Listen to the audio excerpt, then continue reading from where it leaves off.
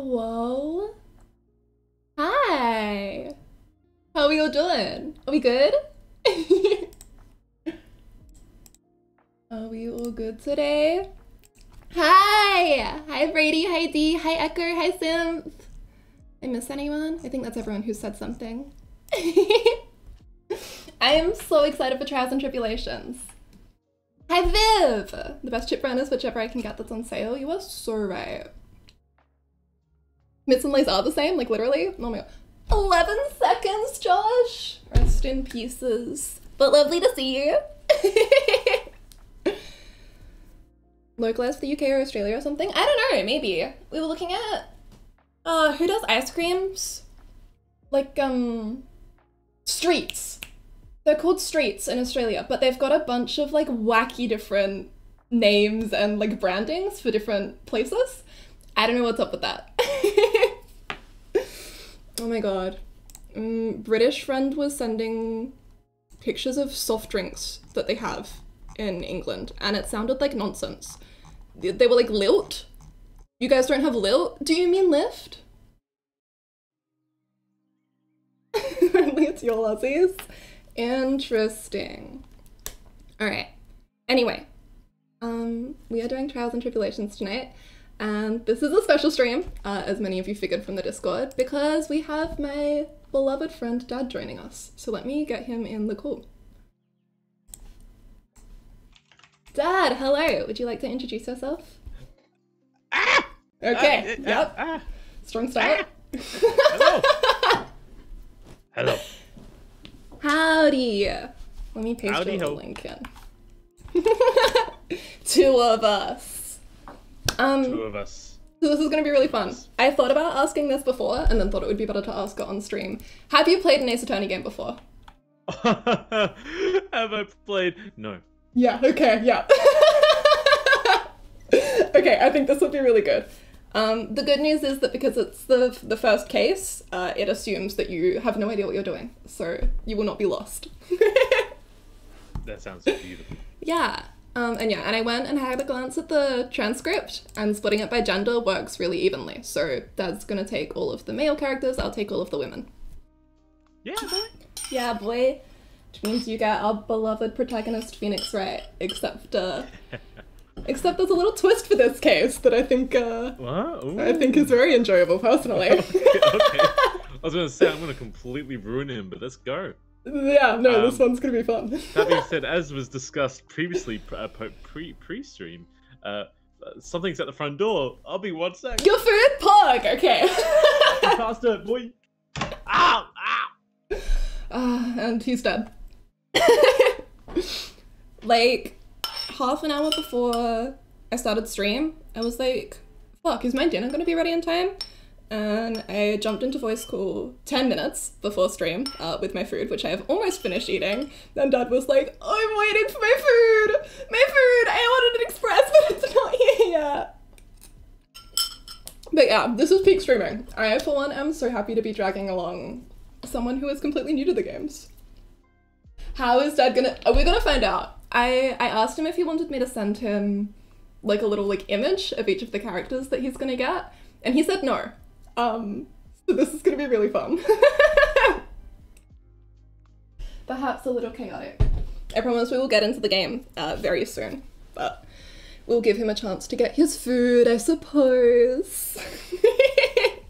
Oh dear, indeed. And yeah, there's gonna be stretches where one of us is just like talking to ourselves, but that's unavoidable. I really looked at the transcript and got nowhere. Thank you, Dee! You are so poggers. Miles a posh accent, the dream. Now, Josh, you also don't know anything about this case, do you? This one is for realsies one of my favorites. I like the characters so much. I think it's a really good way of doing the like... It's the first game, so it needs to be a tutorial case. But, well, Phoenix was already an established lawyer. So last game, we gave him a concussion, so that he had amnesia before the trial. And we were like, he's stupid again. But now we will see. We'll see what we do for the third game.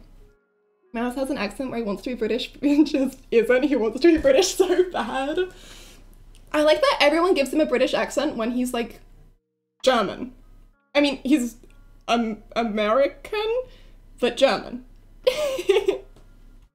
And Ace Attorney 3 unknower. Oh my god, unknower of things. Wow.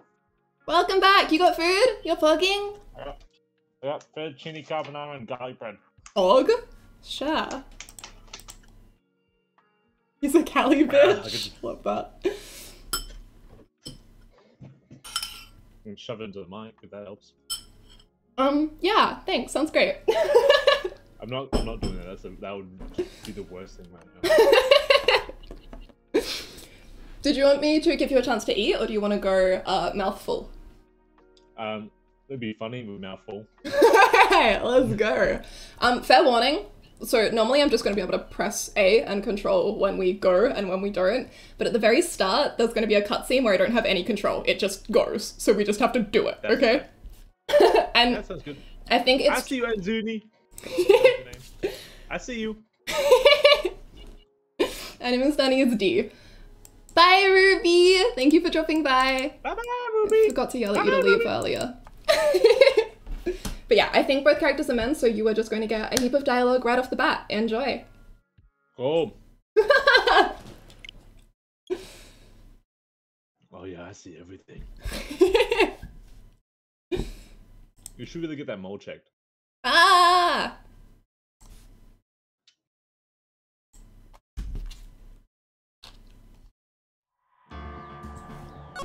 Okay, I hear lore room music. Lore room music? Oh my god, Viv with the mudkip! We've got double mudkip! Hogging. Cute! Alright. New game, baby! Trials and tribulations, let's go! Woo! Kind about memories. Who's that? That is Mia.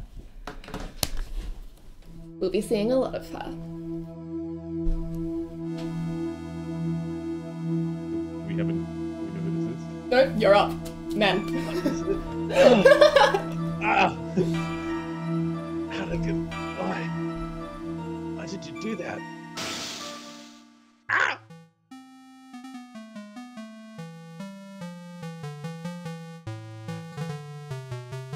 That girl. You shouldn't see her anymore. Hey! It's none of your business! I'm telling you for your sake. If you continue to see her, it's gonna be bad news. You're lying! Just listen to me. There's something you need to know about that girl. Stop it! Wait, don't talk about it like that! This is a lot going on.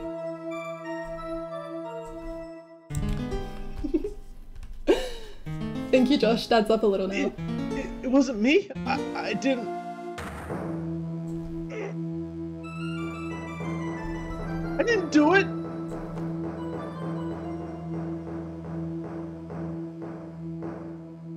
Excellent. Very good. Alright, 5 years earlier. Mia Fey, second trial. April 11, 9:40 AM. District Court, Defendant Lobby, number 3. It's finally time. I'm kind of nervous. And this would be you.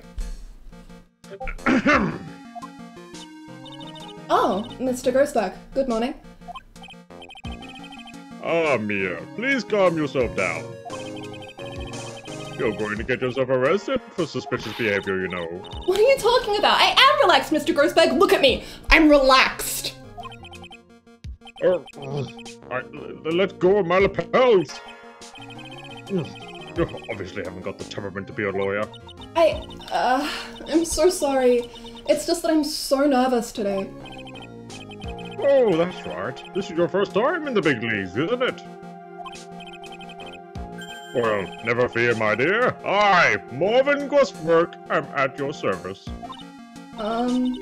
Actually, this is my second time in court. Still, you surprise me. What with your earnest request last night? Someone said Ben in chat and screwed me over. Let me handle this case. You said something you quite forcefully do. The voice is really good. This works really well. I just found out yesterday about the case, I mean. What? And you've already learned all the relevant facts? Well, about that, you see... I mean, of course I have. I think. Oh dear. In any case, don't let your client see you're so nervous. You see the poor young man in the pink sweater over there? That's our client. Baby boy. Good morning, everybody. Good morning. Try to keep smiling, Mia. I just wanted to say, give it all I got. Yep, it'll be fine, no problem.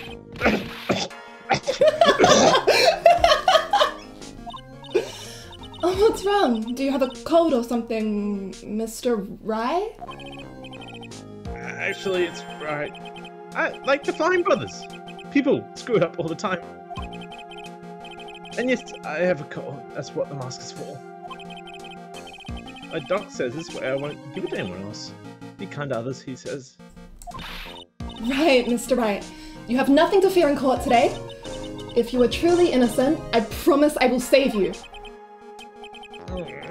Please, let go of my shirt. Mia, I think you probably want to be at least 3 feet away from him.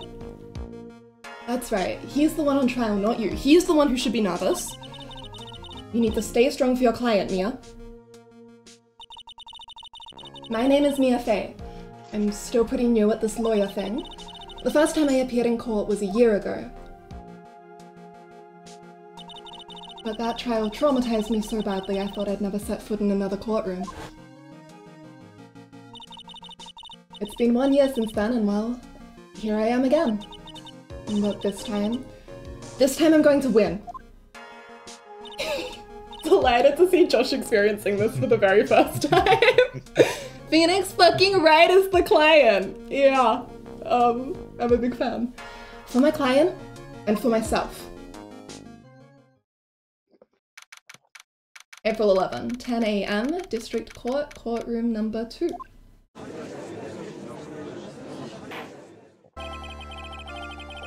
Court is now in session for the trial of Phoenix Wright. I like this voice. The defense is ready, Your Honor. The prosecution is ready, Your Honor. The defense today is Miss Mia Fey, was it? Yes, Your Honor. Is there a problem?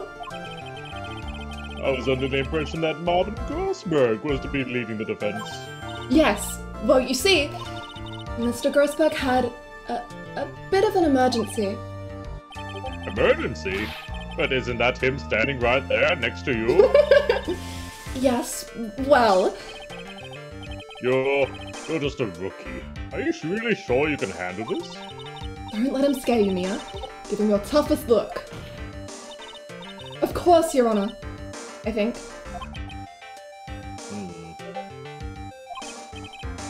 Well, Mr. Payne, your opening statement, please.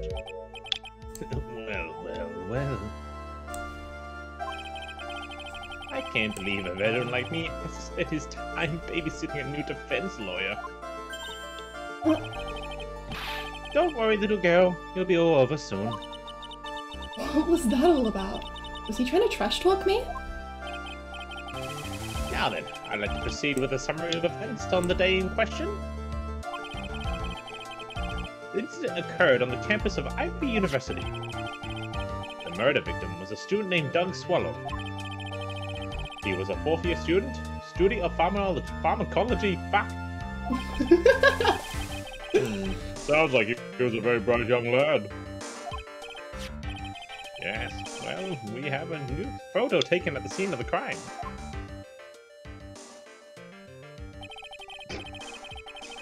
Students discovered the scene shortly after the murder. They found the victim's body. And the defendant, who had obviously bungled his getaway, then they called the police. That certainly makes the defendant look very suspicious indeed. Very well. The court accepts this photo into the record of evidence. Crime photo 1 added to the court record. The crime took place behind an IVU building. By the way, I can't quite tell the cause of death from this photo. Your reputation for sexity. What the hell was that?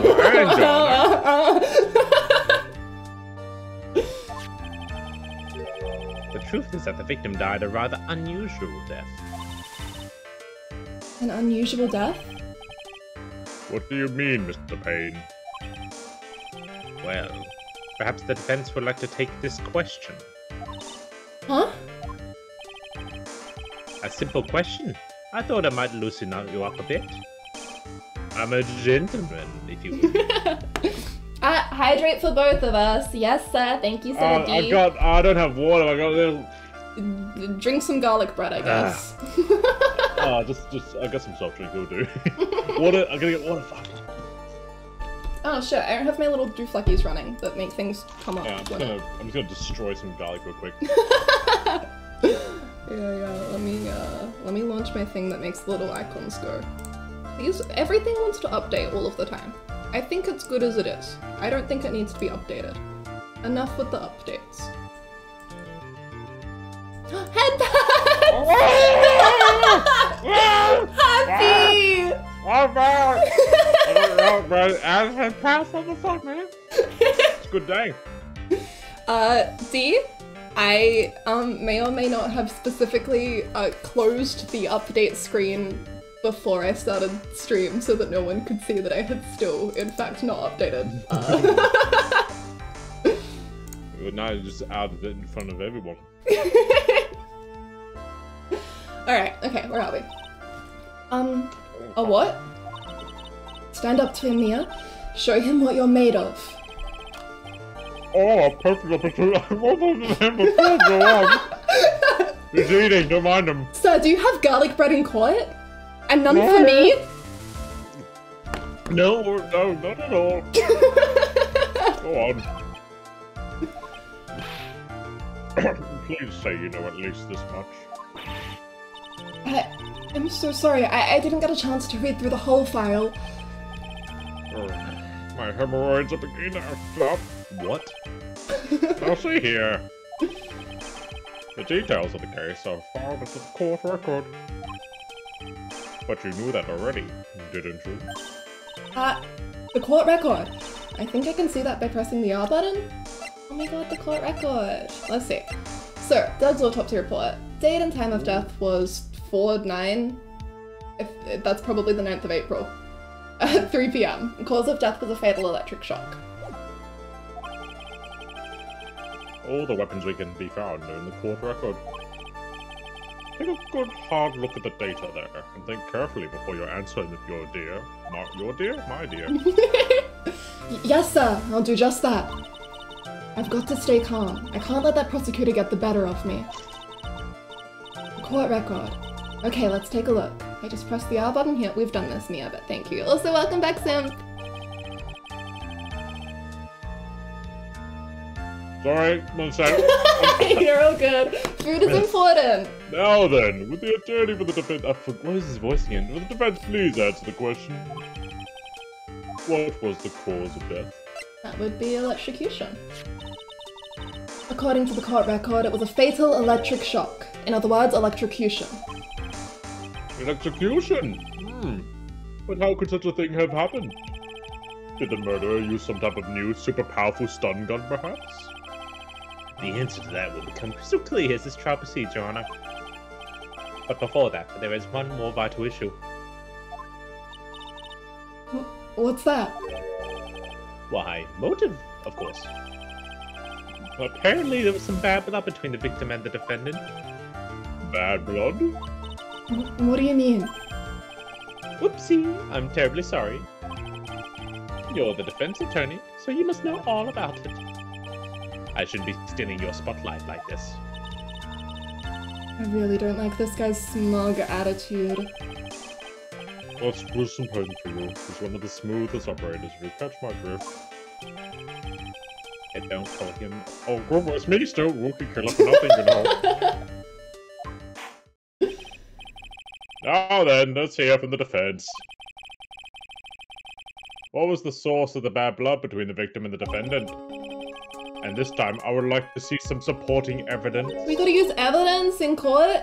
Evidence? Oh, no need to get all worked up over this. As I said, all of our weapons can be found in the court record.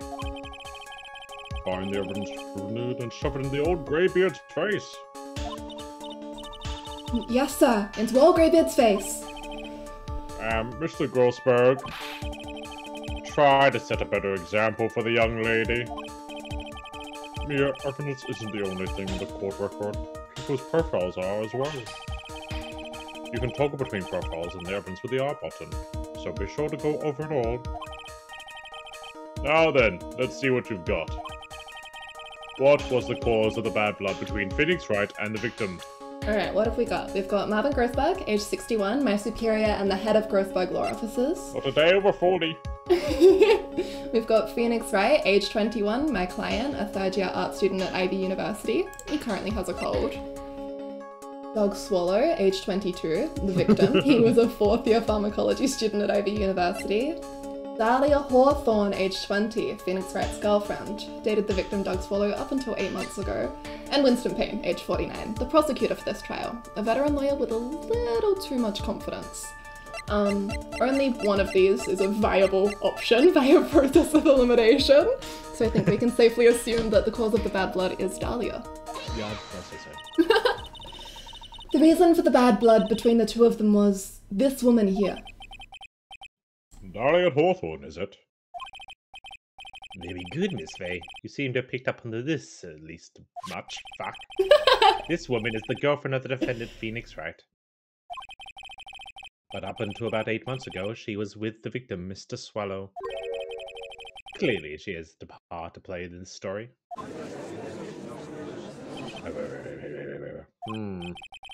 Oh, he's done it again. Before the cross-examination starts, he's already got the judge thinking like he wants.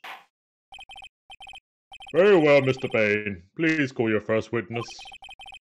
If it pleases the court, the prosecution would like to call Mr. Phoenix Wright. What? The defendant himself? Well, Miss Faye. It's fine. After all, Mr. Wright is innocent, right? The defense has no objection. Very well. The court calls Mr. Phoenix Wright to the witness stand. Oh, he is so small and pink and stupid. Witness, please state your name and occupation. Oh, yes, my name is Phoenix Wright.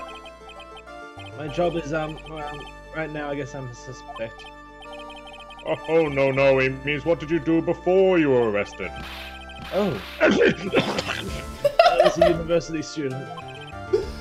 Mr. Wright, you understand that you are suspected in the death of your fellow student, Doug Swallow, but I didn't do it.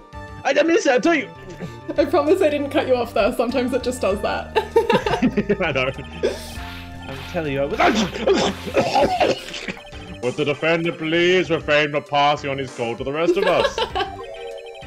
It seems the witness has something he wants to say. Well then, Mr. Wright. Please tell us about your relation to the victim.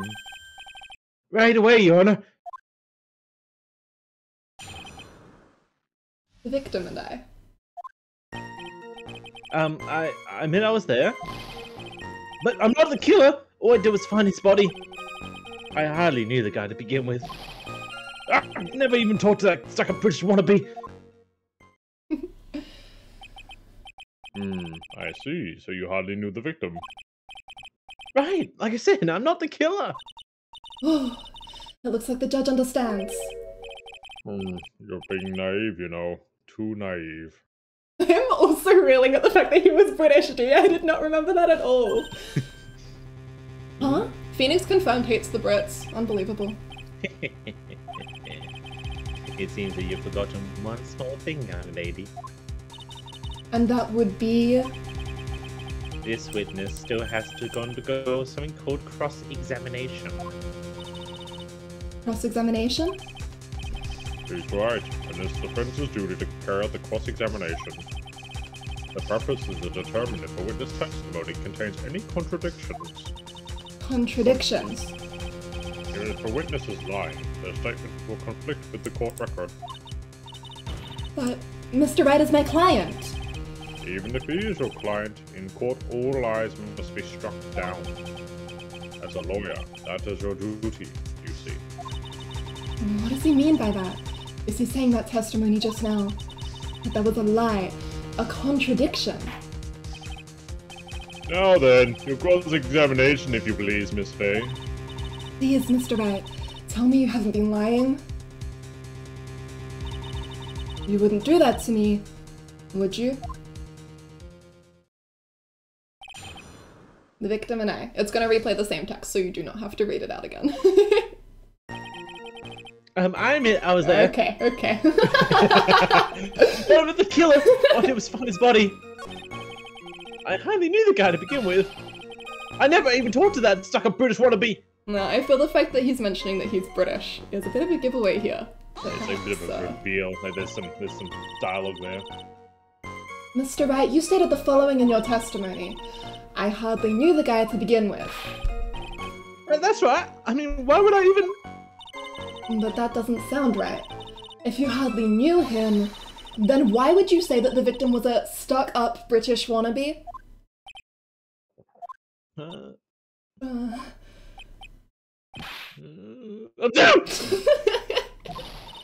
Well, Mr. Wright? No, it wasn't me. I'm not the killer, I swear. Mr. Wright, I will give you an opportunity to revise your testimony. How is it that you knew the victim was, as you put it, a British wannabe? Yes, well... He was always walking around like this huge Union Jack on the back of his shirt. Interesting. I want to check the court record and see if that is in the photo. Oh, he's wearing a jacket. That doesn't really help. Press on this anyway, find out what's going on. Did you see it at the crime scene? The Union Jack, I mean. Yeah, that's right. I saw it at the crime scene. That's why I figured he must love British stuff, you see? It's true! Cross my heart! I swear I didn't do it. He's acting fishier than the salmon I ate last night. Oh. May I ask something, Miss Fay? Yes, Your Honor? What is it now? Who is this person anyway? This Union Jack fellow? The Union Jack is the name of the United Kingdom's flag. Oh, I see. So you mean like the Stars and Stripes, right? As usual, Your Honor, your insight astounds me. Hey, something just occurred to me. Isn't there something strange about this bit just now? Yeah, there's a contradiction here. Mr. Grossberg. Quickly now, show that your boy means business. With evidence, I mean. Okay, Mia, check the court record carefully. My dear, you think you can manage on your own from this point? What do we think? Have we got this? I think we've got this. 1 year ago, I was in a courtroom just like this. I can do it. I can handle this myself. You mustn't try to bite off more than you can chew, Mia. Otherwise you end up like me. I'll be fine. I know what I have to do. Remember, you can always press him to get more information. Oh, and one more thing. When you're going to state a contradiction, make sure you present some definitive proof. Okay, Mia. One more time from the very beginning of his testimony. I mean, I was there, but I'm not the killer! I didn't find his body! I hardly knew the guy was the beginning. I didn't even know what I never even wanted to talk about British movie! He was always wearing the Union Jack in the back of his shirt. Yeah? Yeah. Alright, I guess we can go ahead and present the photo. Let's say, like, how would you see the Union Jack in the back of his shirt wearing a jacket? And it's the first time you met him, like, what the hell? Are you certain you saw the Union Jack? Yeah, I'm sure it was right there on his back. Miss Fay, is there some point of this line of questioning? Your Honor, please take another look at the crime scene photo. As you can see, there's absolutely nothing on the victim's back. Hey, wait a minute! He's wearing a leather jacket! The Union Jack was on the back of the t-shirt he was wearing. I was under the impression that you accidentally came across the body. But if that was really the case, then you wouldn't know that, would you? You'd have no idea at all what he was wearing underneath that jacket. Mr. Wright, you've been lying to me. Ah, please, Mimi! I don't want to do this! Yeah, you made a client cry. Nice. Let him! That P on his chest doesn't stand for Phoenix anyways. It stands for pussy. I can't believe I Oh, trusted shit. him. Mr. Wright was all wrong. Kill him! Oh. That was a bit of impressive cross-examination. Thank you for uncovering the defendant's lies for me. I didn't fucking know that. Quite clear that this man did not simply stumble upon the scene of the crime. Uh-oh. Did I go too far? By the way, Mr. Wright, you seem to have a rather bad cold. Have you taken any medicine for it? Yeah, I took some, but... Was the medicine that you took an over-the-counter brand? Like called Cold Killer X? Yeah, that's right. Kills colds good. Kills cold's good. Hey, well, wait a second. How did you know I'm a big fan of Cold Killer X? Would you happen to have that medicine with you right now? Well, actually, I seem to have lost it somewhere. You lost it? Does this even have anything to do with the case? Mr. Wright, shall I tell you where your cold medicine is right now? Huh? Your Honor, I'd like you to take a look at this photo from the crime scene. What is this? It's the victim's hand. It's Cold Killer X. Yes, but even I've got a bottle of Cold Killer X in my apartment. I'm sorry, but I'm afraid that argument won't work. There's no doubt as to who this photo of Cold Killer X belongs to, especially since Mr. Rat's fingerprints are all over it. What?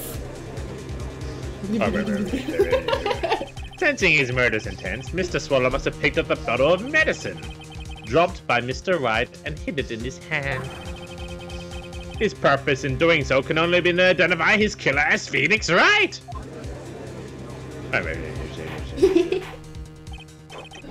Order in the court. Your Honor, I'd like to present this photo of the bottle as evidence. Very well. The court will accept them into the record. I'm getting way too invested here. I'm glad. Like, this is so simple, but I'm so invested. Right? Did Phoenix Wright do this? Beloved Phoenix Wright Ace Attorney? Crime photo 2 added to the court record. The victim's watch stopped at the time of death. Cold Killer X added to the court How record. did the victim's watch stop? Maybe we'll find out. Found clutched in the victim's hand, covered in Rat's fingerprints. Ooh. Oh, the victim's wristwatch is broken. Broken. Prosecution, do you have garlic bread as well? Huh? What's prosecution got about? No, that's just shoving bread under the basket. Broken. Yes, it ceased functioning when a large wave of electricity passed through it. There you go. Well, Mr. Wright, do you have some kind of explanation for all this? This is really bad. Oh my bollocks, my poor heart. Oh no. What really happened? The truth is, I went because he called me. He was in the pharmacology department, so we agreed to meet at 2:45 behind that building. We talked for a bit, and then at around 3, we split up. Then later, when I went back, I found him lying there. I've been taking Cold Killer X for the last 2 or 3 days, but I lost my bottle of it around lunchtime on the day of the accident. Mr. Wright, that's completely different from the testimony you gave previously. Sardine Sorbet. Welcome. Oh, Hi. shut the sardine! Shut up! It's your boy, Sardine. What was your Hey, volume man. again? Yeah, put me down in the basement so you can still hear me. Welcome, welcome. Thanks for following.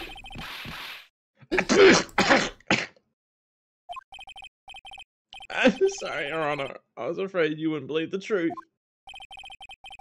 You'll forgive me if I say I hardly find your current testimony any more credible. Miss Faye, please begin your cross-examination. Oh, please, Mr. Wright. Don't tell any more lies. What really happened? Alright. Any of this seems suspicious to you, Truth is- Dad? I went because I'm in character, please. I'm just gonna speed Okay, through. so I think the big factor here is gonna be time. Okay, Um, so the second Because statement? like, remember the watch died at 2:45. Yes. Is that right? Yes, which is the So they exact wanna time. meet- So, what's the good? That was the middle one. What's the time of death? The time of death was 3, which doesn't quite match 3 up, does PM. No, it doesn't. it? So if he meets him at 2:45, can you keep going a little bit further? Like, Yeah? talk a bit, and then around 3 o'clock we split up. Okay. Okay. But the court record says that 3 is when he died. But if you look at his watch, you can see it's a little bit past 3. Watch. So if you look at the picture, it's like a little bit past 3. Hey, you're so right. But it's been recorded as So- having... Okay, stopped at time of death. Cool. So we know it was just after 3. Yeah. Cool. Alright, let's get some more information on the time This is the stuff. pharmacology department. Was it Mr. Swallow who indicated you should meet at 2:45? Yeah, and we were both there right on time. You said the victim was in the pharmacology department, correct? Yeah, he was studying how to manufacture and improve pharmaceuticals. Nice work. I'm trying, sir. Everyone called him Alchemy of IBU. Fuck, that's not even right. An alchemist, I see! I gotta admit, I was a little suspicious. He had a whole laboratory and everything. It was filled with chemicals and strange machines that run on high voltage electricity. Interesting. Oh, how fascinating. He sounds like he was quite the ambitious young man. What do I do? Maybe I should ask him for some more details? Ooh. Timing or pharmacology? Oh, I mean, timing's more important to where Phoenix was at the time of death, but also the pharmacology mentioned something about the electricity. You want to do that one then? So, yeah, it's good. I was wondering if you could tell us a bit more about the pharmacology department. Well, okay, sure. I don't know all that much about it, though. A little bit earlier in your testimony, you said something interesting. You said the department uses strange machines that run on high voltage electricity. That's right, and they sure look dangerous. They use non-standard voltages, so there are high voltage cables everywhere. High voltage cables. Yeah, there were electrical poles set up all around the building. The high voltage cables run overhead and onto the roof. Finally, I think we're getting somewhere. Alright. We talked for a bit there around 3 o'clock we split up. No, sorry, cool, that was information. But we don't get information about the time. Okay, so that's how the game works. Yeah. We can probably loop and get information about the time as well if you want. Uh-huh. But usually you only need one. And 3 o'clock we split up. Yeah. We talk for... I think, like, the fact that we... And then at 3 we split up. Yep. So we know that he died after 3. They met... They were talking until 3 o'clock. So if he died after 3 and from this time of death... I'm just wondering what the context would be, like, how do we... Yeah. Maybe the file that's about time of death at 3 o'clock? Yeah? Do you want to go ahead and present it? Or do you just want to press for more information first? Probably press for more information, I think. Yep. So what was it you were talking about? You know? Maybe we should hang out again sometime. Hang out again sometime. I wish that were true.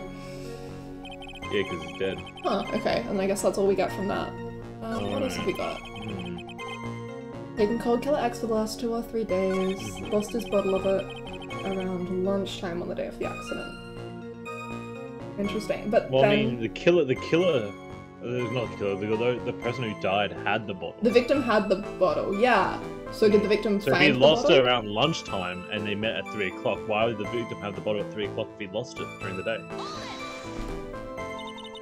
On the day of the incident, what did you do for lunch? Yeah, what does that have to do with anything? You can never be too sure. I always eat with Dolly, just the 2 of us. Dolly's homemade lunches are just the greatest.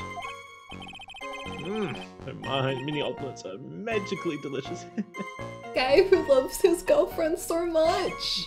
So cute. Girlfriend's cooking, important detail. Ouch! Why did you punch me in the jaw? Oh, I'm so sorry. I just felt like hurting someone all of a sudden. Oh, why'd you do that? Oh. Did she punch him because he was in a happy relationship? I think, like, maybe, honestly. Male I life think and that's enough girl for are so now. true. Oh, Johnny, we cut off. So the defendant and the victim met at approximately the time of death. And then the defendant returned to the scene for some unknown reason. I'm not entirely convinced by his explanation about the medicine bottle either. Let me re-thank you, Mr. Wright. Your testimony cannot be trusted. What do you mean? I knew it was too much work for a little girl. Bitch ass. Come fight me. You saw the punch I just gave to the guy on my side. What do you think I'm gonna do to you? However, there is one mystery that still remains. There is, Your Honor. Your Honor? How the murder was carried out, of course. Just how was the victim electrocuted? I don't believe the murder weapon has been produced yet, correct? Well, that is, you are correct, Your Honor. So how exactly was Mr. Swallow killed? If I could somehow establish how it was done, maybe I could still come out of this mess smelling like a rose. You think we can establish the murder method? Do we have any info on the murder weapon? We don't have... We know that it was a fatal electric shock, and we know that the pharmacology unit was surrounded by, like, high voltage wires, which might be enough to prove it.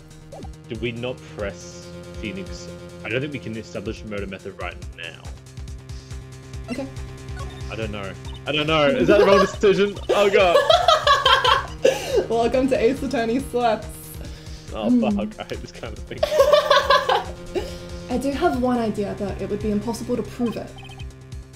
Mia, my dear. You punched me. Why would you do that? If you have any ideas, now is the time to present them. Mr. Grossbag! Remember, silence is not golden in court anyway. We will save Scum if we need to, Dee, but because it's the tutorial, I think we are going to get saved every time, even if we do choose the wrong thing. Do not save Scum, Mia. I'm glad to. Silence is not golden? Huh. Well, in that case... Your Honor! Yes, Miss. Oh, which one am I? I believe that if we were to piece together everything we've heard up until now, we should be able to solve the mystery of how Mr. Swallow died. That would be the most impressive. Quite the brash statement coming from a rookie. But even a beginner like you must understand the basic rules of the court, yes? An attorney must be able to sustain their arguments with evidence. Of course I know that. Actually, I had totally forgotten about that. How do you forget that? Now then, Miss Faye, let me see what you got. Show me how you believe the victim was electrocuted. Ah! Oh, we didn't press the information right, no! It's okay. Oh, he got shocked? Yeah. If we... It's linear, so if we get to this point, we can prove it, you know? Well, we have... What's the part left thing? Sorry? The file? What's the far left? Oh, the the far left thing logo. is the attorney's badge. Oh shit! Sorry. Why do we have that in this court case? Yeah, I have a habit of just skimming past it. One of the like long-running Alright. jokes of Ace Attorney is that you just go around and pretend you like present the badge to everyone you meet. Why do we here? Why would we have that? Yeah. So we've got the autopsy report, which just says the cause of death was a fatal electric shock. We have the crime photo. Oh, Oh that shit! one! There yeah. it is! I'm fucking there! Okay. Alright, I think we've got the evidence we need. Wow, we're just pissing around. As for the cause of death, I'd say this picture captures it quite well. What?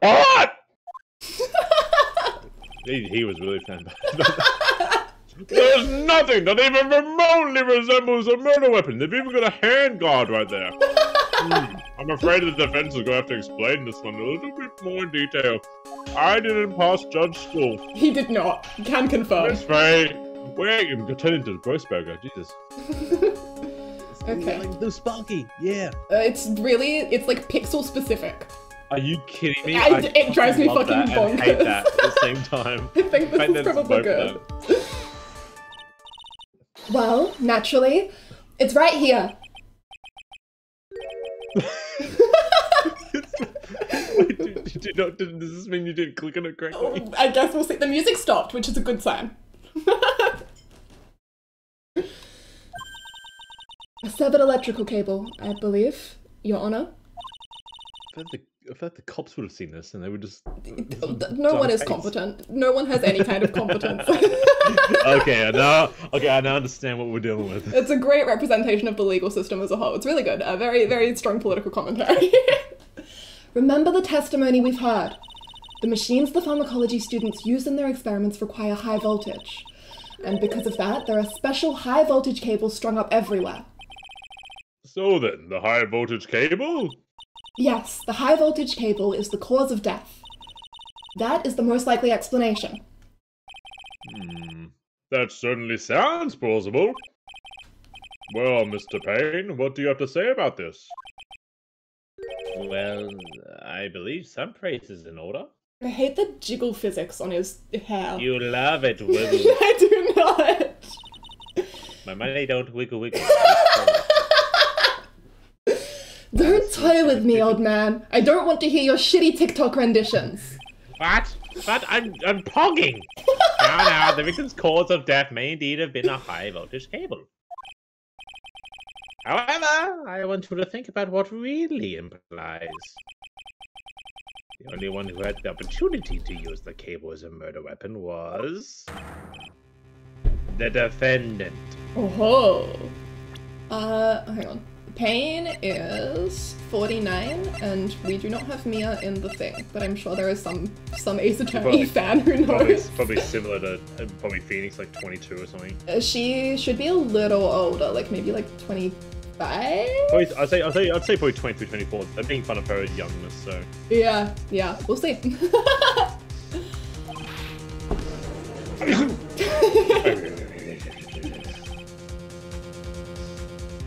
That much is certainly true. Yes, and it's not all. We have proof. Infutable proof that established Mr. Wright was the murderer. You do? Well, what is it? His fingerprints. Fingerprints. You mean the defendant's fingerprints were on something besides the medicine bottle? Let's take another look at that crime scene photo. As you can see, the victim is wearing a leather jacket. And as you may know, leather holds fingerprints quite well. 24, Mia is! 24! Aww. You mean... Yes, it was quite clearly imprinted on the chest area of the victim's jacket. The palm print of the defendant's very own hand. Uh-oh. What? I can only think of the way Mr. Wright could have left a print like that. Intent on murder. He squarely pushed the victim towards a severed career. Yeah, that. Yep, good, yep. Order! That's enough. I think we can conclude that there's no reason to continue with this cross-examination. Stick with the forkiness. We're done. Mr. Grossberg. My words never lie. The show is over, Mia. I could see the light. I knew that boy was guilty from the day I saw him. From the day.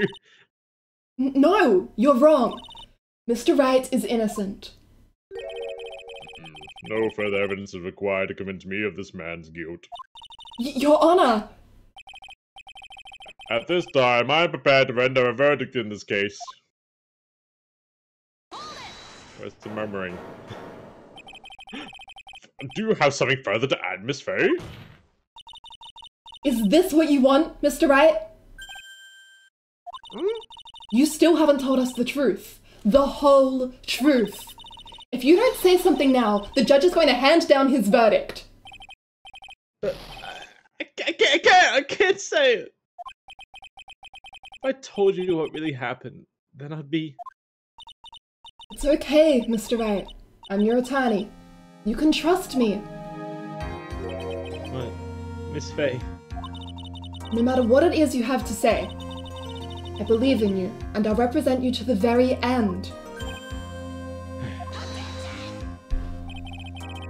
We've already established the defendant's guilt.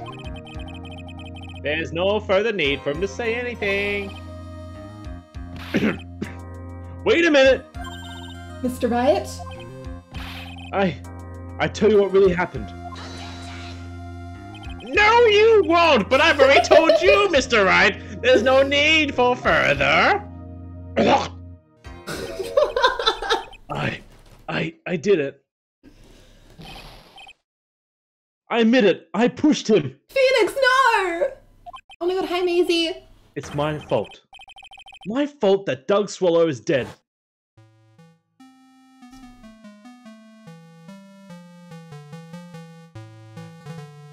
That girl, you shouldn't see her anymore. Hey, it's none of your business. I'm telling you for your sake. If you continue to see her, it's gonna be bad news. You're lying! Just listen to me. There's something you need to know about that girl. Stop it! You don't talk about her like that! Oh.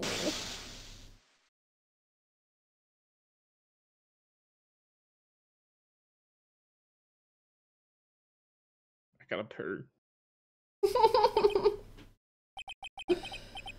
What you just said, was that the truth? Yes, I was afraid if I told the truth, everyone would think I was the murderer for sure. Well, as things currently stand, we're all absolutely convinced you are. But please give me one more chance to explain. This time, I swear I'll tell you the whole truth. I'll be okay. Won't it, Miss Faye? I believe in you! Oh fuck, he believes in me. Oh! They're just gonna say fuck. Thank you! Fuck! Oh fuck! I still can't believe it. He really did push the victim. Prison armors are doing the handshake. Remember that trend? 2012, yeah, baby! We're not dating this at all by bringing this up! When I pushed the victim. That guy, he was talking bad about Dolly.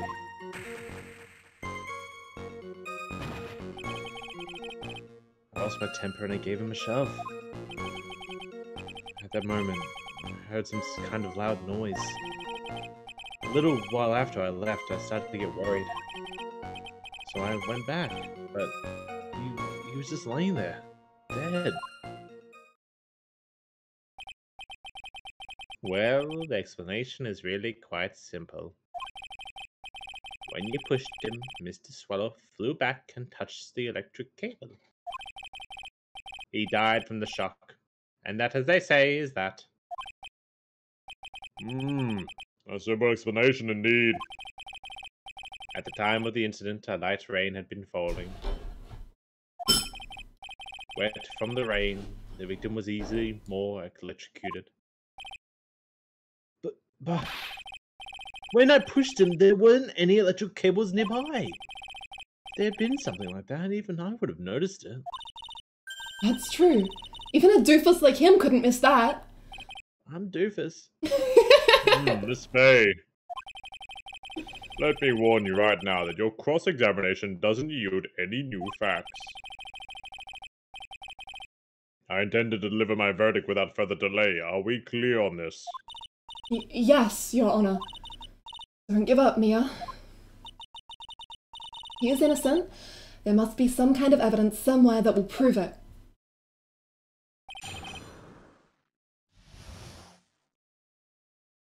Posture check. Thank you, D. Everybody unshrimp. Oh my god. The crunches. Yes, sir. Also, Sim Phoenix is wearing a thing with a lot of P on it, as in P for Phoenix, I guess. In the Japanese version, it's an R for Ryu, so. Or is it a character? I can't even remember now. Alright, okay. It's because Dottie gave it to him a bit. Yeah, Dottie gave it to him. Alright, so we're cross-examining, aren't we? Yes, we are. Alright. Loud noise. We need that one. Loud noise was loud important. Loud noise? Okay, loud noise. Loud noise was important. A loud noise? And what would you say that loud noise was, Mr. Wright? I'm not sure, but it was really loud. It was like, snap! You know, come to think of it, I wonder if that was...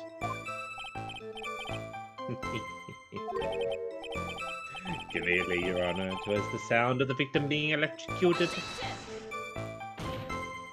You're not qualified to decide that. What should I do? I'm treading on some dangerous ground here. What you want to do? More details. Mr. Wright, that loud noise you heard may be extremely important. So try to remember what it was. How do I put it? It was like a sharp crack. Ah! Could it be? Could it have been? Yes? Could it have been? Hurry up and tell us! When I pushed him, he dropped the umbrella he was holding.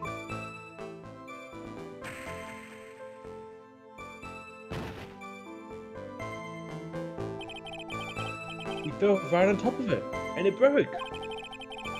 That was probably the noise I heard. An umbrella, huh? And did that umbrella belong to the victim?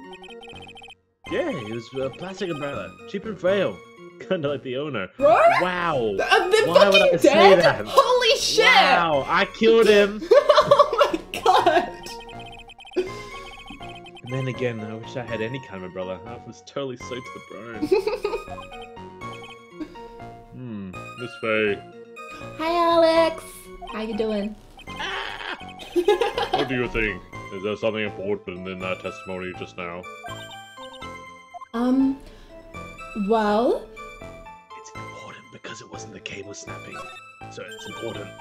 This is it, Mia. The new information you've been waiting for. Of course it's important! No, this cheap umbrella is more than important, it's vital! Yeah. I want to officially have it entered into the testimony! Oh, fuck! How perfectly fitting. Flimsy information for a flimsy lawyer.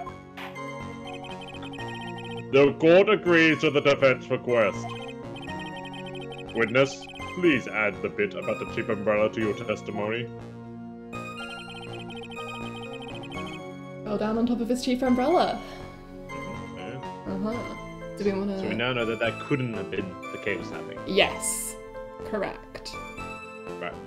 So, I have a sneaking suspicion that if we look here, we can see that, first of all, it seems like Phoenix pushed him from the front, so he should have gone backwards and fallen on his back. And also, he should have landed on the umbrella, which is miles away. Ah! Oh! Your Honor!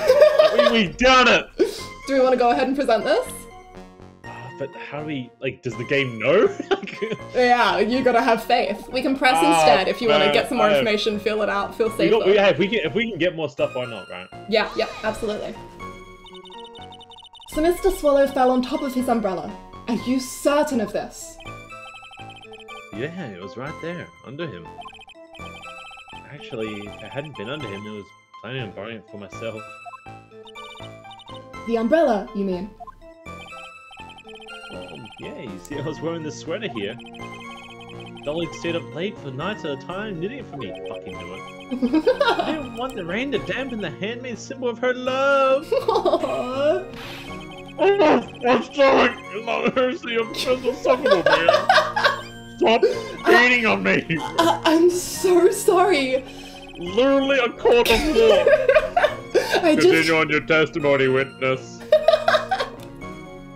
Mia, get a date. Alright. A little after I left, I started to get worried. So I went back, but he was just laying there, dead. Okay. Do you want to maybe press that? Which one? The last one? The laying there, because if your point of him not being next to the umbrella, maybe laying on the umbrella. At that time, did you see anyone else at the scene of the crime? Nope, nobody. Jeez, could that stupid cough possibly sound any phonier? In that case, it's very hard to believe someone else could have been in the murderer. Unless we can find something that shows his innocence from that testimony, my dear. I'm afraid the judge will make his final decision with no remorse whatsoever. Yes, sir. Oh, fuck! D! You were so right! Sorry. Everything makes sense. Alright, okay. What's happening? It won't come up. It doesn't come up until later in the game, but she's got a really good reason that we will not see until another few cases, unfortunately. Misery. Misery. Take that. Right now, I need more info. Info that will help me turn up some contradictions. That guy was talking bad about Dolly. Okay, so we're back at the start. I lost my temper and gave him a shove.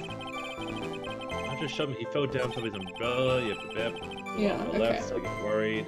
I don't think we're gonna get... present something? Yeah, I think it's time. Do we want to go ahead with the crime photo? I guess so, yeah. If we get it wrong, we'll take a little damage and then we can keep going. It'll be fine. Why didn't you testify about the umbrella from the very beginning? Come on, if I had mentioned that... I would have been able to counter the prosecution's arguments earlier. What do you mean by that? Take another look at the crime scene photo. According to Mr. Wright, the victim fell on top of his umbrella. However, if you look closely, the umbrella is nowhere near the victim. Actually, it's by the electrical pole. Fuck you. Hell yeah, boy! You're absolutely Oh, right, no. dearie. You've done it. You've bested my game. The conclusion here is obvious. After the defendant left, the victim moved from where he fell. In other words, after he was pushed by the defendant, Mr. Swallow was still alive. Wah! Good scream. Order! Order! The victim, he moved? Mr. Payne! The umbrella in this photo, where is it now? Well, it was collected by the police at the crime scene. I want to present it as evidence immediately! Umbrella added to the court Added to the record. court record. Owned by the victim, found broken near an electrical pole at the crime scene. But the umbrella could have simply been blown there in the wind. According to the testimony, the victim fell on top of the umbrella. You dumb bitch. You idiot. There's simply no way it could have been blown there by the wind. But... I know this matter of umbrella seems relatively trivial, but as long as there is the smallest doubt remains, I cannot render final judgment. No! I must say, I still find it hard to believe that a huge hole has been blown in the prosecution's case by this defendant's testimony. Give him a hand. Phoenix's testimony added to the court record. The victim fell on top of his umbrella. There was a loud sound when this happened. Well done, Mia.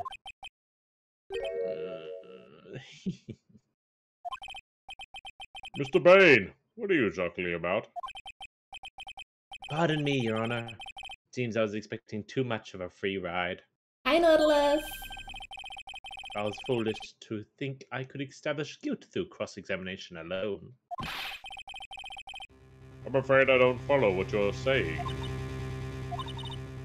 Let me guess. You have another witness. Exactly! And this witness testimony will be incontrovertible. What? Very good, Payne. Wow, you're using your big boy words now. Well, who is it? Who's the witness? Miss Dahlia Hawthorne. Dahlia Hawthorne? You don't mean Dolly? I do, Your Honor. The defendant's very own lover is the witness to this whole thing. That's right. She was at the scene of the crime when the murder took place. That, I shouldn't have said that. That really implies that she murdered him. Scratch that. Don't write that down. Hi, Dre. Yes, sir. Hi, Dre. Thank you, sir. I'm running out of liquid. You're so right, Viv. Simp is going to love Dahlia. I also love Dahlia. I am a huge Dahlia fan. I'm so excited to see her.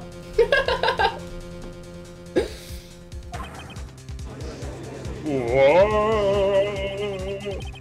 I'm sorry to break the bad news to you, my dear.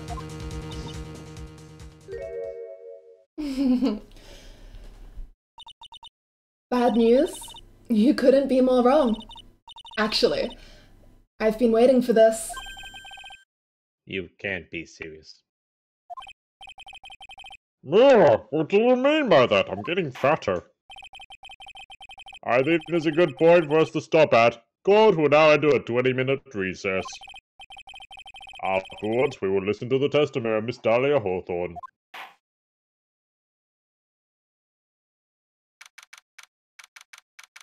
April 11, 11:52 a.m. District Court, Defendant Lobby number 3.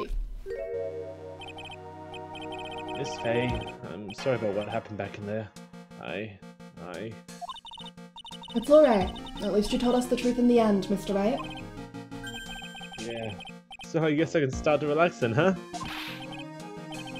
Relax, my boy. You can't be serious after hiding such important facts. But the next witness is my Dolly, right? She'll save me. I just know she will. Why do you think that? Huh?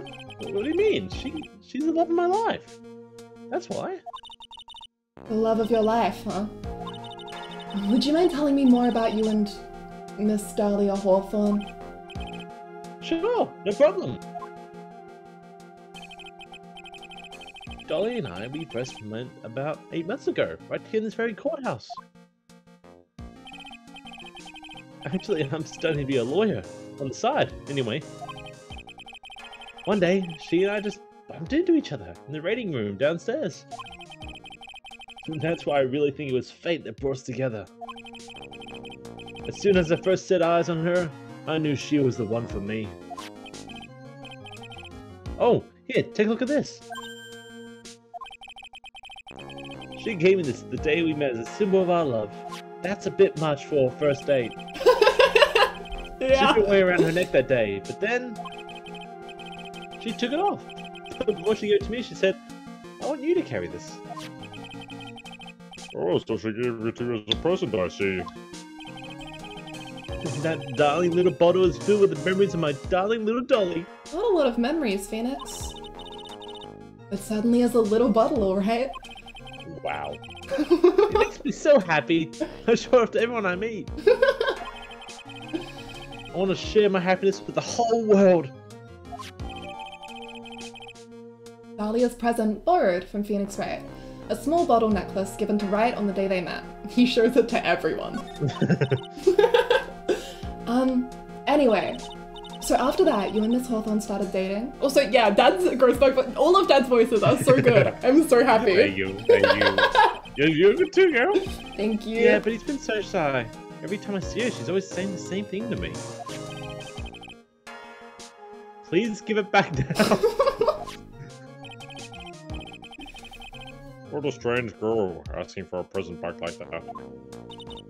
By the way, By the Mr. way, White. oh fuck, that's you. You're fine. The day you first met Dahlia Hawthorne 8 months ago, it wouldn't happen to have been on August 27th, would it? Huh? Yeah, it was. But how did you?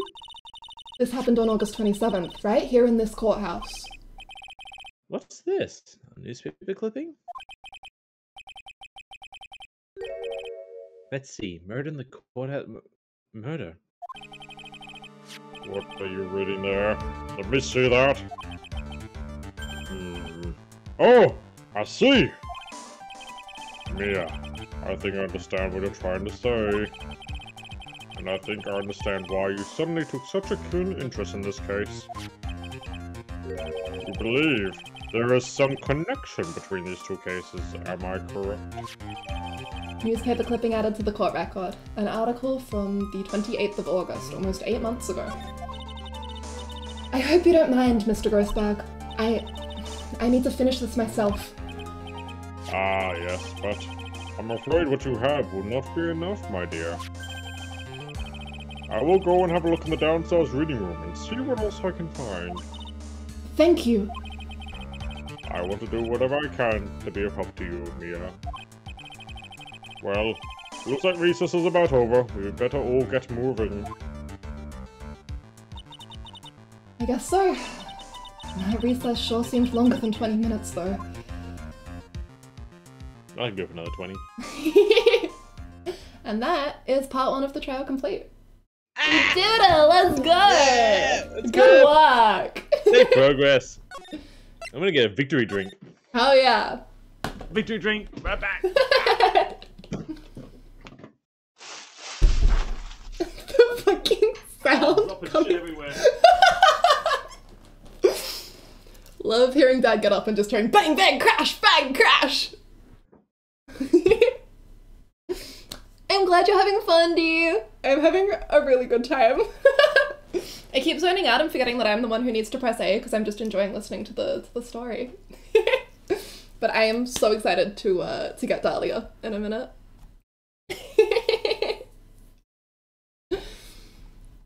And sorry if I'm not responding to chat as much, but I swear I'm reading all of it. I'm very happy. You guys are so funny. What was it? Viv said something about after the Harlem Shake, fucking Grossberg's entry into ARF/fellow kids. I was like, ah! It's so wild seeing details from past cases that I just didn't realize. Right? Me neither. I was actually surprised when Phoenix just said that he was studying to be a lawyer, because I had it in my head that he started studying after this case. So it's cool to know that he was actually studying beforehand, and it really, really reinforces the whole went to law school for males thing, since he hadn't had his own altercation with the law yet. I always try and be like, you know, like, it's cute. Clearly Edgeworth was a huge part of his motivations, but, you know, he was like, Phoenix had other reasons, right? Like, I love to be like a gay little shipper, but if I look at this with my actual brain and block out the part of me that just wants to be like, ooh, Naramitsu, it's like, well, he had other reasons. No, he was already studying. He's down bad. Art kid plus lawyer. Elwood's core. Mia was the one who pushed them though. Completely agree. Yeah, he dropped the art and went full law. He's so cute in this case. He's just a little baby. I love the stupid little pose he does in the photo of Dahlia giving him the necklace. Put it in the stream title because it made me happy. I just think that Phoenix Wright is one of the guys ever. And Phoenix Wright in this case is my favorite Phoenix ever. He's like a pathetic little cat, yeah. The Naruhodo Sunny Smile! That's the one, baby. He's so sweet, you know? He's so well-intentioned, he's so charming, he's so fucking stupid, above all. That's what what really matters in a character. That's what you look for. Guys, think Phoenix ever looks back at this case and cringes? Absolutely. Will. No. No. No. What? No. Oh god, Timing out Will. Timing out Will. Oh yeah. Oh, one for each of us. Okay. Thank you, Will. Hydrate. Don't know much about Dahlia? Well, this is your chance, simp.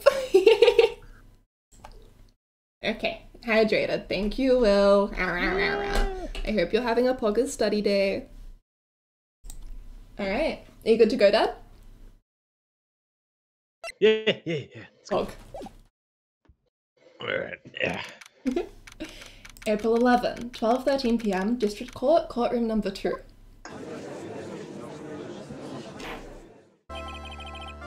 Court will now reconvene, Mr. Payne. Please call your witness.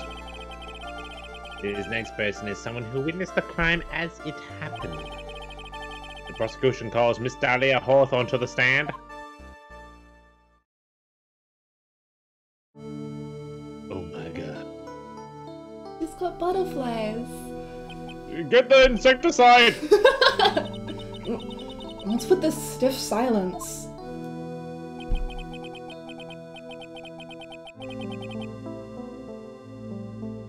In my long career, I was so blown back, I'm so sorry. In my long career as a judge, I've been deceived by many witnesses. It's my job to doubt, to take no one at their word. But in your case, I must admit you're radiate a glow of complete sincerity. I can't believe he actually said that. Oh, now the witness, could you please state your full name?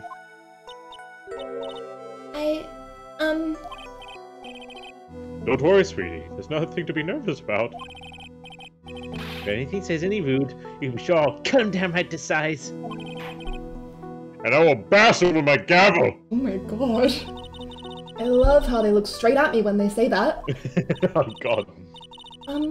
Thank you for calming my nerves. You're all so nice. I almost feel right at home. Not at all. It was nothing! If we may move on now, what is your full name and occupation? My name is Dahlia Hawthorne. I'm a junior in literature at Ivy University. I just want to say, it's an honor for me to be here in your noble presence. The honor is all mine. No, it's mine! I'm the judge! Well, we know whose milkshake brings all the boys to the yard. Damn right. It's better than yours. Sir? Is there something I can help you with? You can just go on and say whatever's on your mind. I'm sure that there must be some kind of mistake. Feeny wouldn't kill anyone, I just know it. Yes, I can see why you'd say that. She's going to be a tough witness, alright. It only took her 12 seconds to wrap them all around her little finger. Now then, please proceed with your line of testimony. Let's hear about what you have to witness on the day of the incident, if you please. What I witnessed. I had been planning to go back to Feeny's place after class was over. Feeny and Dougie, they were talking behind the building. Then suddenly, Dougie got all wobbly and just collapsed. That's when Feeny noticed that I was there. I went to go and find some other students and they called the authorities. I don't know what to say. According to you, Mrs. Hawthorne, the defendant didn't do anything wrong. Your lady. As old as I am, even I recall how hot the flames of young passion can burn. Nevertheless, it is my job to discover the truth. Please tell us the truth. But I would never. Tell the truth? That's more than enough, witness. I won't allow this to continue. What do you mean by that? Please, just let me proceed with my cross-examination, Your Honor. I, for one, don't plan to win my case on a bunch of paper-thin lies. You haven't changed a bit, Mia Fey. What's this? So you two are acquainted? Yes, we've met before. Once. In any case, Miss Fey, the floor is all yours. It's good to see you again, Madame Fey. Madame? I'm no one's grandma yet, girlie. I'm 24! Alright. Decrepit in age. Yeah, just elderly. You know, I'm 22. I can't imagine being 24. That is like gone. You're 2 feet in the 22? grave. I'm only God. 22. Fuck! Close to my age. Oh god. That's I'm why I old. thought you were 24, because I thought that you were closer to my age. For the record, I'm not saying you look old. You look right. I'm just You saying. think I look like, I just old? realized how Dad, young you think I look 22. old? You think I look old? You don't look old! I said for the record, you don't look old! Everyone looks great. Everyone's happy. Everyone's living their best life. Everyone's living I'm doing their old. best life. Dahlia for D is 20. Okay. Alright. Okay.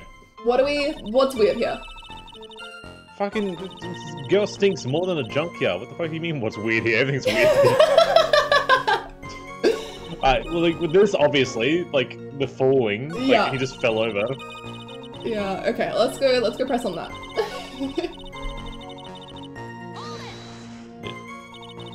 Are you saying that the victim just collapsed on his own?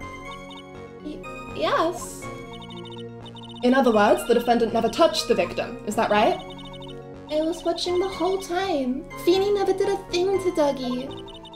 If I press her for no good reason, I just know the judge will get angry with me. Don't you talk to her! So what should I do about her testimony just now? Well, we have to show the contradiction. We can't just like think, oh fuck, you got me there. Feeble lies are not very becoming, Miss Hawthorne, so let's drop them, shall we?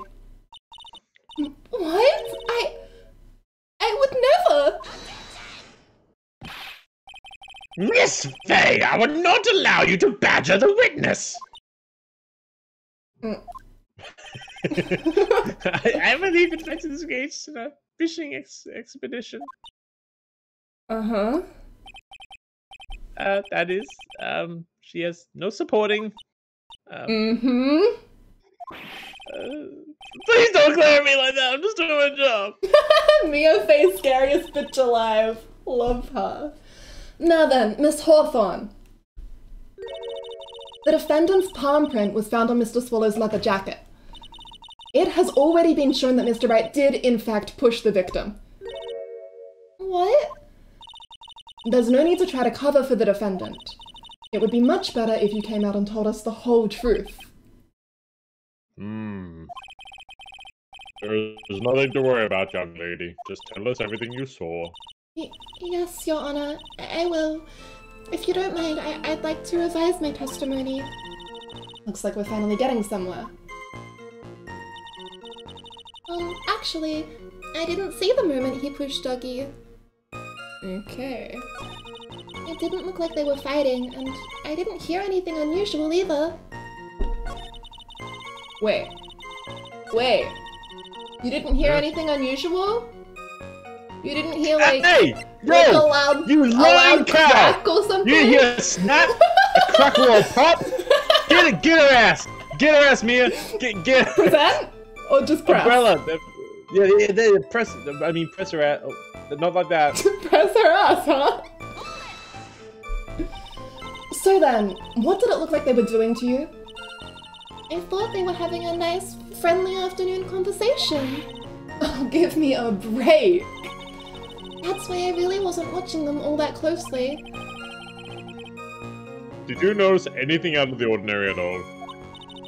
No, nothing at all, Mr. Judge. Oh, I like the sound of that, Mr. Judge.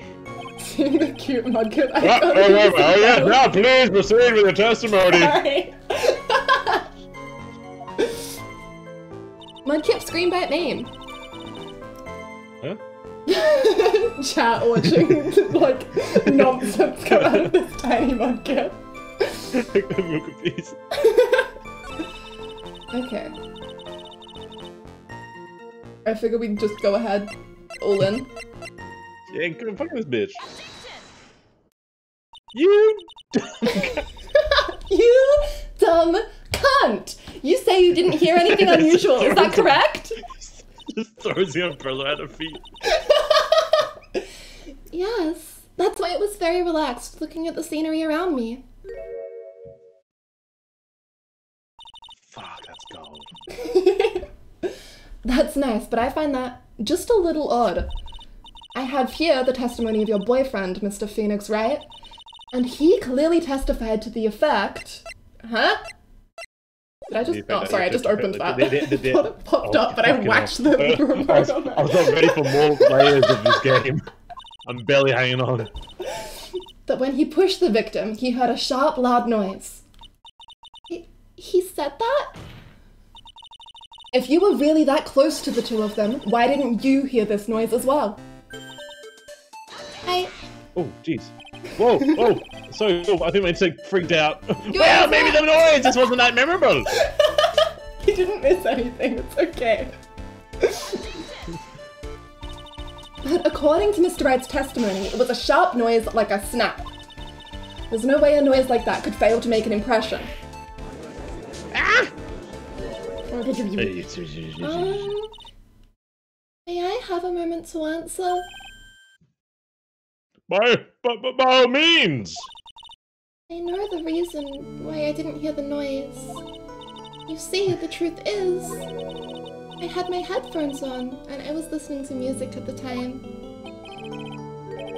Headphones? You mean both your ears were covered? The rain was just beginning to let up, but it seemed as though Thor wasn't ready for his fun to come to an end yet. So the sky continued to flash and rumble. Thunder and lightning, huh? You lying. Yes, I'm afraid of the sound of thunder. So I put my headphones on to block it out. She said, can I please have a moment to think of a lie? Well, Your Honor, as you can see, there weren't any contradictions in our testimony at all. None. Wait a sec, Mia. A testimony just now. She said something that could totally change this whole case. What have we got? Lightning. That was lightning? That was lightning. Your Honor, there is a problem with the witness's testimony. What do you mean? Didn't you notice? She said there was lightning, correct? Yes, what about it? Well, lightning is actually a large discharge of electricity in the atmosphere, am I right? Now's not the time for science lesson, Miss Faye. Yes, Your Honor. Anyway, since the cause of death was electrocution, isn't it possible that the victim died from being hit by a bolt of lightning?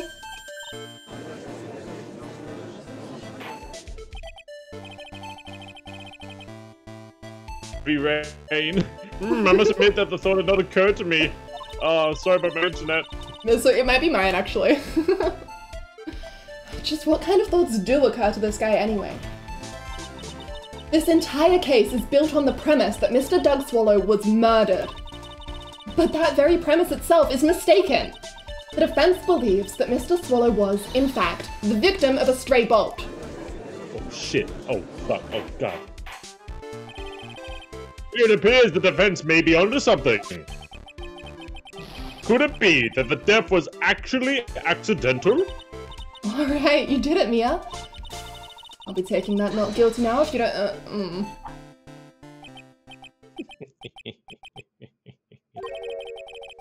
I'm hurt you have to have such a low opinion of me, Miss Faye. Huh? I'm not a fool, you know. The prosecution has done its research, Your Honor. We found that there were no lightning strikes on the day of the location. What? What's more, we have evidence that the electrical cable is definitely linked to this case. Evidence, Mr. Payne? What is the evidence? This Aphrodite. What the fuck is that? Feet of it. Who is the Aphrodite from? The pharmacology students who were conducting experiments in their labs that day. Allow me to read out the court the testimony of the pharmacology students. All equipment in the labs lost power all of a sudden around 3 PM that day. Ooh. Was it a blackout? All the lab's equipment runs on high voltage, Your Honor. So you're saying the equipment lost power because... Precisely.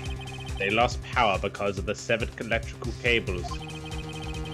The power outage occurred at approximately 30 PM. Which fits with the time of death listed in the autopsy reports. Exactly. In other words, the victim died as a result of touching the severed electrical cable. According to the students, the cables were very old. They were planning on having them replaced in the near future. I see. Apparently, the cables had become so brittle that even the smallest bump would cause them to break. Student's testimony added to the court record. The old power cable broke due to some sort of impact on the 9th of April at 2:55 PM. However, there is one thing that troubles me. If the cables could have been broken by any small bump, then it wouldn't have been snapped if it'd been bumped into, correct? Wait, well, I suppose you could say that. Miss Faye, do you happen to have any thoughts regarding the cause of the severed cable? Your Honor? I don't like how this is looking one bit. I have to come up with something to try to regain some momentum. If it pleases the court, the defense would like to state its opinion. Well then, let's hear it. Who or what was it that caused the cable to break? Oh, what the fuck? Alright, what have we got? Yeah, Okay, we've got the badge, we've got the autopsy report, we've got the crime photo. Nothing particular in there that I can see. And then the watch. No, I don't think it was a cold medicine. Yeah, not the cold medicine, the umbrella. Testimony, loud sound, necklace, the thing from ages ago, Cool. the testimony, and then in profiles? What was the picture again? The pictures of this. That cable... It looks like it's melted. It does look like it's melted. Like at the top there, it looks like so maybe like high power caused it to do that? Yeah. So... I don't think that helps us, but that might be useful later. Yeah. Okay. So it could have been at 3 PM. What was the testimony from the kids? The testimony from the kids says the old power cable broke. Are we able to read that? No, we can't like click into it. 5 PM. At 2:50, yeah, that's interesting to me because that means that it was already broken. But we know that it wasn't because Phoenix said that he didn't see it, and that was at 3. Well, that was it just before 3. The question is who or what caused it to break? Yes. So they say it was broken at 2:55, so maybe we have to go to the student's testimony? Student's testimony? Yeah, okay. It's the only thing I can think of either. This is it! This is why the cable snapped. Well, Your Honor? I believe that only thing that has snapped is the mind of the defense. Get out of my courtroom, it's over. That was one of your best lines yet, Your Honor. Simp. It wasn't that then. Ouch, that was harsh. Please, Your Honor, give me one more chance. Well then, let's hear it. Alright, so peep profiles maybe? Yeah. Could it have been? Was it Mr. Grossberger? Yeah. If it was a bump, does Phoenix pushing him and then if he like hit the... No, he was supposed to fall down straight away. Yeah, I was thinking if he hit the pole, which isn't what Phoenix said, but also Phoenix said a lot of nonsense. I mean, we're gonna be ballsy here and just say it was Dolly right up. Like, yo, that Dolly chick just did it. Like, what?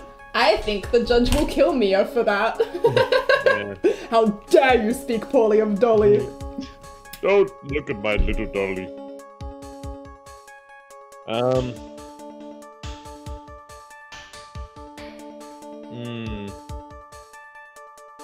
Big brain time. Okay, let's process of elimination this. Not the badge, not the autopsy report, not the photo, not the other photo, not the cold killer. Probably not the umbrella. Not the testimony. Was it the necklace? Not the necklace, not the... Okay, so it's gotta be in profiles. It's gonna be profiles, yeah. I mean, okay. It had to be... Would we say it was actually the Doug who broke it? Maybe. Yeah, okay, well, it's obviously not Grossberg or Payne, and I don't think we're allowed to sling shit at Dahlia. Just go straight to balls of the wall, like, we know what's happened here. Clearly, it's Dahlia. So it must be one of these two. Yeah, I guess the question is whether we blame it on Phoenix pushing him, or if we just blame it on him falling. Doug for dying. Yeah. Doug. I think we go Phoenix. What do you think? I think we kind of have to go Phoenix. Right. It's one of the two. If we got it wrong, we'll just try the other one. Yeah. Your Honor, please think back to Mr. Wright's testimony. The defendant's testimony? He said that after he pushed the victim, he heard a loud, sharp noise. Oh!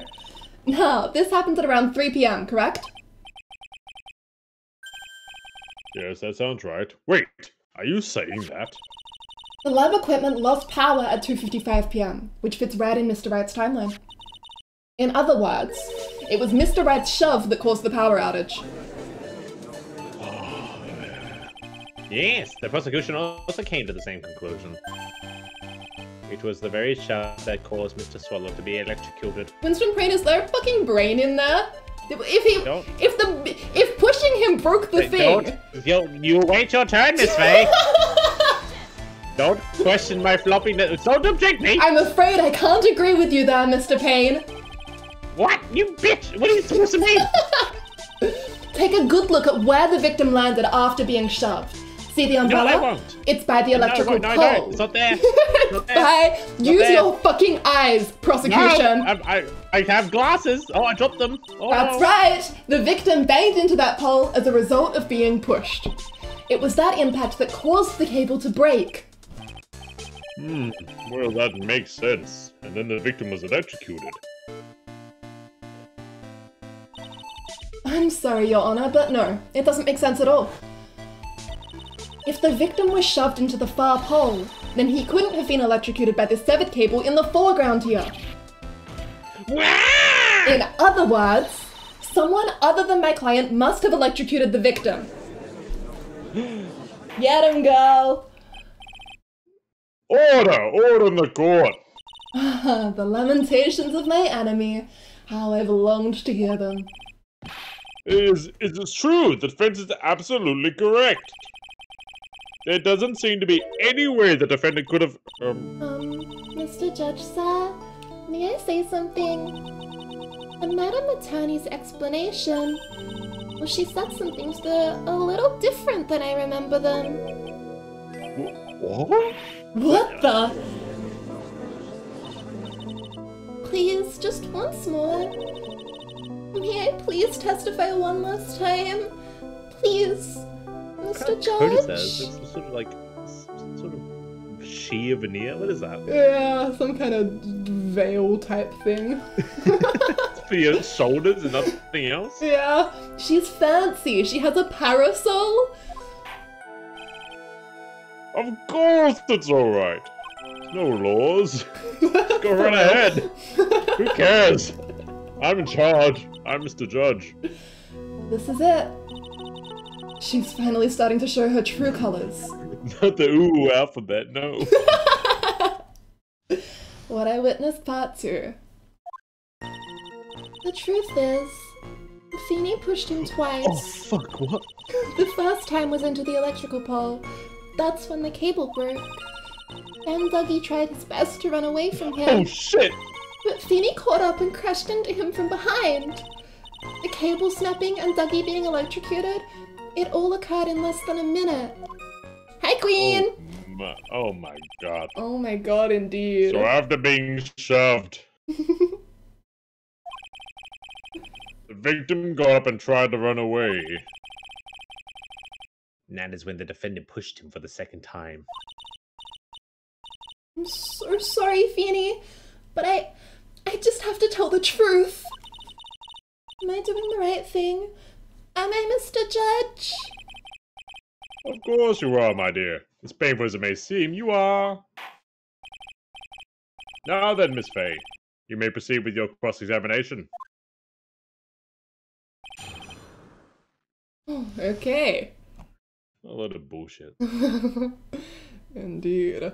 Okay, what have we got? Wait, what, the police? Okay, sorry. Controller not responding. Okay. Okay. Phoenix pushed him twice into the electrical pole, it broke, and then Phoenix chased him down and crashed into him from behind. Okay. Just pushing people. It all occurred in less than a minute. Well, we know Well, no, it didn't, because it would have been the at, like, cable snapped 2. at 2:55 and the time of death was just past 3. The victim's watch stopped at the time of death, yeah. Yeah. Let's do that. Let's do that, Oh, baby. do we yeah, I guess that, yeah, maybe. Because there's multiple options. All to in, do that, all that in, one. all in! Let's go! All in! You That's enough, dumb- witness. I'm afraid I don't understand. You will in a minute. Could you please take a look at this picture? Oh, a hand! Oh, that medicine. That's the one Feeny likes to take for his cold. It's not the medicine I want you to look at. It's the wristwatch. It stopped at the precise time the victim was electrocuted. In other words, 3:05 p.m. Yes, and your point is, Miss Faye? My point is this. What time was it when the lab suffered that power outage due to the cable snapping? Well, according to the student's testimony, the answer is clear. It was 2:55 p.m.? Would you care to explain to the court, Miss Dahlia Hawthorne, what exactly happened during this 10-minute interval? The defense proposes that it was during this interval that the real murderer killed Mr. Doug Swallow. Order the court! No! But this is nonsense! The real murderer!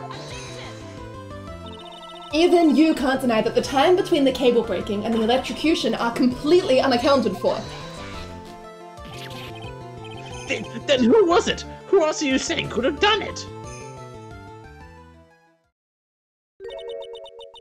There's only one person who could have murdered Mr. Swallow. Only after my client had left the scene was there a window of opportunity for the real killer. Miss Faye, is the defense ready to indict someone as the real killer? It's finally time. This is the moment I've been waiting for. This is the moment. This is the moment! Yes, Your Honor, we are ready. This is it. Very well, but remember, if you accuse the wrong person, you will be penalized. Think very carefully before you speak, Miss Faye. This is it. Now then, Miss Faye, let's have it. Who is the real killer? Grossberger, you're going down. Grossberger, present. Thank you. Grossberger, that's Thank it. you, Look at D. me. Grossberger. Wait, that one. There we go. Sherlock. Thank you, D. Oh, shut up, Dan. Oh, yeah. Plug. Alright. Clearly. Is this the other one? It could only have been you, Dahlia Hawthorne. What? How can you? The defense is grasping at straws. Hydrate and stretch from Queen. Thank you, Oh, Queen. God. Oh, Oh, heads head up, bats! Happy! And hydrate from D. Okay, okay. Drinking lots of water. Lots of water. And big stretch. Thank you, guys. Go. Nearly finished my water bottle again. We're hogging. Alright. 10 minutes passed between the time the cable broke and the time of the electrocution. What exactly were you doing that whole time, Miss Hawthorne? Were you really listening to some music while cheering them both on as they fought? I find it hard to believe that you didn't lift a finger to stop the man dearest to you. Order, Miss Faye. What I mean, why, that is to say... Miss Hawthorne, I believe you did witness the two men fighting on that day. However, after Mr. Wright pushed the victim and subsequently left the scene, it was you who pushed Mr. Swallow to his death by your very own hands. Ooh, that's not gonna hold up. Fingerprints. It's not gonna hold up. How can you say something so mean, Madame Faye? I didn't do anything. Miss Faye, this is a very serious charge. You are... Phoenix? Your Honor! Please, I have something I want to say. What is it? Please, strike everything the defense said just from now for the record. Phoenix? What the? Are you daft? You're totally wrong, Miss Faye. Totally. She couldn't do something like that. He's just there. Mr. Wright, get back in your seat. Bailiff, grab that man. Oh, honey, no. Leave my darling alone. Sneezing on the bailiff, huh? He had it coming. Grossberg, maybe? Oh, that boy. He's got himself in the way of his head. Oh, Mr. Grossberg, you're back. It seems I've arrived just in the nick of time. I found the police report on that incident in the newspaper clipping. Police report added to the court record. A report on the incident 8 months ago. Thank you so much. This is exactly what I was hoping for. You'd better take a good look at it. Yes, sir. What have we got? So, incident overview. Location, District Courthouse Cafeteria. It was on the August 27 at 4 p.m. The victim was Diego Armando, age 28. He was a lawyer, and the suspect was one Dahlia Hawthorne, age 19. That would be why Mia kept punching Grossberg in anger. Armando ingested poison while interviewing the suspect regarding another case. Traces of poison were found in the victim's coffee cup. No poison was found in the vicinity or on the suspect's person. It is unclear how the poison entered the victim's coffee cup. Where did this bitch get poison from? Where'd this bitch get poison from? It, details how you came to lose your boyfriend. Oof. Oh, wow! Wow, Yeah. Nolan, holy hell! Shit just got serious. The defense has made a very serious accusation. I'm hearing some loaded ash. Oof. Mr. Payne, what do you have to say about this? Well, really, Your Honor, I. May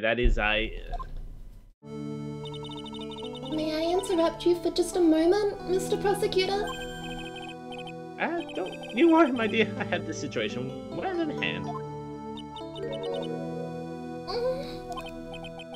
Yeah, that is, go right ahead. Madam Faye, are you seriously accusing me of killing my sweet doggy? Yes, I am. Not only am I saying you murdered Doug Swallow, but you also tried to pin the whole thing on your current lover, Phoenix Wright. I told you, you should let me handle this. Sorry, please go ahead. How can you say that? I'm absolutely devoted to my dear Feeny. The notion that I would try to frame him is ludicrous. This is all just too much for poor little me to bear. Oh, I believe the girl's trying to ask what on earth her motive would be. The answer to that lies somewhere in this police report. It must. Time to go digging. 8 months ago, an incident occurred in the basement cafeteria of this building. And then, that same day, the two of them accidentally meet. Oh shit, it's poison! Oh god, the bars! Oh god, it just clicked! Oh shit! Oh God, get to, Your Honor, Phoenix. She keeps asking for it back. This necklace that she gave him, she keeps asking him to give it back. Oh God, it's all there. Phoenix. Oh God, imagine if you ever drank it. I know. Can you imagine? Yeah. Phoenix, it doesn't happen. This wouldn't happen because of this bitch. Holy shit. Your Honor, the defense requests further testimony from Miss Dahlia Hawthorne. He shows it to everyone. Yeah. He's like, oh my God, look at this. And she's like, please, give it back. That is evidence that is gonna get me. I'm only dating you so that you give it back.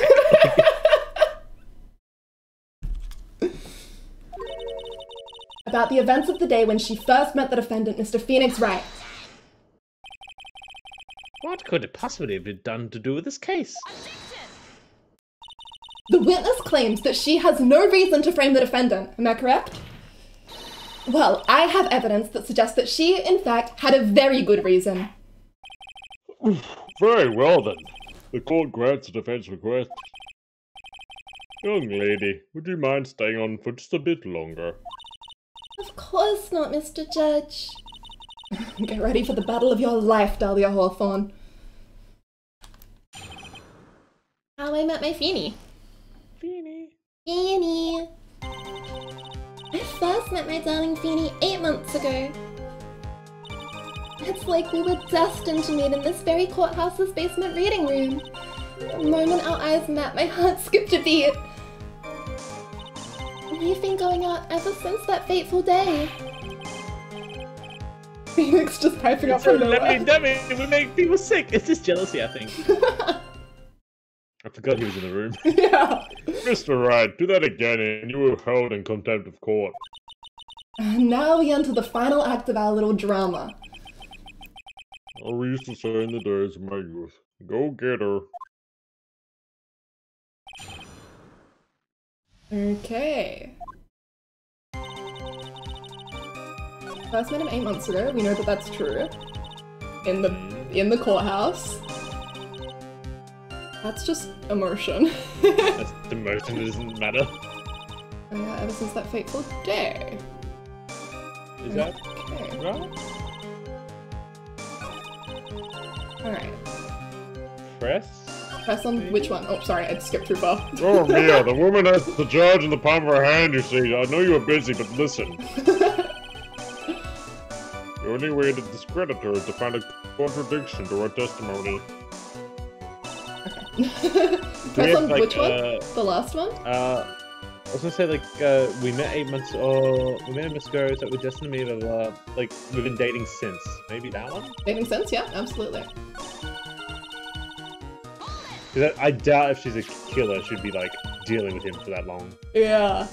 Were there any bad feelings between you and Mr. Swallow? No, none at all. We parted on very good terms. But that can't be.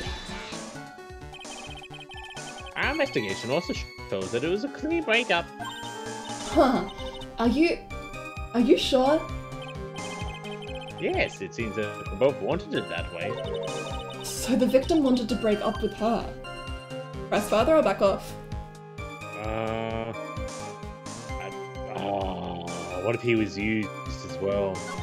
Kind of, we want to, yeah. So you're saying that Mr. Swallow also wanted to break up with you? Well, you see... What a cruel thing to ask a lovely young lady like this. By the way, I have never once considered leaving my wife, who's in the stands watching. Yeah. No one cares, Mr. Payne. She didn't deny it. That must mean Doug Swallow must have seen through her little act. He must have gotten a glimpse of her true nature. Listen to me, Mayor. The woman has a judge in the palm of her hand, you see.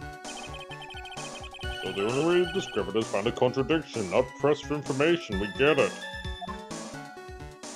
And so we found a contradiction. What is the contradiction? 8 months ago. So 8 months. What if we know they met 8 months ago, right? Yeah, we know that that one's true for sure, Sis. We also know that they were in the courtroom. I wonder though, if we press on this, can we get her to bring up to the court that she was a suspect in another? We probably have to. Yeah, go for it. The courthouse reading room. That's a strange place to meet the love of your life. That's not true, Madame Faye. After all, Feeny was not only an art student, but he was also planning on becoming a lawyer. I'm not talking about him, I'm talking about you, Miss Hawthorne. What was a literature student like yourself doing in a courthouse reading room? This is the line of questioning that is a waste of time. It has nothing to do with our murder case. Miss Faye, I'm warning you. This has nothing to do with Mr. Stoddle's case. I have to remember the judge is on Dahlia's side. I better tread carefully. Also, Maisie!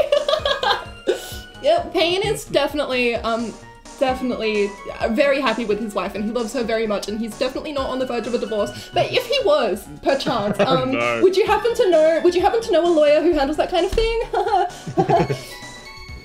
no, that's not good. Wait and see, or keep pressing. Who is this? I mean, I'm so lost. The judge might yell at us if we keep pressing, but we won't get any more information if we wait and see. We have to dispose of our batteries there. Your Honor, if you'll allow me some latitude, I think I can establish relevance. Please ask her to continue on with her testimony. Very well. Young lady, I've got a simple question for you. What were you doing downstairs in the courthouse reading room? If it pleases, Your Honor, the answer is simply this. I had come to this courthouse to do some research for a paper I was writing. Oh. Okay. Look. Well, we know that that's not true at all. That's not true. You have Dahlia Hawthorne.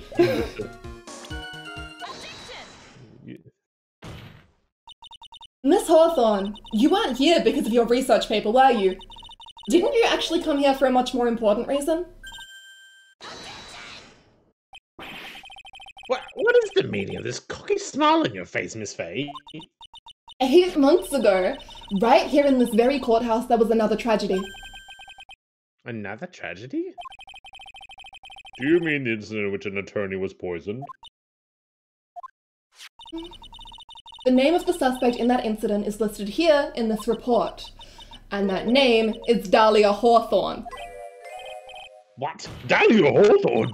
Yes, the sweetie pie of everyone's eyes, Miss Dahlia Hawthorne. She was the prime suspect in a criminal case just 8 months ago. Order! This is unbelievable. It's true then. The loveliest rose can hide. I was talking, Miss Faye. Miss Faye, that's not fair. You can't slander my witness with an unrelated case. I was the pain. Will not allow it. Mr. Prosecutor, I believe I was speaking. Pardon me. Go right ahead. It's true that about 8 months ago, the police expressed some interest in me. Expressed some interest, huh? Mr. Judge, sir, I know I'm under oath, so I'll tell you the absolute truth. I did not commit the crime that occurred during that incident 8 months ago. I see. Okay, I've tied the two crimes together. Now I've just got to stay on the offensive. Well done, Mia. Ooh, you really lit the fire in my heart and my hemorrhoid-filled buttocks. Oh. I can hardly tell which is more inflamed, my spirit or my anus. Enough! You want me to go on? No. No! The poisoning. I met the lawyer who was poisoned to discuss something in the cafeteria that day. I left my seat for just a moment, and that's when it happened. From what I heard, it was a liquid poison that is lethal at just 2 teaspoons. And not only that, I heard it was a very special kind of poison. So you see, I'm innocent. I wouldn't even know where to get a poison like that. So that's what happened here 8 months ago. However, as you've heard from the witness's testimony, she had nothing to do with it. I think the defense is just out of tricks. I'm terribly sorry, Mr. Payne, but I'm afraid the defense has many more tricks up its sleeve today. And I'll be sure to show them to you before the end of this cross-examination. Kenneth! Why does the defense suddenly feel stronger? Oh, Mia, you're going with the true lawyer's oar, my dear. That power posture, the self-confidence, absolutely smashing.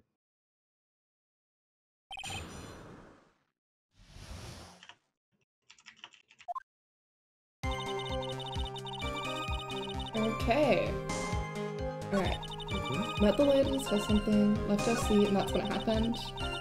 Liquid poison lethal. Do we have anything on this? You could try and like. What about when like the Phoenix and her met? Yeah. Sorry, just checking if we have any information about the poison that contradicts, but it doesn't look like we do. It's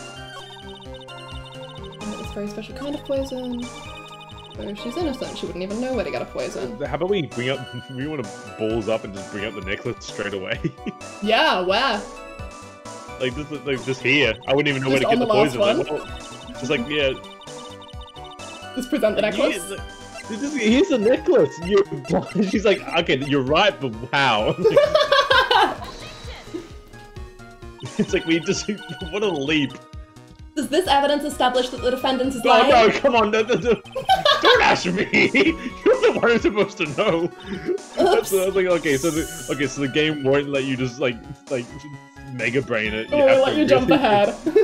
Alright, well we jumped ahead. That's okay. This is so new to me. Oh, this is all momentum. Yeah. Still kind of new to me. Well, I've got something new for you, too.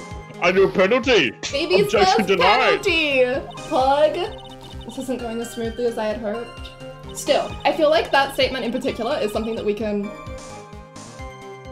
Yeah, hold on to later. Because... Where is he? He's a pharmacology student. Oh shit! He was I her, forgot he was a like, chemist. boyfriend or ex-boyfriend or whatever. Fucking double down, let's go. She was dating. You were The dating music this at the stopped! time. You wouldn't know how to get that kind of yeah, poison. right. I don't believe you. What? In fact, you had easy access to that kind of poison, didn't you?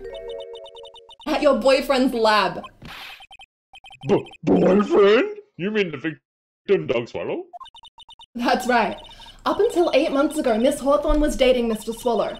And if you recall, Mr. Swallow was a pharmacology student at Ivy University. Pharmacology? His laboratory contained highly advanced chemistry equipment. In fact, without such equipment, the culprit could never have obtained such a rare and special poison. Well, Miss Hawthorne, it seems you had access to such a poison after all. And then, it was a matter of slipping it into the victim's coffee when he wasn't looking. The only person who could have done that was the one sitting at his very table. You! No! Order! Could it be? That is nothing but a baseless argument. May I say something, Madame Faye? What is it, Miss Hawthorne? The amount of poison in the coffee was 2 teaspoons, correct? In order to carry that much liquid, you would need some kind of container. Here it is! You're trapped. You just walked it. Well, that's true, but you trapped yourself, you dumb bitch. I was searched immediately after the incident took place. Quite true. In fact, the entire courthouse was turned upside down. But they didn't find a suspicious container anywhere, did they? She's right. They even mentioned that in the report. Well, you could have easily gotten rid of something that small. Excuse me, madam, but this is a court of law. If you're saying I threw the poison container away, I think you need to show some kind of proof. Proof? She got me good with that. Oh, yeah, I'm gonna call law. Fuck, shit, at law, shit! Provide some evidence! Oh, I have to disallow this line of questioning, Miss Faye. If we're going to come up with some evidence, we're going to do this, please. The police conducted a full-body search of Dahlia and of the entire courthouse. And yet the container holding the poison disappeared right after the crime occurred. If you're going to accuse a young lady of committing the murder,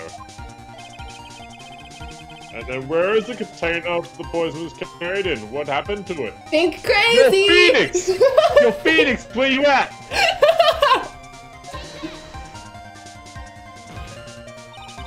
You were forced to get rid of the container in a hurry, weren't you? And that's why you passed it on to someone that had nothing to do with the case. Someone that you knew wouldn't be searched. Who is this person? Mr. Phoenix Wright, of course. So the defendant was this witness's accomplice? Of course not. She gave the poison to him, disguised as a present. What? But that's... That's a charming little necklace. Is this a little bottle? It's really quite cute. So what about it? What does it mean, Miss Faye? The day that the witness met and fell for Mr. Phoenix Wright was 8 months ago. August 27th, the very same day as the poisoning incident. Under the pretense of love, the witness gave my client a present. Did the audio stop or cut out? Yeah, I think it just stopped. Oh, okay, the music just stopped in a really awkward way. Intense moment, 2 minutes. All for the purpose of hiding that one piece of evidence that would give her away. What? Are you saying that there's a deadly poison in here? No, there's no longer any poison in that bottle. However, I'm certain if the crime lab were to analyze it, they would find a trace amount.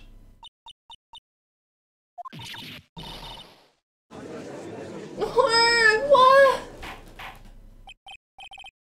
Order! Order in the court!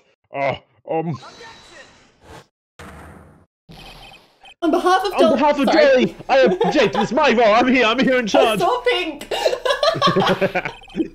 Mr. Wright, control yourself. I won't let you bully her like this. Mr. Wright, I thought I told you to stay in your seat. Mr. Wright, why? Why are you going through so much trouble to protect her? Why? Because I'm madly in love with her. Oh, Feeny, no. Fucking idiot. Madly in love. I haven't heard anyone say that in a long time.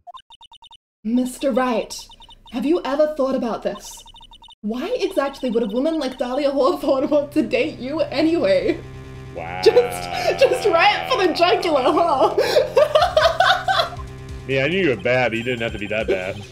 Well, I guess you must be madly in love with me too. Mr. Wright, please, open your eyes. At this point in the trial, I think it should be obvious to everyone. The real reason that Dahlia Hawthorne is dating you is... She's in love with you. She's in love with you! Duh! Because of the necklace? Because of the necklace, because the idea is that she wants it back. She wants it back. Dahlia Hawthorne was not and is not madly in love with you. The only thing she's after is that bottle necklace you love to wear around your neck. My necklace? Back there in the waiting room, you said it yourself. Yeah, but she's so shy. Every time I see her, she always says the same thing to me. Please give it back now. What a strange girl, asking for a present back like that. For Dahlia Hawthorne, that necklace is irrefutable evidence of her crime. That's why she absolutely had to get it back. You're lying. But you never gave it back to her. And to make things worse for her, Oh, shit. you insisted on showing it to everyone you met. That's why she... I don't believe you. No, that's a lie! Ah! Baby! Getting his heart broken on the stand. Where are we? Oh my god. He's It's oh just my going, god! it's just going. He's running! Get his ass! Mia, are you alright? He threw a brick at you and ran. Oh my god. Yes, I think so. That boy, he went completely insane. What? Where's Mr. Wright? Looks like the bailiff caught him, so he should be back soon enough. Thank goodness. Oh no! Oh, what is it? The bottle necklace. Miss Hawthorne's present. It's gone! What? That's terrible. Mr. Wright must have grabbed it when he slammed into me. Foolish boy. That's the only thing that could have saved him. What are the blazes are we supposed to do now?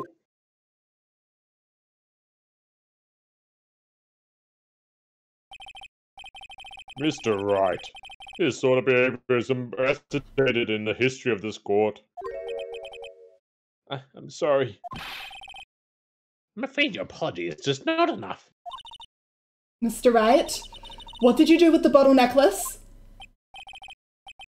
Forgive me. I'm sorry. It's okay. Just give back the necklace. I ate it. Wouldn't it be terrible if Phoenix drank from it at some point? Oh no! Dumbass. Why? Why would you eat? Why? I eated it. I would give you the necklace, Mia, but I eated it. Why would you eat it? You what? You ate it. It was too big to swallow, so I had to chew. It was glass. It was glass, dude. What are you doing? Glass, No, idiot! what are you doing? It's glass! It's glass, man. You can't do that. Can we get a surgeon in here? He's got glass in his guts.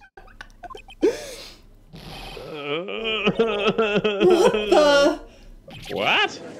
What is he doing now? Your Honor, I've got to stop the trial. Mr. Wright, are you feeling okay? Does your stomach hurt? That bottle you swallowed may have had some poison left in it. Who's this crying? He's just sobbing on the stand. This is the hero of the series? Yeah, it's glass. It seems that the defendant has proven the prosecution's case for us. Clearly that bottle did not contain a deadly poison. How can you be so sure? 2 tablespoons, you dummy. Yeah, guy who loves women so much he eats glass with them. Find yourself a guy that eats glass for you, wow. Aww. I think that's obvious. As you can see, the defendant is very still much alive. As for the poison, more like a fledgling defense attorney's overactive imagination. So it may seem. No! There must be some mistake. The bottle must not have had any poison left in it. Either that or the poison must have lost its potency. There. It's alright, rookie. Trusting your client is the most noble thing a defense attorney can do. And it's heartwarming to see that you place this much faith in Mr. White. But that is how it is for us on the prosecution side, too. For example, I would trust the witness, Mrs. Hawthorne, with my very life. Which is why I state that your assessment of her is completely wrong. That's enough. Unfortunately, Miss Faye, I cannot accept your explanation of the events. But why? This may be impossible for a beginner like you to understand. But in the court of law, evidence is everything. Evidence is everything. Ugh! Even after I proved so much, is she going to get away with everything? Well, now that the suspicion surrounding Miss Hawthorne has been cleared up, I would like to proceed with the trial. Mr. Wright. I'm sorry, Miss Faye. It's totally slipped my mind. I'm really, really sorry. I know you believed in me, and I feel like I really let you down. Mr. Wright, what are you trying to say? There's something I forgot to tell you. What is it? That day, the day I met Doug Swallow,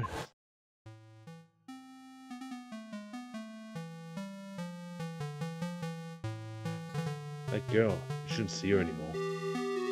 Hey, it's none of your business. I'm telling you, for your own sake, if you continue to see her, it's gonna be bad news. You're lying. Just listen to me. There's something you need to know about her. Last night, someone stole some poison from our lab. Poison? The same thing happened 8 months ago. A drug sample was stolen. She came to the lab that time too. Could only have been her. That girl is a thief. Stop it! Don't talk about her like that!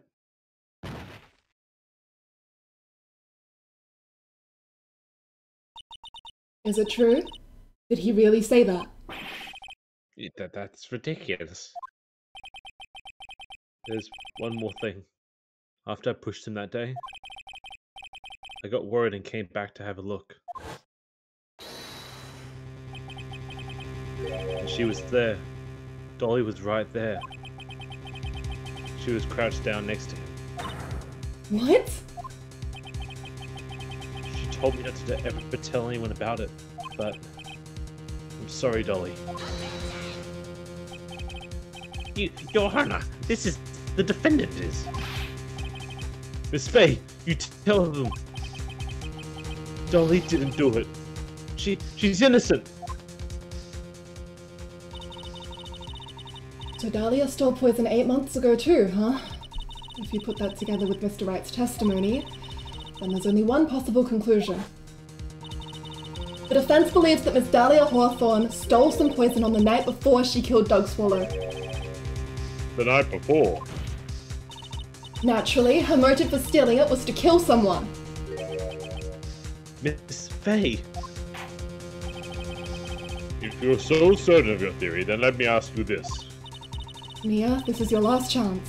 Think carefully now. There's something that she desperately wanted to get back. Therefore... Exactly who is Miss Dahlia Hawthorne planning to kill? Who do you think?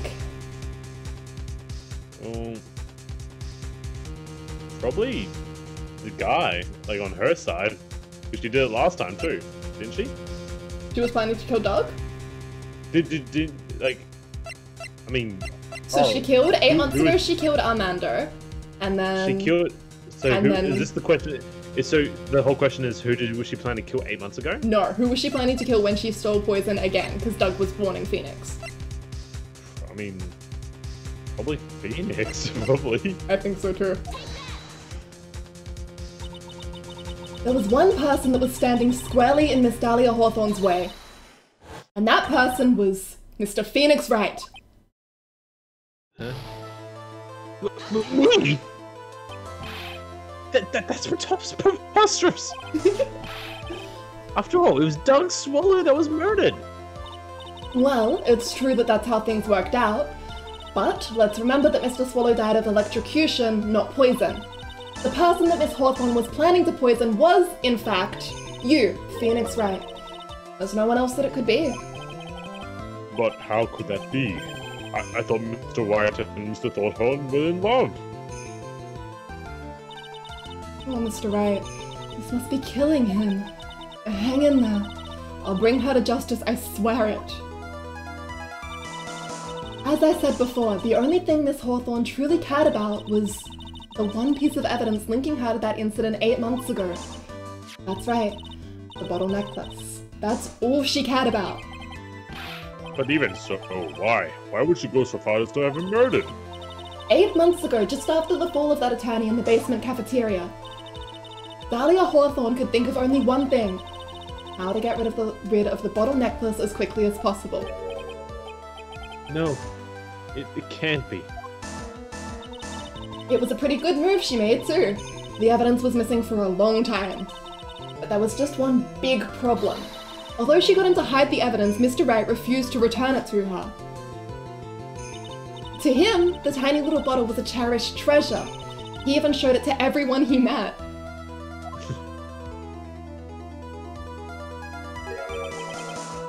You mean that's why she tried to kill Mr. Wyatt? Correct, Your Honor. It was to retrieve that piece of evidence. That can't be true.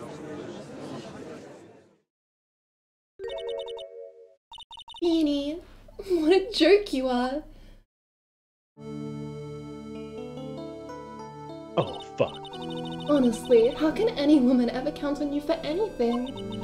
I even told you time and time again to keep your trap shut about me and that necklace. You disgust me. Mrs. Hawthorne! It appears that we're nearing the end of this trial. Fine. I can tell you plan on making me into a criminal no matter what I say. You are a criminal, Miss Hawthorne. We'll see about that. But first, where's your evidence? It seems your sniveling little crybaby of a client has eaten the bottle as a snack. Well, hey, old man, are you senile or something? Why don't you say something instead of sitting there with that dumb look on your face? Mrs. Hawthorne, what's happened to you? Are you really that shocked? Or do you prefer me this way, Mr. Judge? Yeah, that way. With absolutely no proof, you treat a voluntary witness like she's a mass murderer?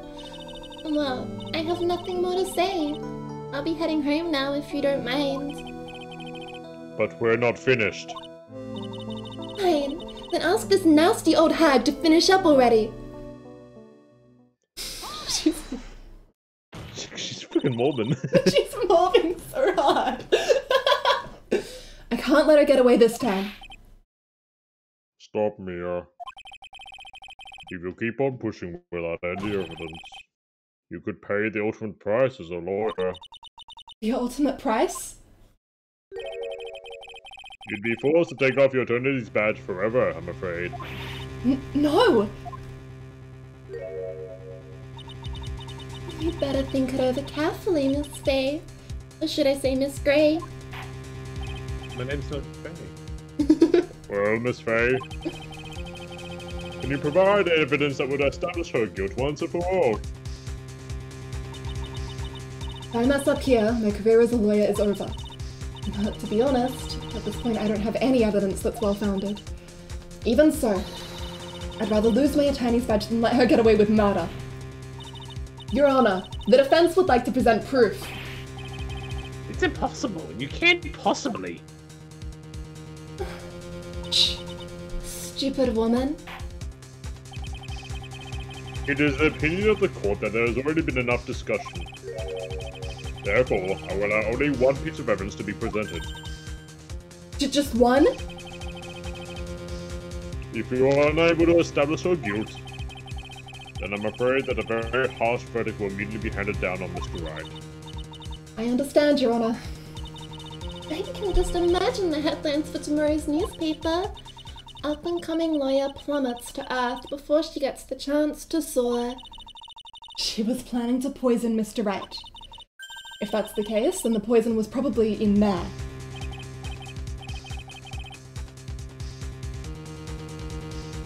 Hello? Hello? Oh, sorry. Jeez, I was so invested. Someone was calling it through the proof. I was thinking like, oh, was it the fucking cold medicine? Cold medicine! Cold medicine! She put her hand, the photo, she put her hand on the cold. Her hand was on his hand, which held the cold medicine. Here it is, Your Honor. The evidence that will prove her guilt once and for all. Cold Killer X! Phoenix Wright's beloved cold medicine. Does our rookie defense attorney have a bit of a code? If I did, I still wouldn't take this cold medicine. After all, it's been poisoned. What? Remember what the defendant said in his testimony? But if I lost my bottle of it around lunchtime that day, of the accident. I always eat with Dolly, just the two of us. She was the one who took his bottle of Cold Killer X. Then she poisoned it, knowing that Mr. Wright was going to take some. Now you're really grasping at straws. After all, it was the victim, Doug Swallow, that was holding the medicine. I would like the court to recall the crime that happened here 8 months ago. Where did Miss Hawthorne hide the evidence? Well, what are you talking about? 8 months ago, the poison was hidden in her bottle necklace, which she then gave to someone else for safekeeping. Someone she had accidentally run into in the reading room. My client, Mr. Phoenix Wright. Yes, that's right. She did the same thing this time as well. After shoving the victim, Mr. Phoenix Wright left the scene of the crime. That is when the murderer, Dahlia Hawthorne, appeared. With her, she was carrying the poison bottle of Cold Killer X. This, of course, was so she could carry out her plan to murder Mr. Wright.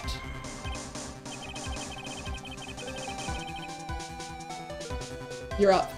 I believe she did testify that she was going to meet with the defendant. Yes, and she heard and saw everything that happened at the scene of the crime, including what the defendant and victim were arguing about and the cut electrical cable. That's when she realized, I can't allow Doug Swallow to live. She used the severed electrical cable to silence him forever. Unfortunately for her, this is when the problem occurred. Mr. Wright, who she thought had left the scene, came back to check on the victim. And on top of that, because of the power outage, some students showed up as well. It's hardly any wonder that she was, as she put it, in a state of panic. Recall that she was carrying that bottle of poison cold medicine. She must have thought, what if they search me like they did 8 months ago? 8 months ago? Yes, she disposed of the evidence exactly the same way as she did back then. She had someone else hold it. In this case, Doug Swallow.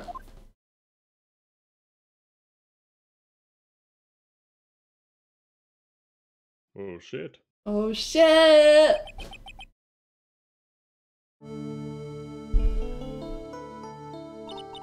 Oh, come on now, everyone. Surely you aren't fooled, are you? This stupid woman, she's nothing but a filthy, stinking liar. Right, Mr. Prosecutor? Huh? Yes, that's exactly right. Just a pure desperation. I wonder which one of us is the desperate one. So, Miss Hawthorne, this cold medicine, I wonder if you wouldn't mind taking some. Well, Mr. Wright ate that necklace of yours, right? Now it's your turn to prove your innocence. What do you say? If I'm just a filthy, stinking liar, then there's no need to worry. So come on, show us. I dare you to take some of this medicine right now. You got this on I double dog dare you. Mia Fey? Mia Fey? Do you think you've won? Well, do you, Mia Fey?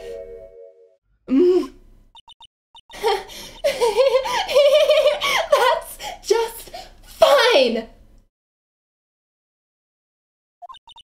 For the time being, victory is yours. For the time being? Well, I have a very long memory, you know. You and I will meet again. I'm certain of it. Well then, Mr. Judge. I'll see you later too, okay? Why, yes? I'm gonna go spend a little quality time with the men in blue now. I wish you all the best. Can she do that? I'm the judge. I don't think she's allowed to leave. What? Wait, what happened? What happened? What happened? She is so scary. Woo! It's finally all over. I refuse to accept this. The defense hasn't shown a scrap of evidence to support this outrageous claim. But even so, your witness seems to have accepted it. I don't care. I'm Winston Payne, for Pete's sakes. And I don't believe one word that this rookie lawyer has said. Well then, Mr. Payne, let me ask you this. Yes? Would you care to try this cold medicine? Oh, not yet. Give me some good chance. This dude is down. I'm having a sore throat for wait. Ah! What? Just a little earlier, I could have sworn you said... There. It's alright, rookie. For example, I would trust the witness, Miss Hawthorne, with my very life. He couldn't stop offering the poison to people. So, if she's so trustworthy, then I'm sure there couldn't possibly be any poison in here, right? Yeah, Mia's like approach to court is like, okay, so you disagree? Would you like to try dying? You disagree? Try me a bit. Do it. You won't. You won't. See. And here comes the backpedal. Come on now, rookie killer. Show this rookie how it's done. How much trust do you really have for this woman? Are you willing to bet your life? He's gonna drink the sugar. Oh.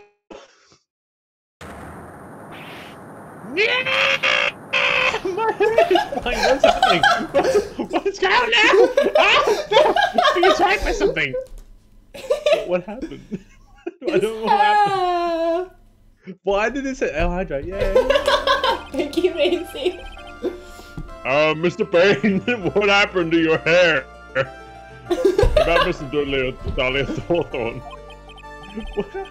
Yes, Your Honor. All famous for her immediate arrest. Tragic. But not surprising, I knew it from the start. I knew there was something from her from the very beginning! Don't lie. Just admit you were wrong. He went reverse Super Saiyan. By the way, Miss Faye, Yes, Your Honor? was it just me, or did you and Miss Dahlia Hawthorne seem to know each other? Your Honor? Whether we did or not has no bearing on this case. Very well. Spoken like a true. Miss Payne.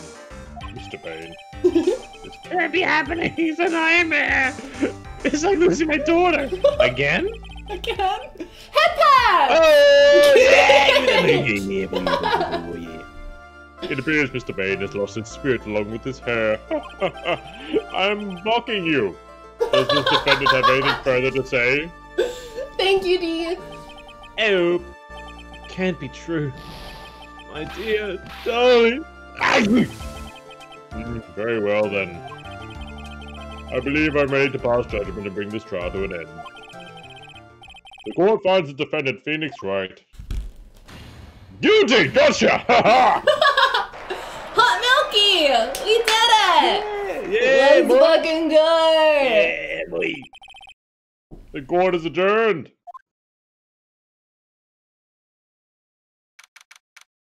April Start of 11th. Phoenix's trauma pile. It just gets bigger from here. Sorry, I didn't hear it before. Hot milky? What? Do you know the post? No. It's like the judge is like, how do you plead? And it's like me reading the Not lips of milky. my lawyer across the room. Hot milky, Your Honor. That's the name of a man who's innocent. April 11, 3:16 p.m. District Court, Defendant Lobby Number 3. Yeah, you were wonderful in there. Thank you for everything, Mr. Grossberg. During the verdict, I thought my hair was gonna...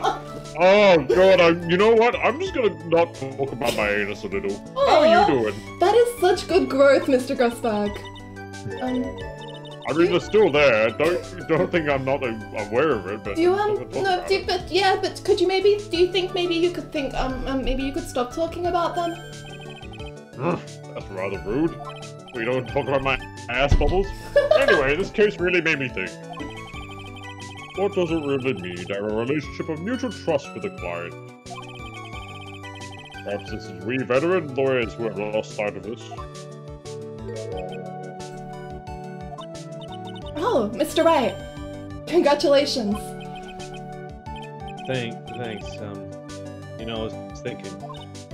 Go on. The Dahlia I saw up there on the witness stand. I don't think that was really her. What?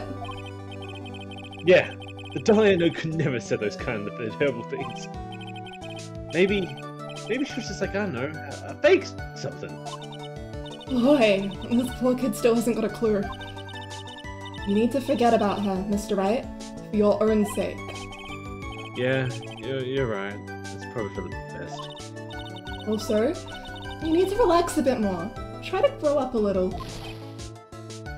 But how do all my friends? Everyone says I'm the most grown up. You have friends? Huh? What kind of company does this guy keep? Right now, I'm starting to become a lawyer myself. That's what you keep saying. But I thought you were in the art department? Well, yeah, I am. But there's a friend that I desperately want to help. And if I hurry, then I should still be able to save him in time. Oh, I see. Say, Miss Faye? A lawyer is someone who can help people when they're in trouble, right? Mr. Wright, I'm still new at this myself. But I think that's exactly what a lawyer is. Okay. I'm gonna do it. I'll study my butt off and I'll become a lawyer for sure. I hope we see each other again someday. Maybe even in court. What if I get arrested for murder again? Will you defend me again, Mia? It's been 5 years since I was acquitted of all charges. I've become a lawyer, like I planned, and I managed to save my friend. But Mia has passed on to the better place. Rest in peace. Wait, Mia's dead? Mia's dead, yeah. First case of game one. Yeah. Hey, there's a lot of... No, don't move it. Goddamn it. What happened? What? I know I'm coming in midway here, but what? That's a left turn and a half. Holy shit. So Phoenix goes on to become, like, Mia is his mentor. So all of the stuff that, like, Grossberg says in this case is a throwback to the first case of the first game, where it's Mia saying that kind of thing to Phoenix. She's like, you are giving me such a fucking headache. And then the second case opens up with Mia's dead body, and she's the victim of the second case. Oh my god, they killed everyone! It's fucking brutal, yeah. Wow, that was so early! Then they went, oh, we're gonna wait 3 games, then you can learn to connect with her again. That sounds Yeah. Well, okay. So the thing is, it's Mia's sister is the one who's accused of murdering her. So Maya is the one that Phoenix has to defend, and she goes on to become like his best friend. But she's a spirit medium, so she just summons Mia sometimes. And like channels her, so Mia's still around. But the way that it works is that instead of her, like Mia then talking to him through Maya's body, Maya changes to look like Mia, so then she just has huge tits. Pog? Yeah, you know, a win, I guess. Imagine being Phoenix in the room like that. I don't know what's the just seeing like. Why is the shirt's too tight though? That doesn't work. Yeah, like, yeah, you know, and sizes are a thing. Like, this doesn't. No, that doesn't work that way. No. It doesn't work that way. Welcome to Ace Attorney. Oh my god. For me, the trial brings up a lot of pain for memories. But it also brings up some very precious ones. 2 big precious ones. And memories I thought would never rise to the surface, and I'll tell you, they're rising. Mia's gone now. But even so, I can hear her in my mind, and every time I want to talk to her, I can summon her through my friend. Exactly. Phoenix, no matter what, always believe in your client. In a court of law, your greatest weapon is your belief. 5 long years. Something has happened that's made me think back to her words of wisdom. But that is a story for another day. We did it! Yay! Time of Memories, the end! Yeah. What? Hell yeah, baby! Yeah, boy. Congratulations on completing your first Ace Attorney trial. That was insanity. It's a bit nonsense, right? None of that made any sense until like the very end. And even then, you fucking thought like she's dead. You've thrown that curveball. And then the idea is like, oh, she's dead. But she's, yeah, I found it. That's amazing. Yo, get the ear, yeah, boy. Yeah, So boy. you get all what the fucking journey. Yeah. Well, I'm definitely invested in the potentiality. Yeah, you have fun?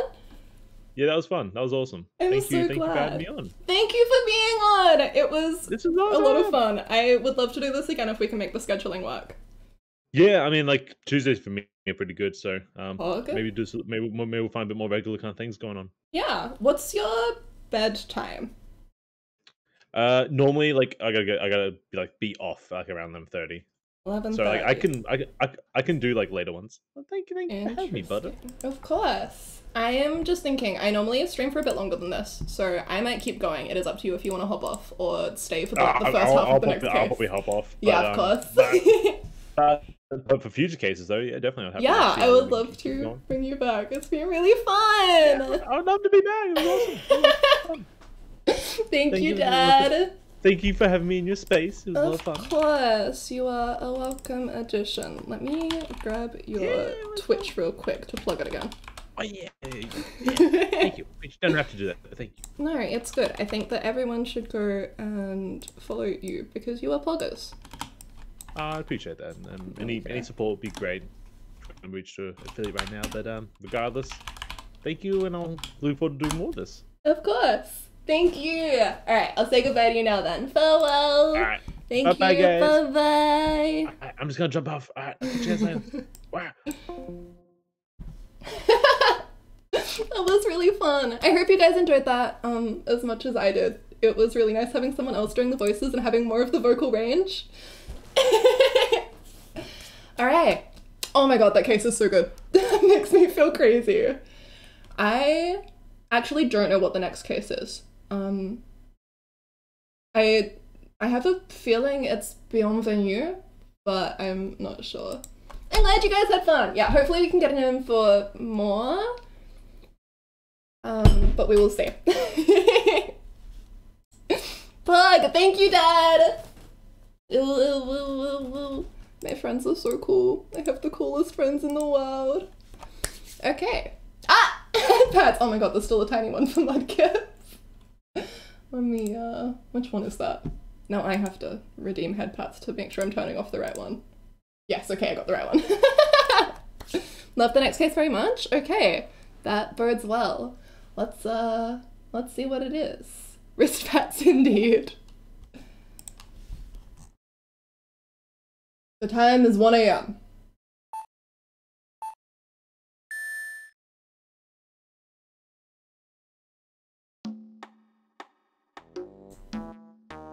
Detective, we made it!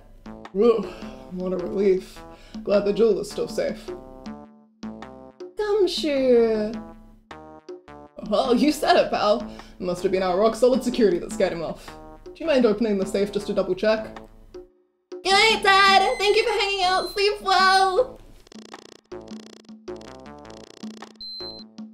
So it's not Bienvenue, it's fucking at me.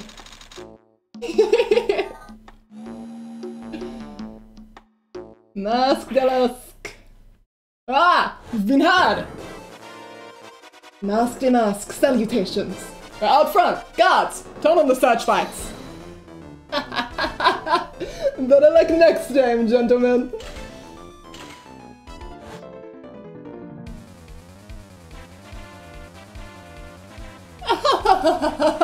Excuse me, but I'm afraid I must be leaving now. I'm not sure why it's French. Le de? That's not even French. It's fine, it's fun. We shall meet again when the next moon is full.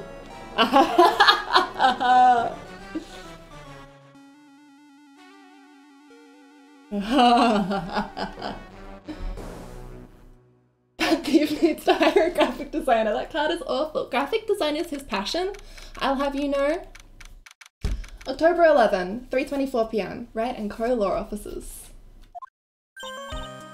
Maya! Beloved! Hi! Oh my god, hi baby! I missed her so much! I'm so glad we got to see Mia. Loved seeing Mia. Loved spending all of that time with Mia. Maya! Beloved! Hey Nick, get a load of this. Hey, are you listening to me? You can clean the toilet later, this is important! What are you freaking out about now? Today will be the last time you talk to me that way. Huh? We're about to hit the big time! Big time? And what do you mean by we? You don't mean you and me, Don't be silly. I'm talking about me and Pally, of course. Pals. Hello. It's a pleasure to see you again, Mr. Nick. Pals! You haven't changed a bit. Wait, what are you doing here anyway? Haven't you heard, Mr. Nick? Yeah, take a look at this. What's this? Some kind of poster? The contrast between Feeny and current Nick? Yeah! They are like different guys. I love them. They are so funny and stupid. Korean Village, isn't that?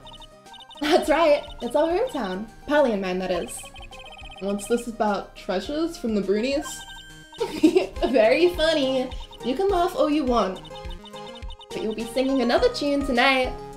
Seeing Feeny forever changed my brain chemistry. Mine too. I love him so much. Yeah! He got very jaded in 5 years. Love that for him. It's all of the trauma! He really did take Mia's advice and grow up a bit. Yeah. I'm so proud of him, you know?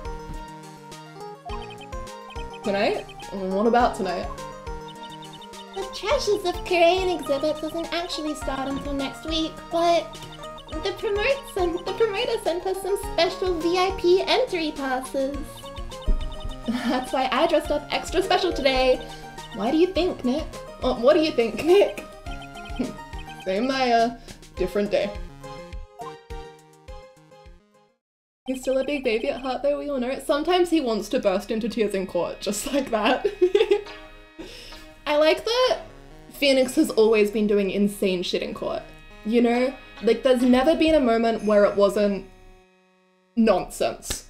His very first time in a courtroom, he was like, okay, I'm gonna eat some poisoned glass and knock out my defense attorney and try and flee the courtroom. Bye! It's always been there. Who the fuck gave this guy a badge? He literally threw a phone at somebody once. That's not even the fucking parrot, the metal detector at Von Karma. Like, what? I love him. Sorry, thank you. I think Ryu would be both. Yeah, the spinning JPEG still makes me really happy. Ooh. He goes in and goes, this cannot be worse than the time we ate glass in here. You're right. Yeah, you're right. Eating glass is something that gives you the confidence to do more insane shit. Now, I should change the title. Hang on. 3, 2. What are we gonna call this one? Mask. Maybe we call it Mask. Especially glass that could have had poison. Exactly. That's more like who gave Japanifornia the rights to lawyer law. Yeah. It's thieving time! That's actually a good title. Thanks, D. Not all caps. We don't need the caps. We're not loud. We're a little bit loud. We're reasonably loud. Anyway, where are we? This young lady here is Maya Fey. The younger sister of Mia Fey, my friend and mentor. We've put her in grayscale here because she's dead. I first met her 2 years ago. Oh, Pride Month countdown! Soon. I was working on the case surrounding Mia's death, and ever since then, I have been the one who's been keeping this lore office afloat from behind the scenes. Actually, that's just a cover for her true identity. In reality, she's a spirit medium and a bit of a shady character. Hey! Who are you calling shady? And this little girl is Pearl Fey, but I usually call her Pearls. She's Maya's cousin and a spirit medium in training herself. I know I'm a bit young, but I want to help in any way I can, Mr. Nick. Korean Village is the home of the mysterious Korean channeling technique. And Maya here is the daughter of the Korean School of Channeling's masters. Oh my god, hi! My name is Celestial Ludenbach. You know, in canon, do you think Phoenix is just monologuing to himself during these bits? Yes, absolutely.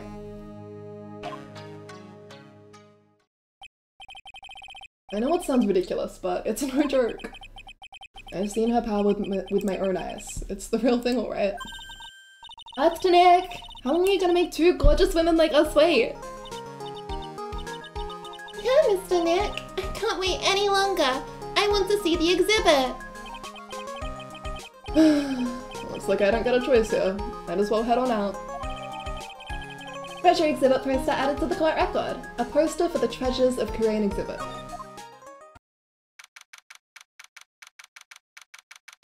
October 11, 7:18 PM, Lordly Taylor, Main Exhibit Hall. Lordly Taylor, the city's fanciest and most expensive department store. Treasure exhibit, huh? I'll have to admit I'm pretty impressed. Also, like, I love Ace Attorney, even in the anime, where does Maya's voice sound really high-pitched? Your mistake here, Simp, is watching the anime.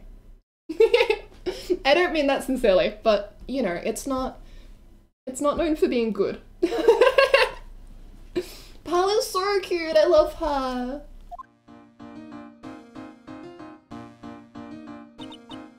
Wow, this is awesome. Yeah, you can make even the cheapest junk look great.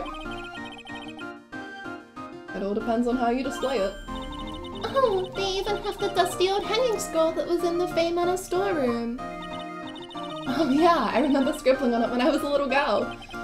On a family heirloom? Say, Nick, the person in charge of this exhibition is waiting for us in the basement warehouse. Alright. I guess we should go and say- I'm sorry. I guess we should go and say hello. Oh shit! Simple like this part. October 11, Lordly Taylor, basement warehouse. Yup, this is a basement warehouse, alright. This place is scary. I feel like a monster could jump out at any time. Don't be scared, Polly. I'll protect you. Oh, Mr. Right. A monster, you were right! Huh? A monster? Good evening. It's good to see you again. I know you. Nice to see you again too, little miss. Hello? Is she a friend of yours, Nick? And how do you know her, Polly? Oh, that's right, Maya. You were being held hostage during that case. Nice to meet you. I'm Adrian Andrews. I'm in charge of the promotion and planning for this treasure exhibit. I'm also responsible for the security arrangements. Oh, nice to meet you. Adrian sure has changed since we last met. So this is the warehouse. The really valuable exhibit items are still stored away in here. She's smiling! She's happier now! It really has been a long time, hasn't it, Mr. Wright? Nick, what's going on? Who is this woman? Why are you freaking out on me? What? I just thought it'd be more dramatic if I got all worked up, that's all. Mystic Maya, you shouldn't let him off the hook so easily. Please, Maya, don't say anything that'll needle Pals further. Mr. Wright was there for me when I really needed help. It was something that happened 7 months ago. You remember, don't you? The Nickel Samurai case. Not really. I was stuck in a dark wine cellar. Did that escape your memory, Nick? After that, I quit being a manager and started this job. We're just moving right on past what Maya said, huh? Okay. Wow, that's tough. I'm sorry, Miss Andrews, if it wasn't for us. No, don't say that. I'm glad the whole thing happened. I'm glad that someone died and that Maya was held hostage. Thanks to you and everyone else that was involved, I was able to change my whole life. I really am grateful. Yeah, okay, you were kidnapped. Get over it already. You know, my girlfriend tried to kill me, Maya, so... And, you know, like, I know that you've been accused of murder twice now, and framed once, but, you know, we've all got some trauma. Oh, that's a relief. I'm really impressed, Miss Andrews. Handling a huge exhibition like this must be very tiring. Well, Lordly Taylor is celebrating their 200th anniversary this year. The works on display in the main exhibition hall are worthy of the finest museums. Oh, did you hear that, Polly? The finest museums. Yes, I did. That's really wonderful. So this basement warehouse is pretty well protected, huh? Of course it is. After all, there are some priceless treasures here. The security guards are all very highly trained as well. That sounds good. So what is with that face she's making? Okay. We have spoken to her. Let's see. Sorry, losing my mind. Oh my god. I owe a great deal of thanks to that badge. It's the only reason that I'm still here today. Oh, come on now. That's not true. I think what Nick means to say is, it wasn't thanks to the badge, it was thanks to me. Tell the truth, Nick. I know that's what you were thinking. No way, Maya!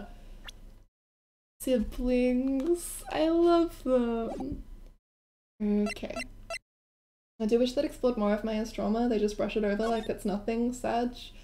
Yet another reason why DGS is superior.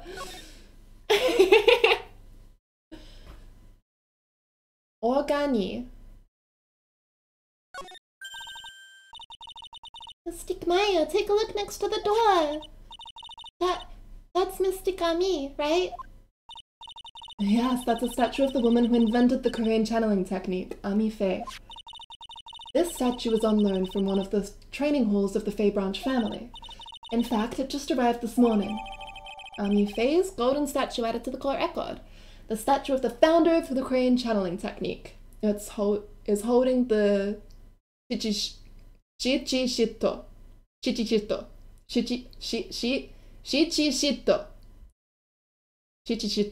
It's too many shichicha. My voice is... It's fine. I'll get there eventually. What's that creepy looking thing she's holding? It's the Shichishito! Don't ask me, how should I know? Maya. Well, you are the future master, right? Maybe so, but this is the first time I've ever seen the statue. That thing is the Korean Shichishito. It's a ceremonial sword. It's not a real weapon, so the blade isn't sharp.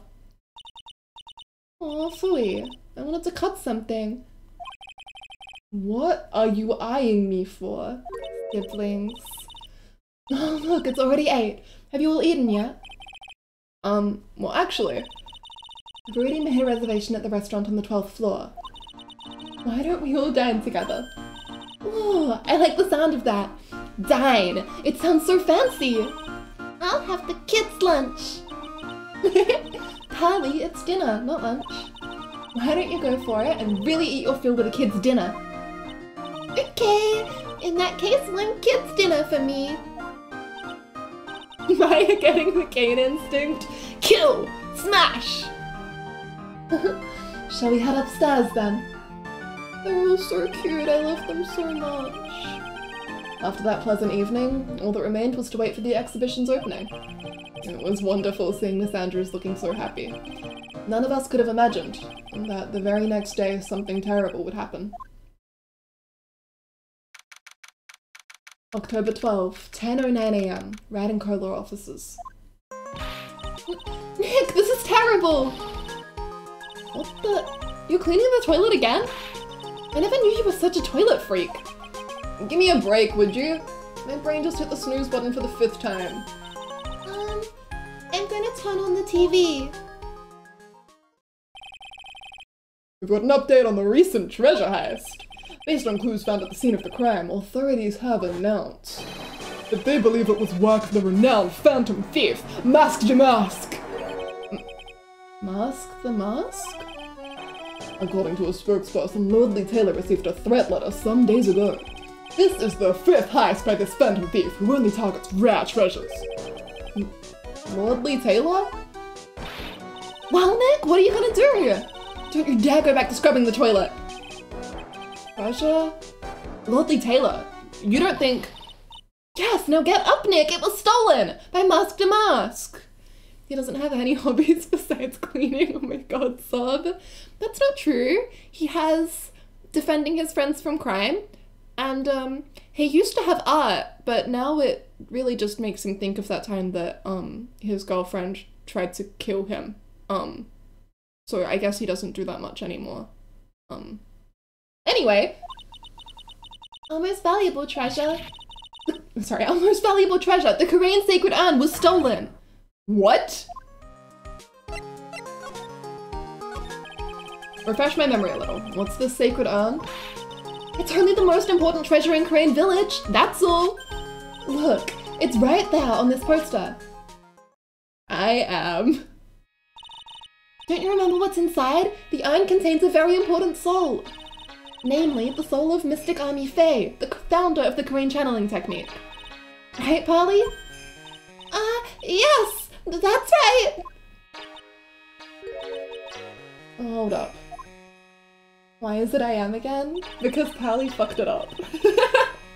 I thought that urn had the name Army written on it. Now it says I am. Any idea how that happened, Pally? Huh? Well... There are some things best left unsolved, wouldn't you say, Mr. Nick? He really got away with that little accident. That's right. 1 year ago, there was a murder in Korean Village, Maya's hometown. The Sacred Urn. It turned out to be an important clue in that case. Sacred Urn added to the court record. One of the treasures of Korean Village. Supposedly priceless, it looks like a plain old pot. This one will remain unsolved. It was terrible. I was arrested and everything. 1 year ago, the murder in Korean Village. A man was killed during one of Maya's spirit channelings. And this urn wound up being the key piece of evidence that proved her innocence. Mr. Nick? Would you mind not telling Mr. Kmire about that? You promised, remember? You said you wouldn't tell anyone I broke the urn. Oh yeah, that's right. Now I remember, this urn used to say Army on it. Ah! Hydrate! Thank you, Simp! Please don't be mean to me. Until Pearls accidentally broke it into a million pieces. She tried to secretly fix it. Let's just say it didn't work out so well. Sorry, I'm not so good at arts and crafts. Spelling either. Anyway, this is how her gluing project turned out. She put the pieces together wrong and now, instead of Army, it says I am. We're at 9 PM. I will have to go fill it up soon.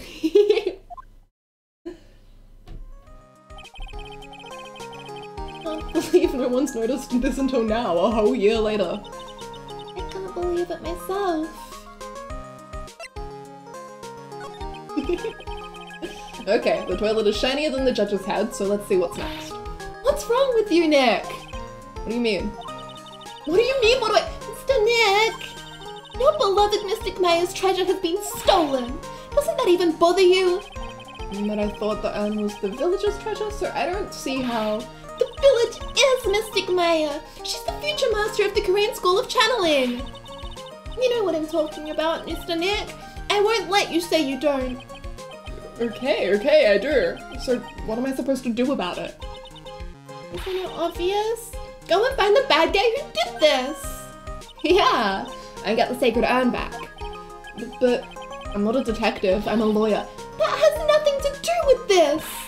If you're a real gentleman, you would find it for your beloved Mystic Maya.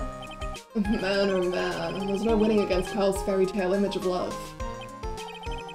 So what's the name of this bad guy again? Mask to Mask, Nick, make a note of it! Mask to Mask! Okay.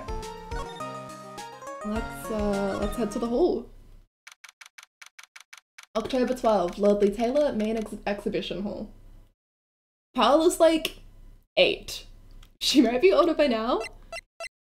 Oh, she's 9 now. Happy birthday, Pearl. Oh my god, the way it just says deceased? This is so cruel. Only theft case Phoenix ever took. Ooh. Right, let's see if we can find some clues that might lead us to the bad guy. But it doesn't look like anything has been disturbed. She was 27! Say it! Ooh. Yeah, it looks pretty much the same as it did last night. Bad guy, huh? Right, you can't poke around here, pal. Wait a minute. That voice. Oh no, not him again. It's you! And I'm the one who should be saying not again. Why is it that every time something bad happens, you always show up, pal? I should be asking you that. Aren't there any other detectives? No, I should be asking you that. What are you doing hanging around here? Hey, I asked you first. Why are you here Alright, we got it. Why don't you two kiss and make up already? Hi. It's been a long time, Mr. Scruffy Detective. Ah, it's you, little missy.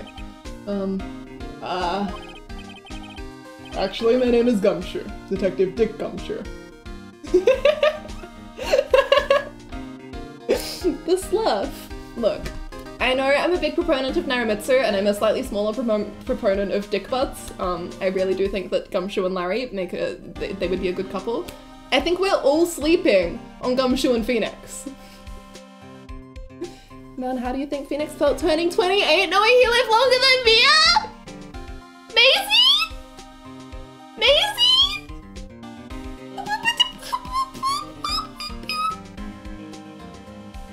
It was so cruel.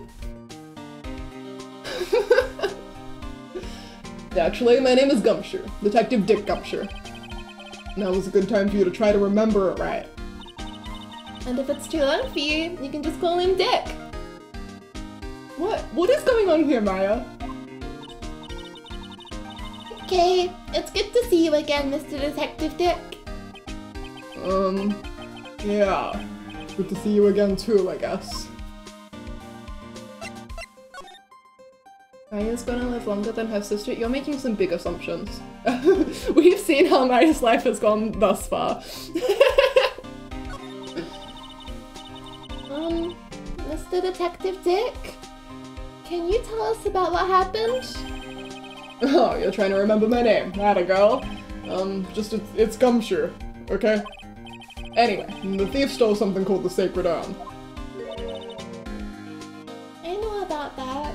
Maya trying to get Gumshoe with Nick because that prick Edgeworth hate him so much. That little bitch. Oh, wait. Oh, I just realized who we'll be meeting. My beloved.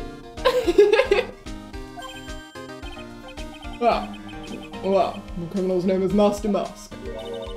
I know about that too. Detective, can't you tell us something other than that? Well, I guess I sorta kinda owe you guys, in a way. The crime occurred last night at around 1:30 in the morning. How exactly do you know that? We got an emergency phone call from the guard at the scene of the crime, pal. He said the urn was just stolen. The scene of the crime? You mean here, right? Wrong. That urn was being kept under careful guard in the basement warehouse. Basement warehouse, huh? So who was guarding the basement warehouse? That guy. It's all his fault that the thief got away, pal. He solves one case and gets a swelled head, thinking that he's an ace detective. Ace detective? Hey, Detective Gumshoe. About this Mask to Mask. Is he famous? What? You're joking, right, Nick? Mask to Mask is the hottest thing since sliced bread. Sometimes he appears as a museum guard. Sometimes he appears as a big brown bear known to surprise unsuspecting victims. But underneath those disguises is the true Mask to Mask. So he's some kind of master of disguise, huh? He only goes after the finest works of art, pal. Last night was his 5th heist. If Lord Taylor had only cooperated, I could have caught him this time. What? Then you knew he was planning on stealing the Sacred Urn? Of course I did. The guy always sends his calling card before he steals something. Calling card, huh? They mentioned that on TV. So why do you call him an ace detective, anyway? That's what he calls himself, pal. I didn't make it up. Wow. Kinda lame for someone to call themselves ace profession. I don't know who would do that, that's so lame. So, what's he like? Well, like I told you, Master Mask has made 5 heists so far. On the 4th heist, Mr. Ace Detective managed to get his stolen treasure back. Wow, that is impressive. All by himself? Yeah, I gotta admit it, pal. Maybe he really is as good as he says. Every time the thief sends one of his calling cards, we send our men on a stakeout. But none of us has ever gotten so much as a glimpse of the guy. But Mr. Ace Detective was able to retrieve the stolen treasure from the thief. Yeah, not Mr. Ace though, from Ace Attorney. Mr. Ace is all good. Anyway, he's at the scene of the crime right now looking for clues. So he's down in the basement warehouse, huh? So what's this calling card? Here it is, but don't show it to anyone. It's top secret, okay, pal? What's this mark on the front? That's Master Mask's signature emblem, pal. You could say it's his mark. His mask. His mask mark. All of his calling cards have got it on.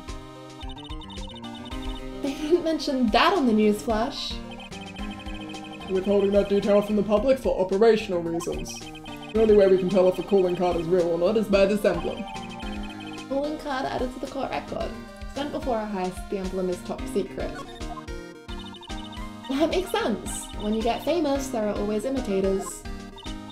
Mr. Nick, if you work a little harder, maybe you can have your own copycat someday. Thanks, I guess. Okay. Yeah, take a look at my attorney's badge. Are you still showing that cheap little thing off? Gumshoe! No! Betrayal! Oh, ouch! The real man keeps his mouth shut and carries a suave police badge, pal. Okay. Thank you, Gumshoe. Cheap! How dare you? I went to law school for this. October 12, Lordly Taylor, basement warehouse. No matter how many times we come here... Nope. No matter how many times we come here, this place always gives me the chills. That's probably because it's air conditioned. To protect the art pieces, you know. Welcome to my private little banquet of chaos. Huh? What the heck does that mean? I bet that Ace Attorney badge is worth more than Gumshoe's annual salary. Low bar. I'm afraid I have very little to offer, but please, make yourself at home. Who are you anyway? Shh! Silence! Now I see. It's all becoming clear. What do you see? Zvari! The truth has once again been elegantly revealed to me. A lawyer and a spirit medium, neither very advanced at their trade. Am I wrong?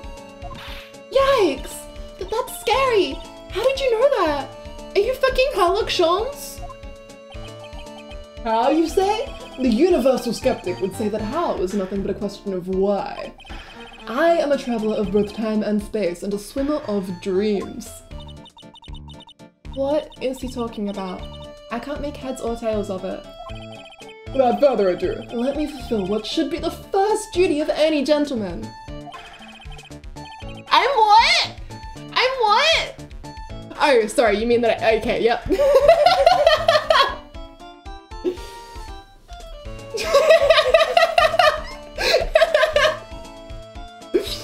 Sorry, D. He does wish he had what Sherlock Holmes has.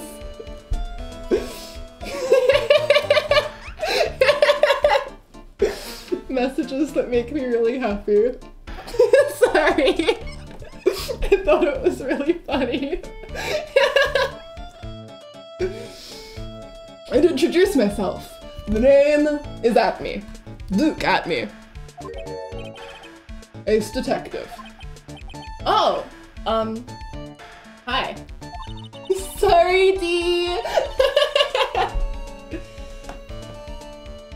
I just don't like this guy's name. Look at me. Look at me. Don't let him intimidate you, Nick. Stand up and show him what you're made of. My name's Wright. Phoenix Wright. Ace Attorney. I'm Maya Faye, Ace Spirit Medium. And I am, Pal Faye.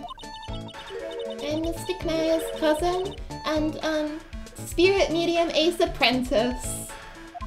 As if Sherlock Holmes is better. Yeah, Excellent. Well then, shall we begin our little game? Game? Why does the phrase one shot of a baker's dozen come to mind with this guy?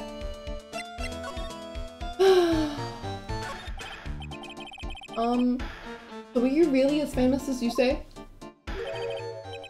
Of course. For a lawyer, you have a rather shocking lack of knowledge about the world. I had no idea anyone was left in this city that had not heard of me. Look at me. Get it? I am Mask Damask's arch enemy, the ace detective Luke Atney. At this moment, there are two mighty figures which loom large over this grand city. One embodies the nefarious forces of darkness, the other, the angelic cherubs of light.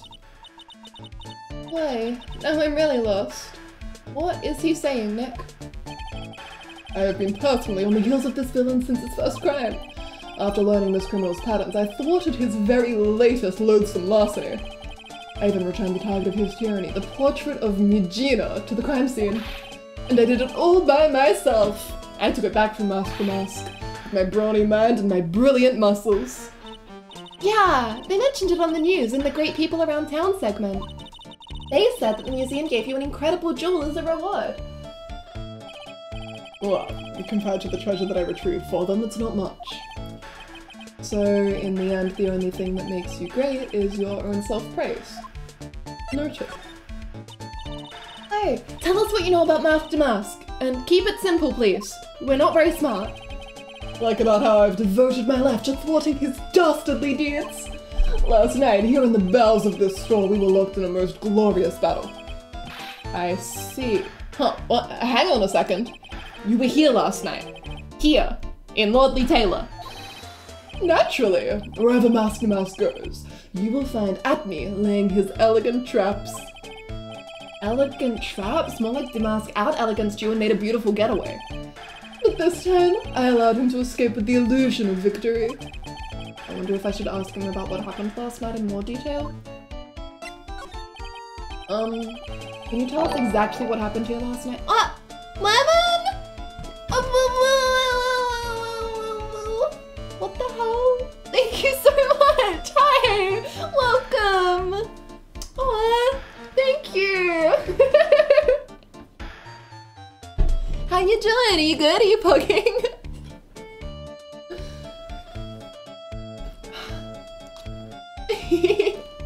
Yes, please enjoy the emotes. I hope to make more soon, actually. I have a lot more spaces than I did when I first made them. Can you tell us exactly what happened here last night? But of course. After all, I always say there should be no secrets between aces. You're pogging? Excellent! Love to hear it. Would love to see more emotes? Absolutely. I want to get my VTuber model going first so that then I can make the emotes to match that. I don't want to make emotes that match my current model and then feel like I need to swap them when I have the ones that matches, but I don't want to have the ones that match before the, you know? But yes, it is on my to-do list. I like making emotes and I like streaming making emotes and I really want to do more art streams. I just need to have more art that I can stream. I've been working on Zine Piece like incessantly lately and I keep being like, I wish I could stream this. Ooh. Streaming. I have so much fun. I was looking through my my like stream summary. What am I? Like the thing that shows you when you've streamed over the course of a month, and I was looking at February, I think, where I streamed like every single day because I was like, I have to play TGS, I have to play TGS. Yes, the Homemiku-san. Struggling, but that's the default state of playing Ace Attorney. Yeah. But hey, we made it through one case already tonight. We'll try and get halfway through this one. I should probably stop talking and start talking about things relevant to the case.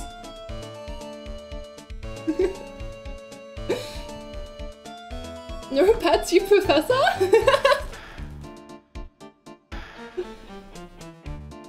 DGS did that to us too. Yeah. It just be like that. Okay, yeah, case time, case time. But of course, after all, I always say there should be no secrets between aces. Flattery will get you nowhere, Pinocchio. I am already in love with someone else, clearly. I first received my request for my services 20 days ago, and it was 10 days ago that we received Master Mask's calling card.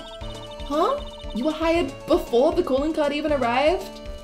Happy Pride Month! Ace rights, baby! Yes, you see, the person who hired me is quite rigorous and thorough. That's Adrian for you. Play 2 to 3 times a week when my sweetie only joins me once a week. You gotta play! Even Tony. It happened to Tony as well. It's universal. A mere 10 days after hiring me, her worst premonitions were realized. A calling card arrived, right? Yes. So, ace detective that I am, I set a trap for the thief right in the warehouse. And waited for him. Alone. Alone? But why? Why didn't you go to the police for help? Ridiculous! Why would I seek help from such a singularly useless group of nincompoops? Atme says ACAB. You've got a lot of nerve. After all, it was you that let Damask get away. I always operate alone and concealed, out of sight of others. Concealed? Are you telling me a mask sealed this con? Precisely. Even the guards on duty here were unaware of my presence. To fool your enemies, first you must fool your friends. It's my own original proverb. Anyway, back to what happened last night. As I was saying, I hid there in the warehouse and waited for the thief to arrive. But I swear to you, not a solitary soul came through that entrance. Nevertheless, the sacred urn disappeared. But that's impossible. How could it just disappear? How, you ask? Don't be ridiculous, Sir Lawyer. If I knew the answer to that question, I wouldn't be here. As someone who seriously messed up his own stakeout, he's rather full of himself. So you're saying that even though one came through those doors last night, the precious urn still somehow vanished from under your nose? That's just not possible. Okay. Well, here's something suspicious.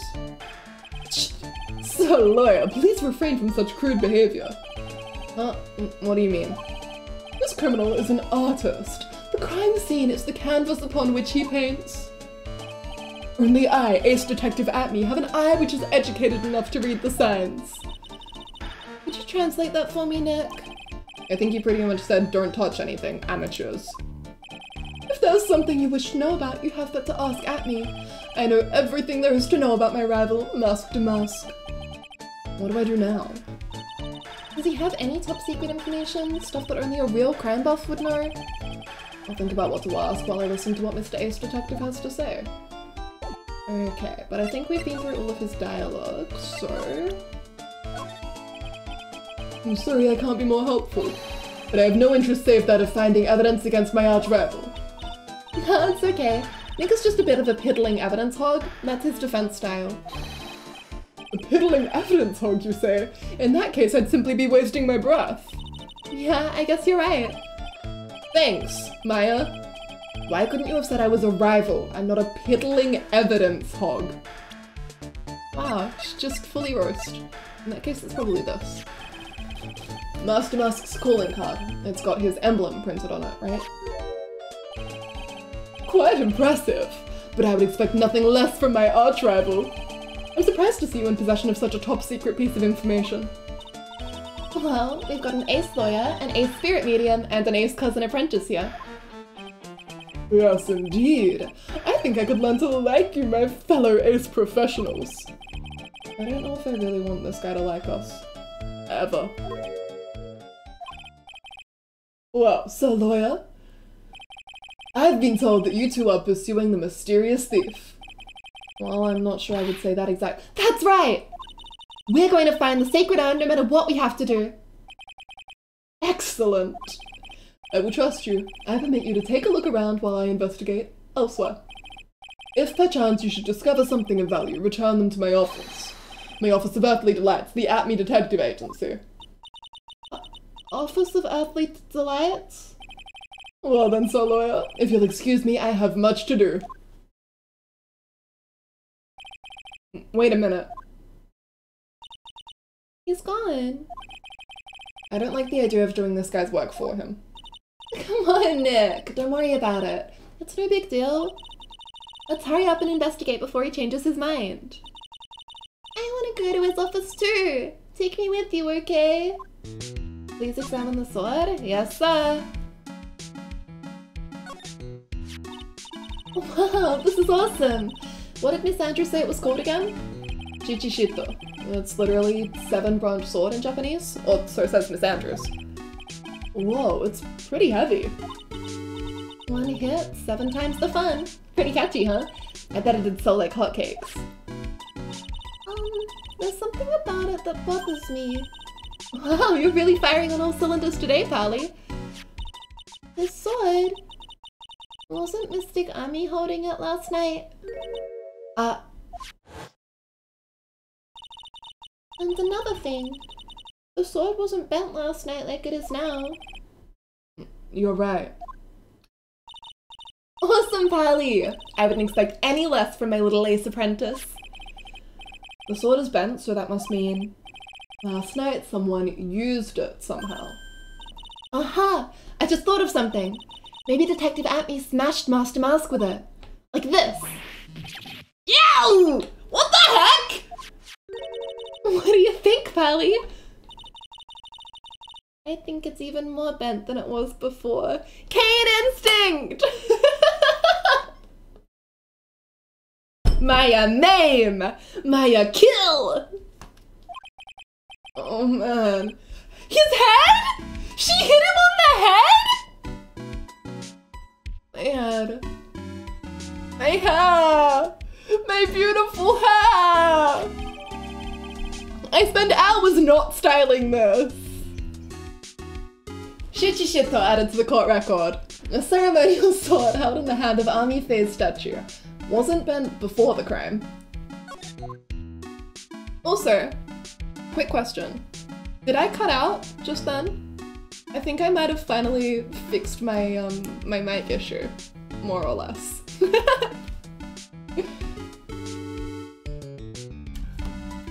No, I didn't cut out. We did it. Yelling rights. It took some doing. It took some headaches, but we got there finally. Every like week or so, I meddle with something else to try and fix it. We finally got that. That pathetic looking wooden box. That's the box that had the sacred urn in it. Don't touch it. There may be clues to the thief's identity on there. We don't need your prints on any more evidence, Maya. I worked so hard to make that box. Huh? You made that poor excuse for a box, Maya? What's that supposed to mean? That urn has always been on its stand in the winding way of Fey Manor. So there was no box suitable for it, Mr. Nick. And I was so proud of it. Oh. Oh Maya, maybe it would have been better if Master Mask had taken the box too. Oh.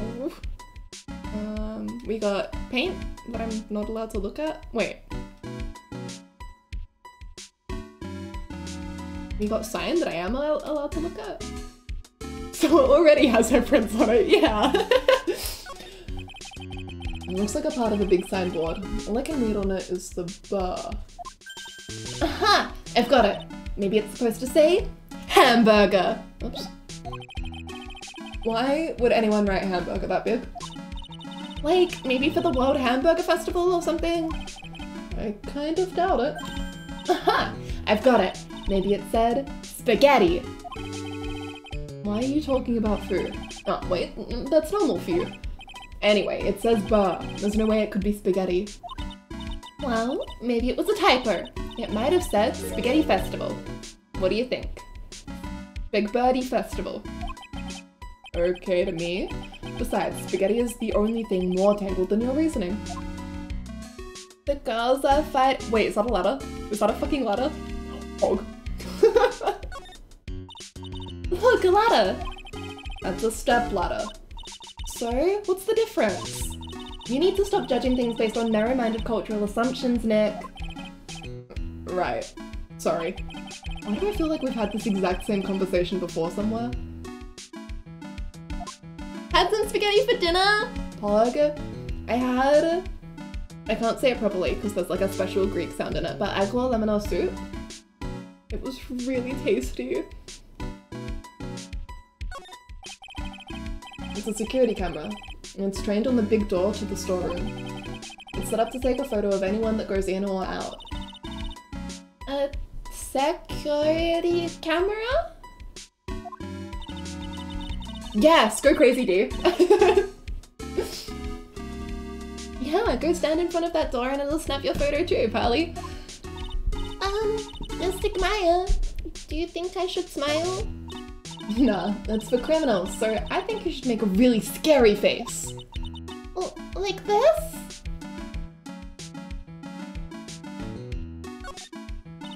Hey, Pally, do you know what this is? It's a computer.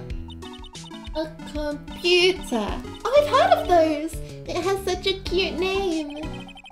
It looks like this computer is for storing the data from the security camera. When someone comes in or out of the warehouse, the camera takes a photo of them. It's probably the trap that the detective set up. Let's see if we can find last night's data on this thing. We might even find a photo of Mask to Mask. Let's see here. Man, I really stink at working these things. What's wrong, Mr. Nick? You're sweating an awful lot. Okay, I forgot about this bit. Whenever, like, fandom has Phoenix be really bad with technology, I'm like, what? Why? Where does this come from? I see now.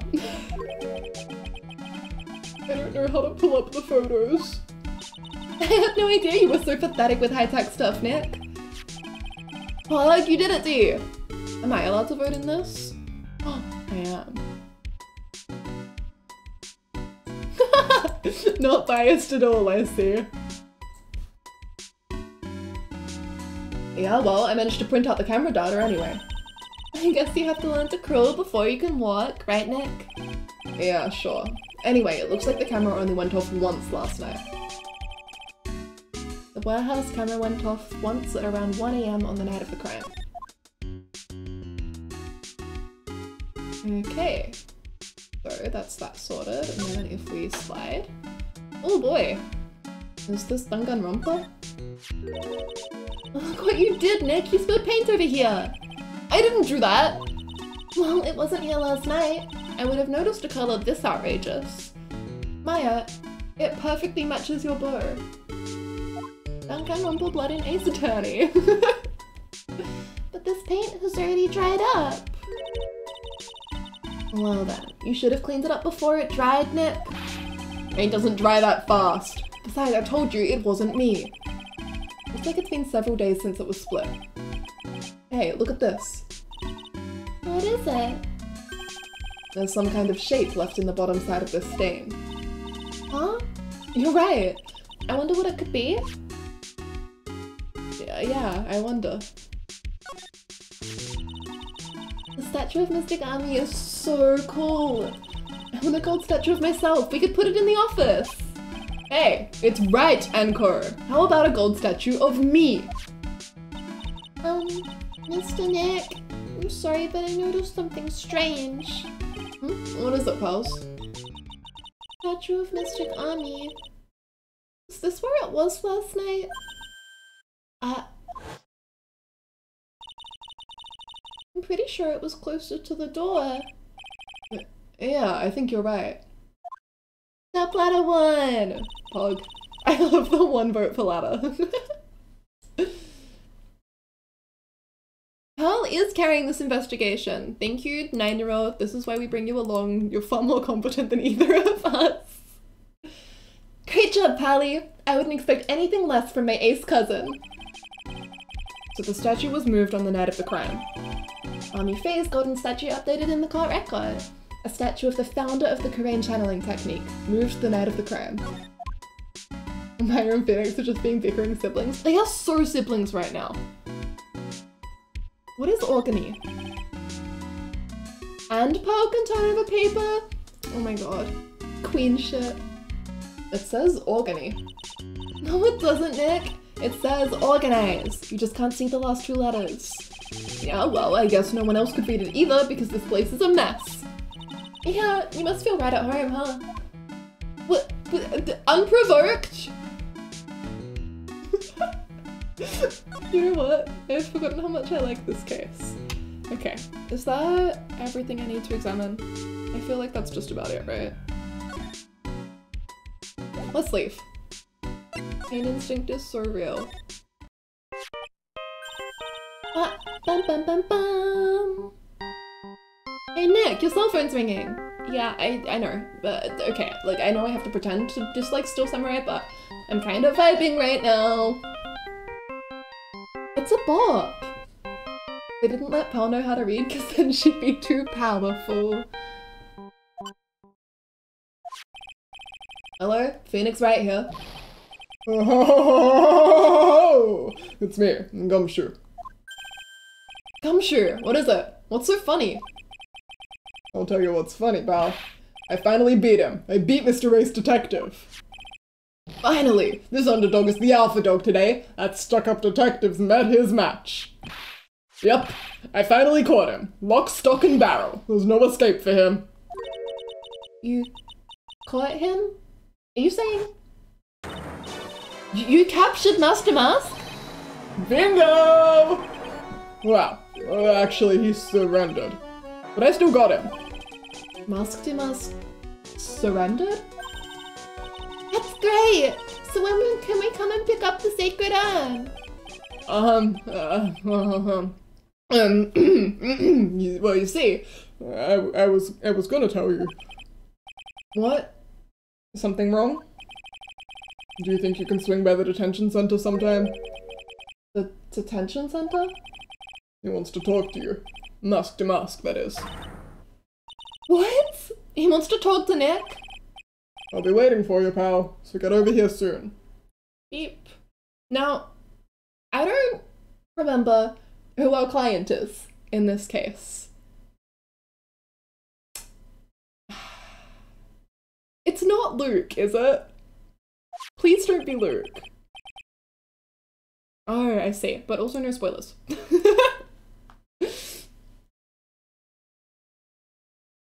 The detention center, huh?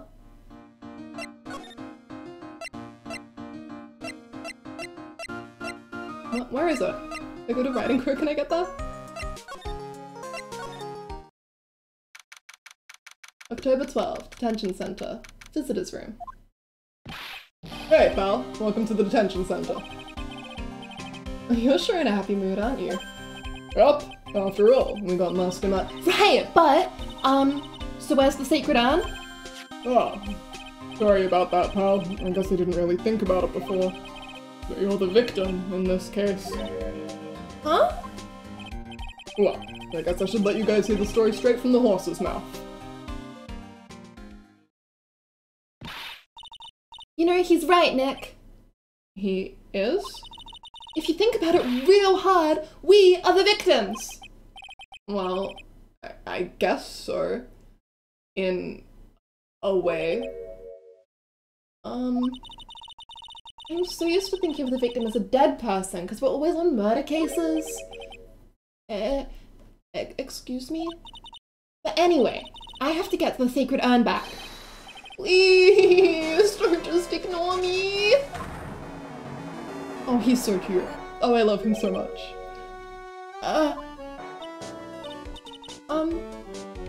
Who are you? The music is good. His hair's literally cinnamon buns. The pathetic sopping wet cat, beloved. I'm mask to mask. Okay. He's so gender. Hey, Nick, doesn't he look kind of, well, gangly? This is a boy with earrings without earrings, you know? I'm Rhonda Light, the famous Mask to Mask. I don't think this guy could punch his way out of a wet paper bag. He's so soft and baby. So, you're the Mask to Mask guy? Yes! You bet! No, that's wrong. You see, it's complicated. Sort of yes and sort of no, if you know what I mean. What's wrong? Well, when I say say wrong, what I really mean to say is that it's not right, per se. You see, it's not spelled mask-de-mask, it's actually mask-de-mask. Mask-de-mask? Mask-de-mask. What's with this guy? Well, he's a timid little weakling, we know that much. Don't do that! Don't look at me like that! I don't need your pity! And a major crybaby too. Aw, Phoenix, does he remind you of someone? Maybe our client from the previous case, Phoenix? So, why did you give yourself up? Well, you see, it's because, well, I know why. It's because you stole such a priceless treasure. And now you're overwhelmed with guilt, am I right? Priceless treasure? That broken old urn? I have a little favor to ask. Yes? What is it? Could you go and talk to Bessie? Bessie?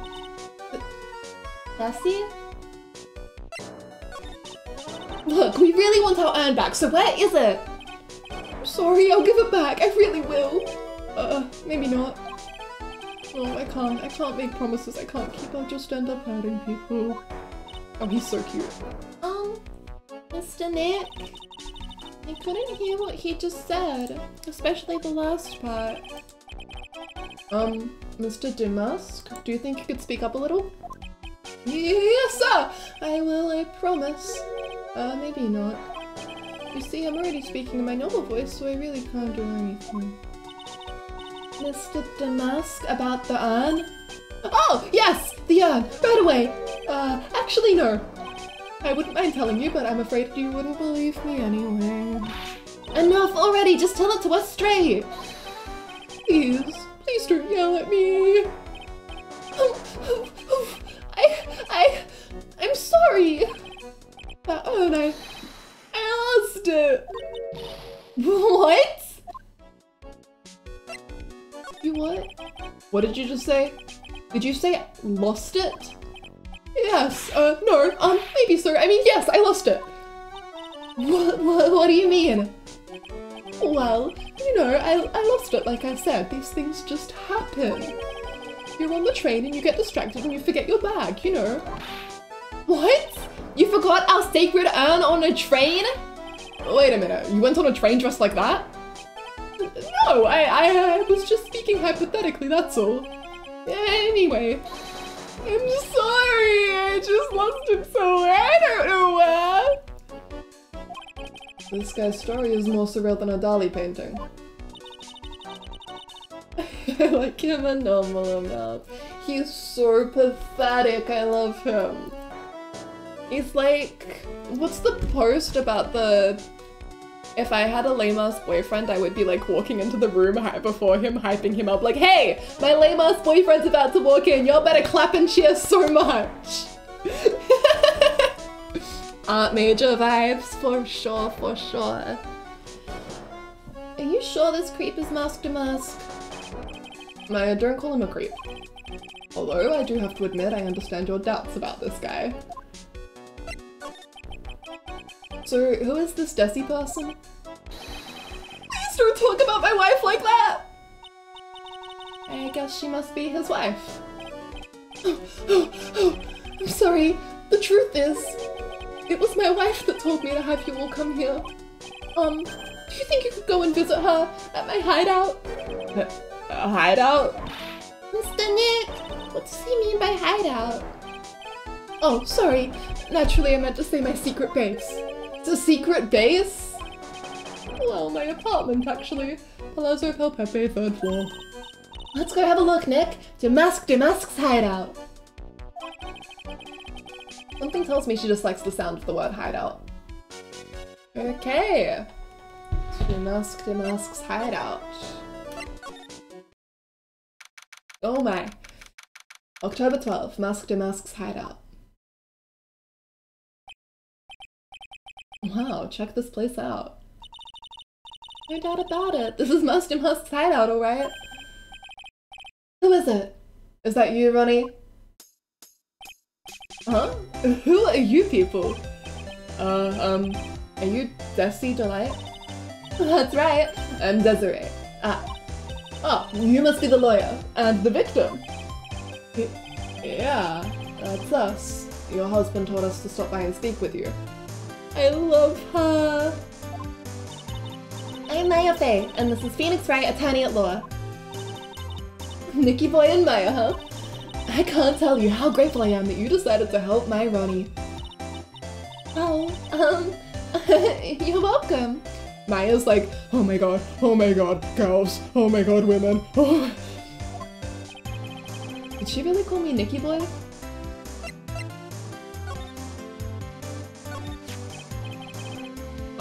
About your husband. Isn't he the cutest? A bit weak sometimes though. A bit? By the way, did you know they mentioned Maya on TV? Huh? Really?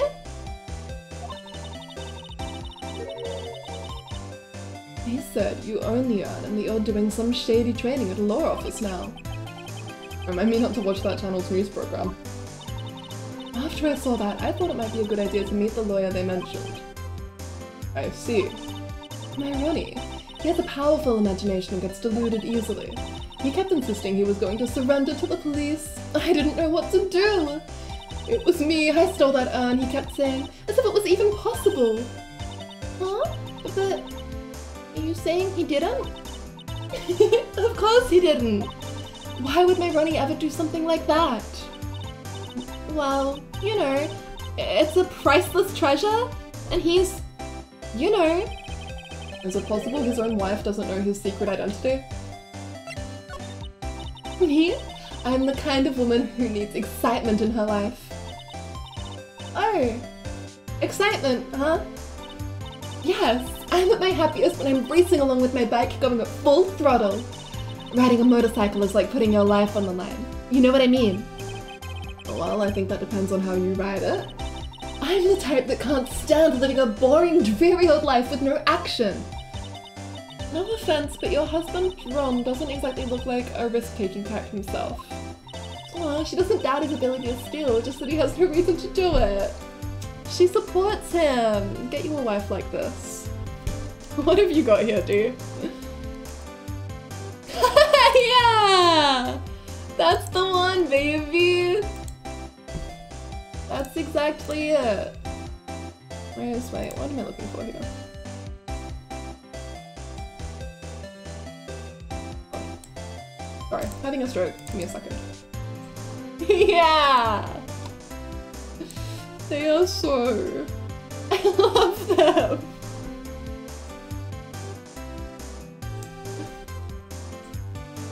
She thinks he's cool. You're right about that. He's definitely not one for thrills and danger. But I do have to say that he makes up for it in other ways. Other ways? Yes. Money. Ronnie is incredibly rich and- head pats! Thank you, Lottie! Oh my god, hi! Happy, happy, happy. Thank you. Ronnie is incredibly rich and super generous. He bought me a bike that's so fast it would make your head spin. And shopping? I like to shop so much it makes Ron's head spin. The other day it actually happened. His head actually started to spin. Ah, yes sir, Josh sir.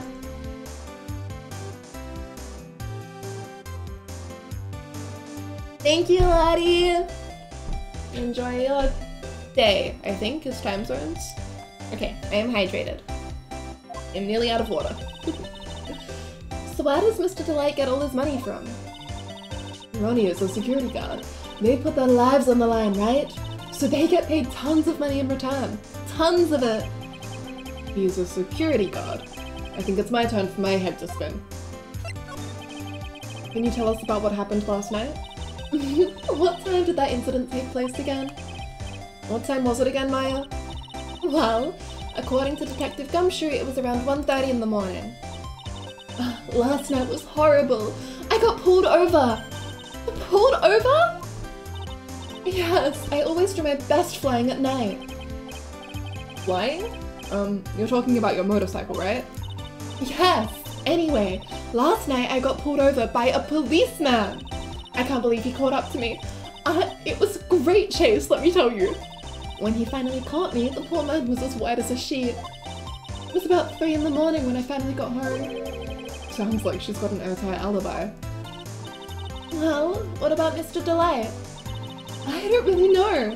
We weren't together at that time of the night. But when I got home, he was already fast asleep. So basically, he's got no alibi. Great! Ta-da! Okay. Do we want to look around at anything? I wanna... well, wait, no, not move. Examine. Thank you. Oh, that's so cute! It's called a hot air balloon, you know. Wow! There's no fooling you! I wanna make my own balloon now. I'll even let you ride in it, Nick. That emblem on the balloon is supposed to be top secret. That's proof enough that Ron Delight really is Masque de Masque. I better not tell Maya, she gets kind of scary when it comes to celebrities. Okay, I don't know if anything else here is really important just yet. Do we have anything to present? Excuse me, but would you take a look at this? Oh, I'm sorry. I haven't the faintest idea. I guess I just don't get out enough. What does she think this hobby is exactly? I would also like to know. What do you know about this? No! You can't show her that, Nick! That emblem is top secret, don't you remember? Ugh, oops, sorry about that. It's only plastered all over the house. The way she just said top secret was a worse giveaway than what I did. Ooh, when I hear the word top secret, it just piques my interest like nothing else. Peaks me, peaks me. There's something else. We have, oh, fucking Ron, duh. I know he doesn't look it, but he can really get things done when he puts his mind to it. Really? So when exactly does he put his mind to it? Well, not very often, I admit. What exactly does Miss Delight see in her husband anyway? Wow, you must have really seen skyrockets when you first met to love him so much. Skyrockets? I didn't know people still use that word. That gives us nothing? Okay, what about, Masque de Masque?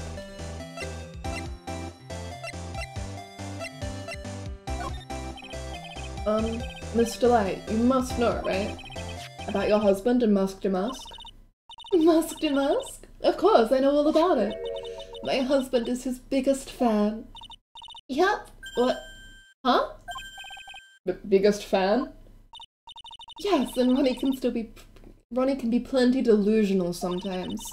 That's how this whole misunderstanding happened.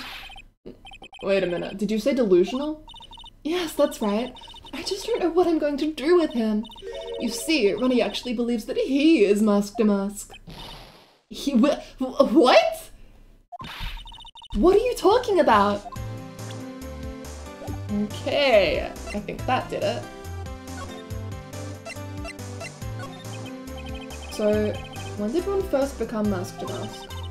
What are you talking about? He's not Masque de Masque. Huh? But, wait a second. Look around at this room. This place is obviously Masque de Masque's hideout. No, you're totally wrong. A real thief's hideout wouldn't look like this. It's because Ronnie is so timid himself that he looks up to heroic figures. Heroic figures? But Masque de Masque is a bad guy. So he's deluded, huh? Would that really be true? Anyway, if he really had stolen the urn, wouldn't he still have it? Well, I suppose so. Oh my god, it's official merch! He's fueling his obsession. Then why don't you ask him if he has the urn or not? She has a point. Mr. Delight isn't exactly the criminal type. But something about Ron's behavior bothers me. Maybe it's true. Maybe Mr. Delight isn't Masque de Masque after all. Hey, can I ask you something, Nicky boy? What is it? I know I may seem like a bad girl on the outside, but the one thing I won't stand for is illegal activity. I had the feeling you wouldn't. You're tough, but I can tell you've got a good heart. Somebody framed my poor Ronnie. I just know it. Could you give this to Ronnie for me? A letter? Yes, for Ronnie. I want him to fight back. Mr. Light.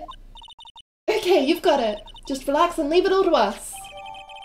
Desiree's letter, added to the court record, addressed to her husband Rondelight, apparently contains something important. Okay. In that case, I think that is everything. In which case, we can go give that to Ronnie.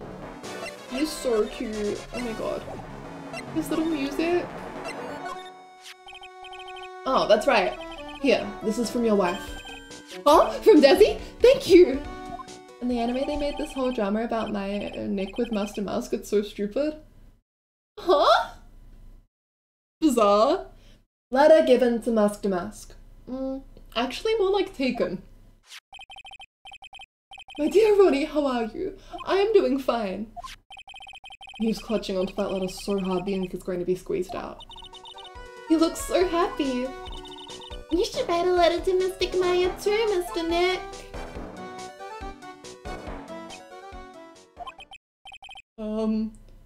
Mr. Lawyer? Yes? In the letter that Desi wrote, she said, ask this guy to be your lawyer. Uh-huh. I know this would be asking a lot, but could you please take my case? My trial starts tomorrow. I was like, he stole the urn, don't defend him. But she's not stupid. She's not a rational. Even if he did steal the urn, Phoenix is gonna. Okay, I guess the whole thing of True 4 didn't matter, where he defended the. Okay. That's dumb as hell. Hey, hang on a second, he can't be your lawyer. Like, yeah, she's a lot of little, like, moment, but she's not. She's rational. She knows that the best way to get to the truth is for Nick to take the case. Why not? What do you mean, why not? We're the victims in this case, right? Victims of this Damask guy. Well, yeah, but according to Desiree, he didn't do it. She said, poor man, he's deluded himself into thinking he did it. Right, Mr. Nick? Come on, she could be lying to protect her husband. Well, that's true. No, actually not. Actually, it's hard to say. Oh no, it's spreading. Oh, please! I'll give you the treasure of your choice in return. What should I do? Maya's so smart. Well, Mr. Delight, I've decided to give it a try. I'll defend you. Really? You will? Hey, what are you doing, Nick? He's a thief. You can't trust him. Well, he may be a thief, but I think there's more to this case than meets the eye. Mr. Nick, I was wrong about you. I shouldn't have trusted you. From Pearl, this makes sense. Pearls? I can't believe you defend this person after what he did to Mystic Maya. I'll never forgive you. Ever. Pearly? Wait. This is going to be ugly. I'll go after her.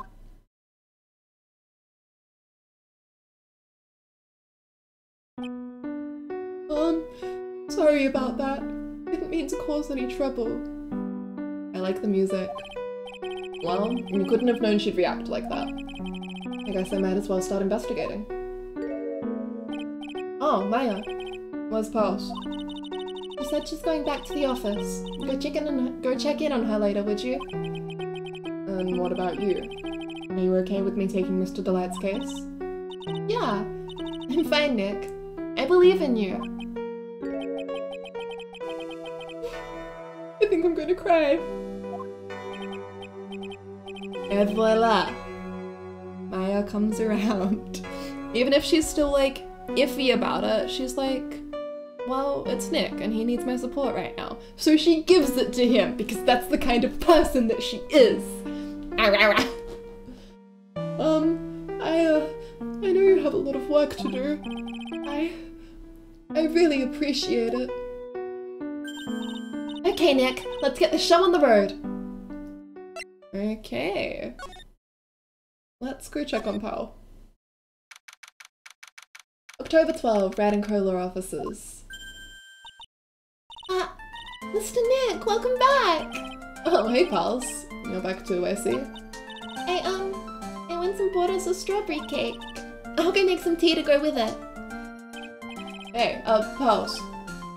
It looks like she feels really bad about what happened at the detention center. Mr. Nick, I was wrong about you. I shouldn't have trusted you. We need a flashback even though it was 5 minutes ago.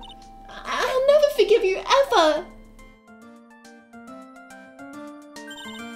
Mr. Kamaya, the tea is ready. Here's the outtake. Bookmarking to watch later, thank you so much. There we go. Come on, Mr. Nick, please have some of this cake. Yeah, thanks. Pals? Oh, excuse me, I was in the middle of cleaning the toilet. Hey, it's okay. I just cleaned it this morning. Too late. This might be a good time for me to ask about her. I first met Pals a year ago. It was when that murder happened at Kurain Village. I still remember what she said to me when we first met. You're Mr. Nick, right? You're Mr. Kamaya's special someone. Hey, Maya. I've always thought it was because she was young, but... But what? Pals, I think she's got the wrong idea about you and me. Huh? There's something you need to understand. And what is it? It's kind of like a Kurain Village custom, sort of. Is there an actual explanation for this? Okay, let's ask about Maya first. Pal seems to love you a lot. Well, it's because I'm her only cousin.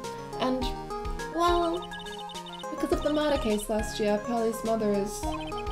Oh yeah. I forgot. I remember now. Pal's mother, Morgan Fay. She's serving her prison time in isolation right now. You see, I'm the only family Pally has right now. But it's the same for me too. Maya? My mother's gone too. Oof. There are hardly any men in Kurain Village. Now that you mention it, I never actually saw any men there while I visited. I'm pretty sure I told you about it a long time ago, about how spiritual powers run very strongly in the Fey family. Well, yeah, you did, and that's why you're undergoing training to be a spirit medium, right? Yeah, the thing is, only women can actually inherit the spiritual power. That's why the whole culture of Kurain Village kind of revolves around its women. Well, that's understandable. Nothing wrong with that. Yeah, but because of that, there tends to be a lot of unsuccessful marriages. Oh? Well, men start to feel left out after a while, and then they just start leaving. Especially if the man has a daughter. Are you saying that Paul's father? He's gone. He left the village when she was very young. Boy, that's tough. Yeah, and she grew up seeing nothing but unhappy marriages all around her. That's why she's so sensitive to things like that. Aww. So your mother's still missing? Yeah, and no one has any idea where she is. Maya's mother, Misty Fay. The current master of the Kurain channeling technique. She disappeared 17 years ago after getting involved in a sudden police case. But you're sure she's still alive, right? Yeah, I know she is. It's sort of a spirit medium thing. And if your mother doesn't come back, then what? Then according to the laws of the village, I'll become the next master. Mr. Kamaya, master of the Kurain technique. Sounds like a heavy responsibility. Yeah, but there's no one else with the blood of the Fey main family who's a spirit medium. Well, Nick, why don't we go out and start investigating? We're not going to learn anything just sitting around the office, except for a bunch of really interesting lore. Yeah, I know, but first I want to talk to Pals. Mr. Nick? Yeah? I acted like a baby. Pals. I doubted you, even though Mystic Maya trusted you completely. I guess I still have a lot of training to do. Mr. Nick, Yes? from the bottom of my heart, I apologize for what I said. Oh, it's okay. I'm the one that should be apologizing. Well, I'm going out now for a little bit. Huh? Where are you going? I may be small, but I still have a lot of spirit channeling power. So I'm gonna show you I can be useful too, by finding some evidence. Pal, you're 9. Pal, you're 9! Hey, wait she sure runs fast. Nick, Let's back off and give her some room, okay? Maya, she's 9, and she's just run out into the city. She's 9! Yeah. she's gone to investigate. She's looking for evidence. She's 9. But They will just let her do anything.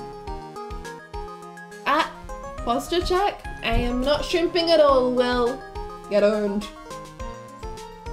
9 years old can go out on their own. I see. See, I feel like at 9... Sorry, Will. That was aggressive. I feel like at 9 I was walking to school by myself. I might like go down to the Oval in our teeny tiny town where everyone knew everyone.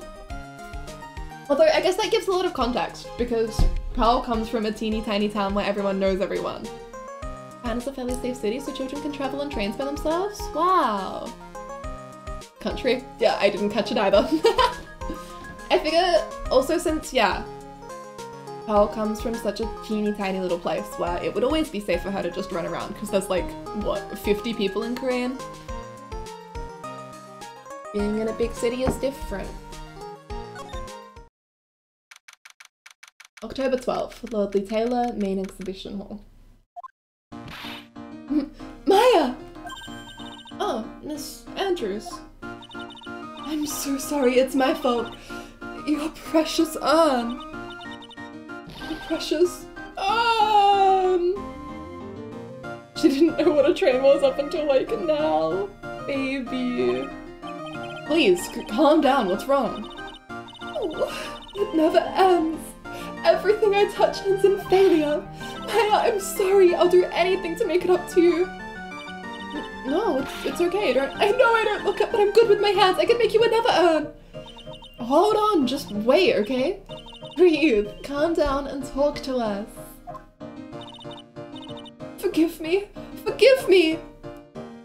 Hey, we'll forgive you. Don't worry about it. So when did you get the calling card from Mask to Mask? Let's see. Exactly 10 days ago. I was going to show it to the police, but that detective stopped me.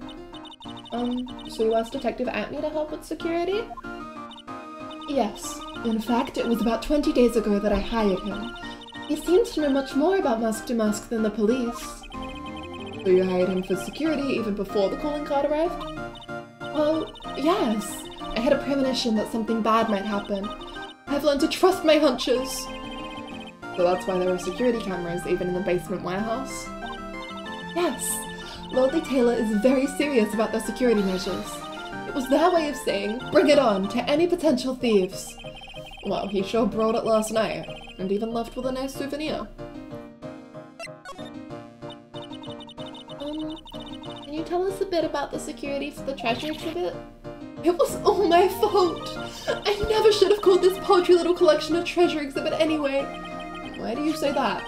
The urn that was stolen is a pretty important object. Maybe, but its actual value after the appraisal was, well, practically 0. 0?!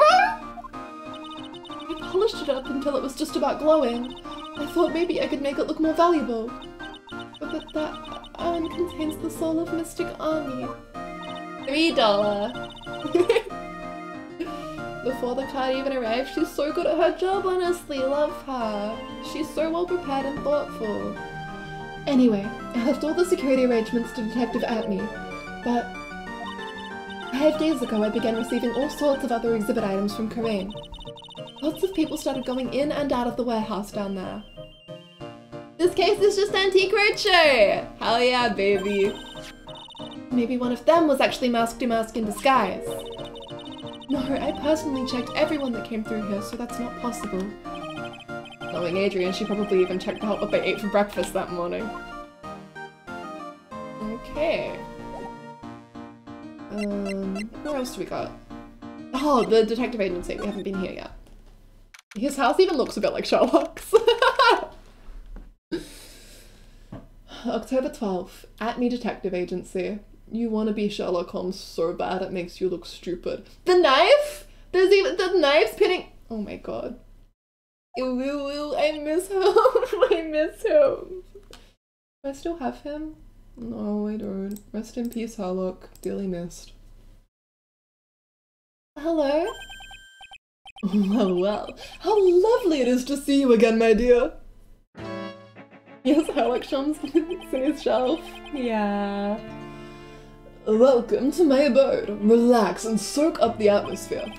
We're actually kind of... Shh! Silence! You wanna be Sherlock so bad!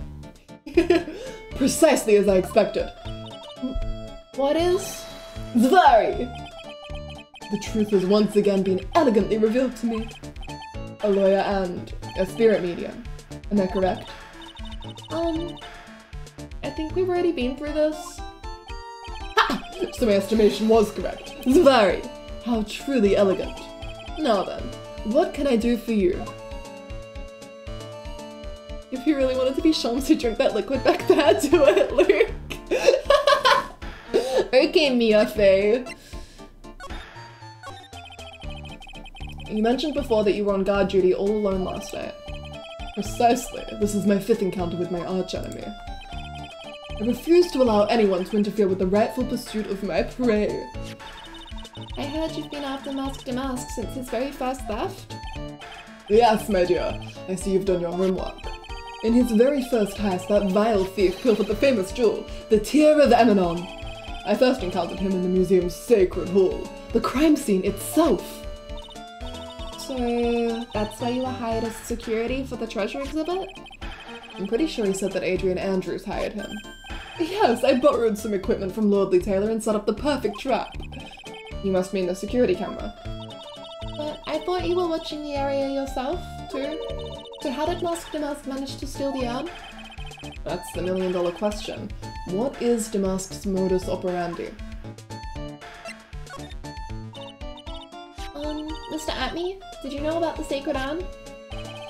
I'm interested in only one thing, my dear, and that is Mask Damask. Sacred urn? Pfft, that has nothing to do with this case. But wasn't that what Mask Damask stole this time? I am a hunter, sir. The urn was nothing more than a lure to catch my prey. Do you yourselves remember the shape of the individual peanuts you throw to pigeons? I don't think I like this guy's attitude, Nick! Well, anyway, it looks like he doesn't know about the urn. There's something that's kind of bothering me. Please, my dear, ask me anything you like. After all, we are all but seekers wandering alone in the dark. Well, I was wondering how Mask Damask managed to steal the urn. I mean, isn't it strange that you don't seem to know? Yeah, now that you mention it, it is strange. After all, you were on guard that night at the scene of the crime. Unless you were sound asleep, you should have at least seen Mask Damask.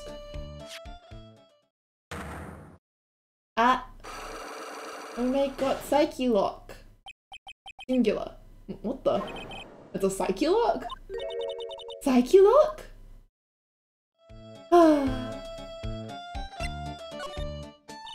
Hey, Nick, what is this Psyche Lock thing? Oh, tutorial, right, okay. Well, your Magatama lets me see when people are keeping secrets. By breaking their mental locks, I can find out what those secrets are. What? This Magatama has that kind of power? Maya, you're the one who gave me this Magatama last year. Well, it's true that this Magatama is a prized Fey family heirloom, but... Charlie was the one that actually imbued it with spiritual powers, right? Have we really not used it in front of Maya at all? What? Really? That's why I don't really know much about what it can do. This is the woman that's going to take over the Korean channeling school someday. So how do you do it? How do you break the Psyche Lock thing? Well, you present the Megatama to the person with the secret. Cool! I can't wait to see it in action. Come on, try it out. Oh boy, I think the future master still needs to learn how to be patient. Charlie is so powerful.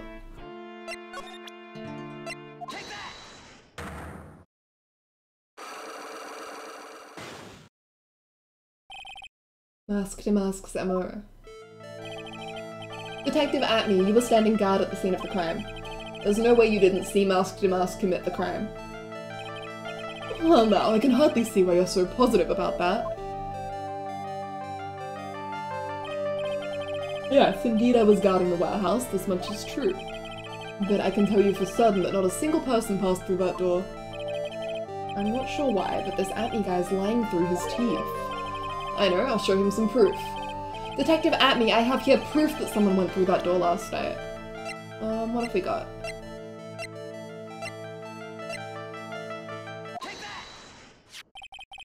There was a security camera set up at the scene of the crime. It should have automatically taken a photo of anyone that went through that door. Precisely. I hope you don't mind, but we've already gotten our hands on the camera data. As you can see, the camera went off exactly once last night.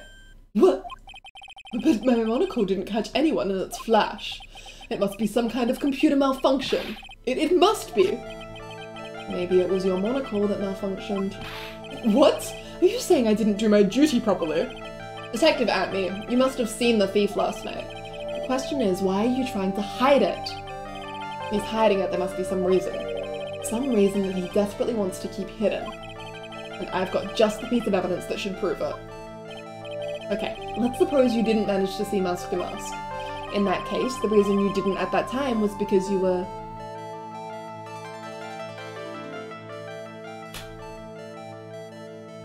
unconscious? I'm afraid that making a guess is not enough. Time to put your money where your mouth is. Show me your evidence. Unconscious, that would be this, then. Detective Atney, you were knocked unconscious by the thief, weren't you? Surely you must be joking. You think that I, Luke Atney, could be knocked unconscious so easily? This sword proves it. That's... Before the theft, this sword was in the hand of the statue of Ami Faye. Furthermore, at that time it was not bent. There's only one explanation. You were struck on the head and knocked unconscious by this sword. Well, detective, how about it? I'm impressed. You truly are an ace attorney. Hydrate! Thank you, Queen!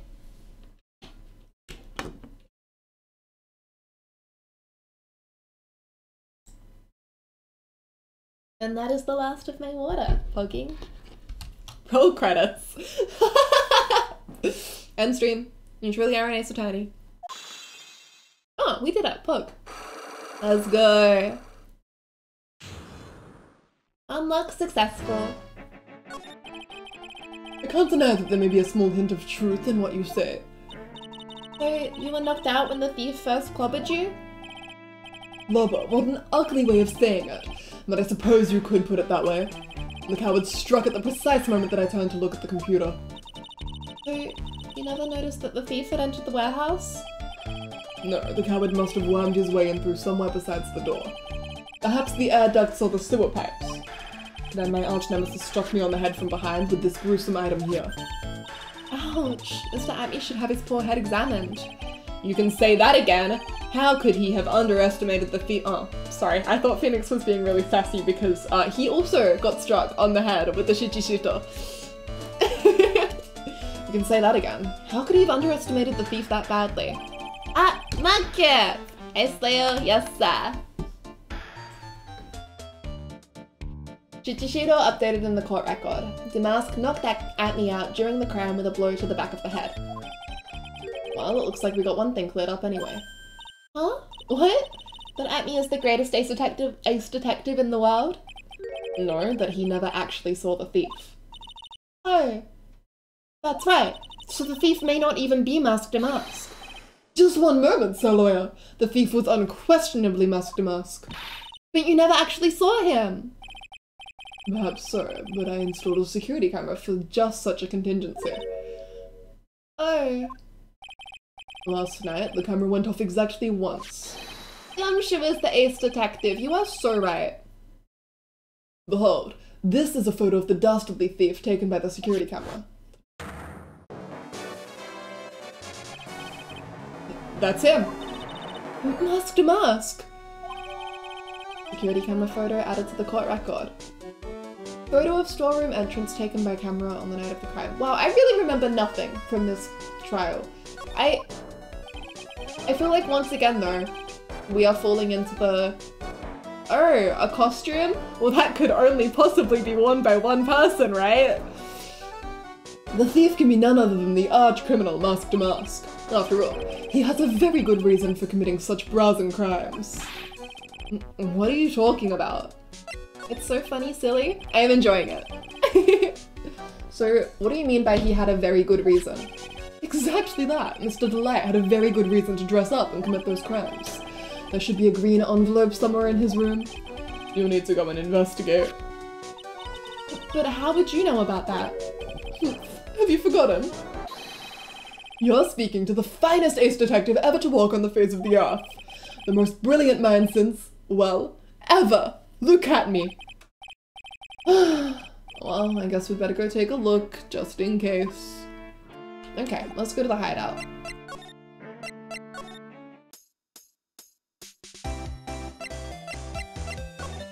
What have we got? Green envelope. Oh, there it is. Hey, Nick! Remember what Detective Atme said?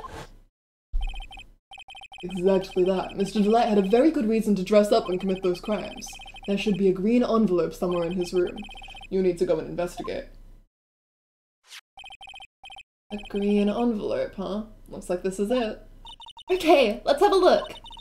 If you don't want your true identity revealed to the world, come to KB Security at 1 AM on October 12th and bring $50,000? For 50,000? This is a blackmail letter. It sure looks like a major clue, alright. Blackmail letter added to the court record. Written with a fountain pen. Found in Ron's room. What? Hello? Oh, someone's at the door. I'll be right back. Won't take but a second, I promise. Oh, thank you for coming. That's so nice of you. Who is this? Who is this?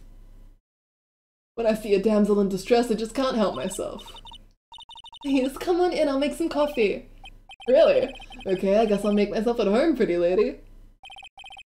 Wait a minute, I know that voice. Wait! No! No! Oh, Nicky boy, I'm so sorry, but I've got another guest.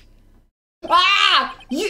Nick, it's you! And Maya too! What a fluke! Larry! Thank you, Echo, for headbats! Oh my god!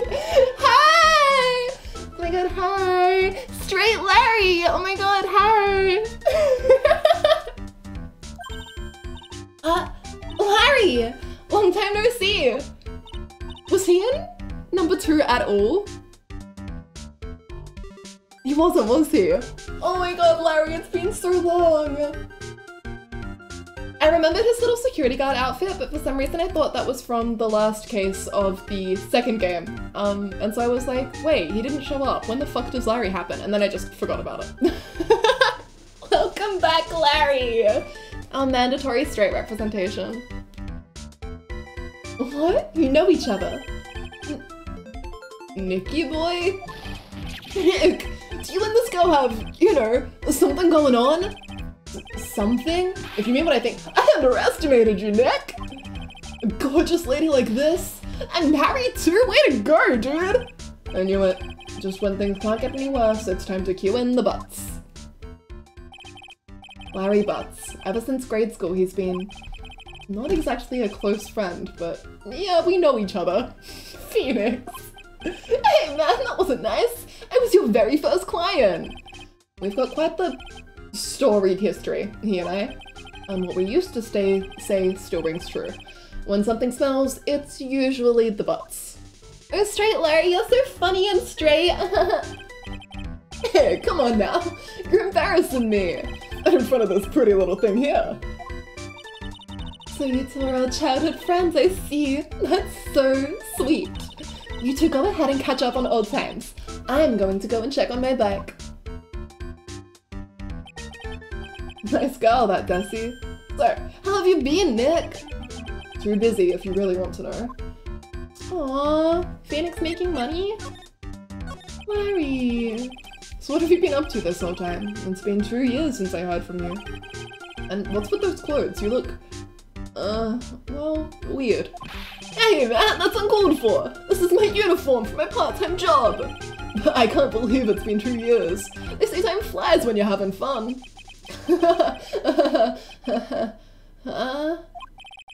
He said busy, not making money? You're right, sorry, never mind. What's wrong? Nick, I gotta tell you. Women. I don't trust him anymore. You got dumped again? Well, you know Benefit? Sorry? Who? Did this bitch just say Benefit? Wow, you know Benefit? I followed her all the way to Japan 2 years ago. That's where I met the famous Caddy Tom, and my whole life changed. Caddy Tom? But Benefit? I have never heard of either of them. Where the fuck are we?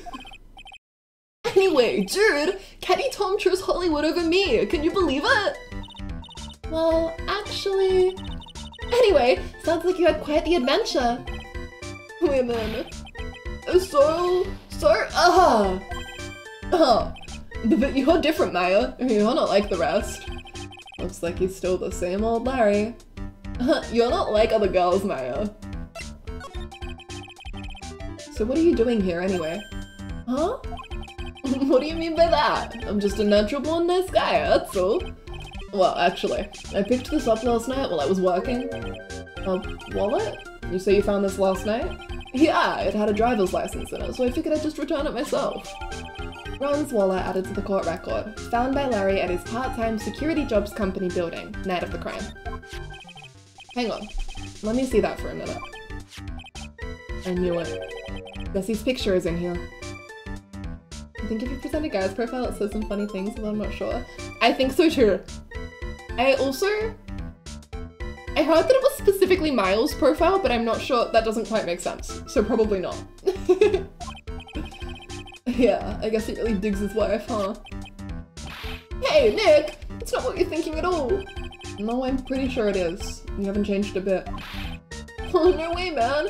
I mean, she's a married woman, that's just bad news. He really is here just to check out Mr. Light.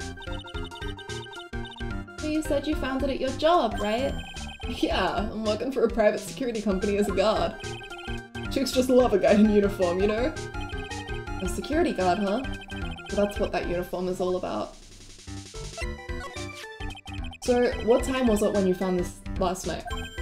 Huh? Why are you asking that? You're trying to see if I've got an alibi? You're not the one on the hook for a crime this time, buddy. I guess it was around 1 in the morning on the first floor of our company building. What was Mr. Delight's wallet doing there? Anyway, there's nothing weird about that. After all, he works there. He works there? You mean Mr. Delight? Sure. Here, take a look at this. It's right there in his wallet. What's this card? The key card for the security company. See? It's got a serial number on it right there. There's no mistake about it. You said you were working part-time at a security company, right? That's right. Why are you making that scary face? Security company, huh? Something's not quite secure about Larry working there. I need to find out as much as I can about this keycard. Keycard added to the court record, found inside Ron's wallet, apparently used for the building of his part-time job. Okay, alright, let's see. Is that everything? Larry, what about this person? Beats me! What the? All of a sudden he's got nothing to say? Okay, no, just sleeping. Wait, what's it say about him? My friend, I've known this trouble magnet ever since grade school. Did I see the fucking... Oh! I've missed this so much! This is my favorite out of Phoenix. I love it so much. It's so cute. It's so cute. I kept opening up the court record in 1 and 2 and switching to profiles and expecting to see little baby Phoenix there. Phoenix Wright, age 26. Me. What more can I say? This is my 3rd year as a young but skilled lawyer. He's so cute! I love him so much. Okay.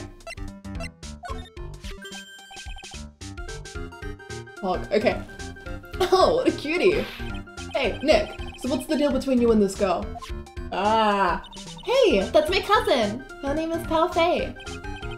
Oh, huh. Too bad. Never date 2 girls with the same name. That's one rule I can't break. Larry? I think the fact that she's only 9 years old would break some rule somewhere. Get him, Phoenix. I see. Okay. Okay. Anyway, what did I come here for?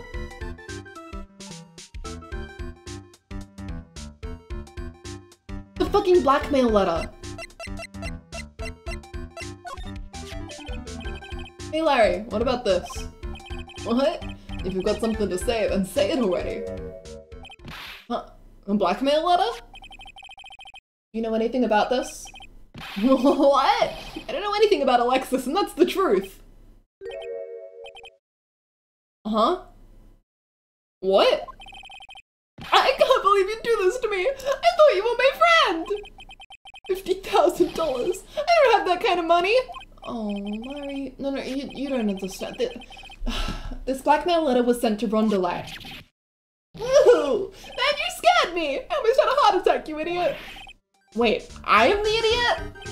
And I was totally confused because it says KB Security right on the envelope. Yeah? So what?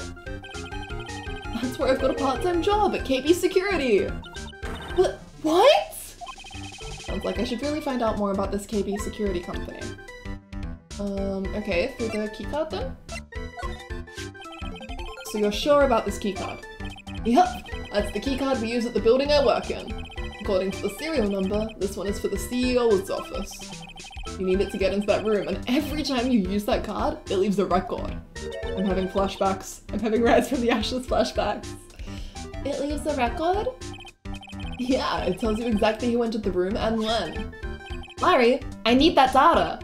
Whoa, slow down, man. Sorry, but that data is off limits to outsiders. If I lost this job, I'd never have a chance with Desi. It's times like these when I wish lawyers weren't so powerless. Keycard updated in the court record. Found in Ron's wallet, opens the KB Security CEO's office, leaves a record unused. Okay. KB Security, the company in the blackmail letter. You know about it. That's where I work, yeah. In fact, I'm on the job right now. Huh? So what are you doing here then?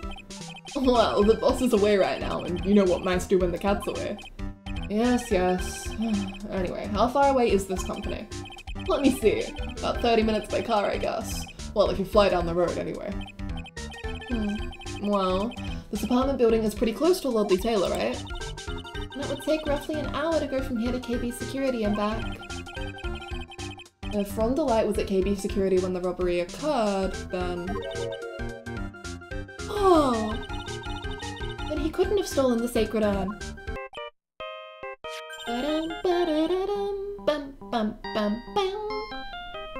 Hey Nick, your phone! Hello? Is this the right residence? Pals, where are you? I thought I'd go to Lordly Taylor to try find some more clues, but I'm afraid I've gotten lost. What? Give me that phone, Nick. Papali, where are you right now? I was walking along and I found myself in front of that person's office. That person? Who? That person who doesn't act his age and always says Zavari when he's excited. Look at me, he's detective. Okay, stay right there. We're coming to get you. Alright. I'm a little scared. Alright, let's go, Maya. Wait a second, Nick. What? That phone call just now sounded like a real cutie. No! No! Another one of your special friends? No! Say goodbye to Mr. Light for me, would you, Larry?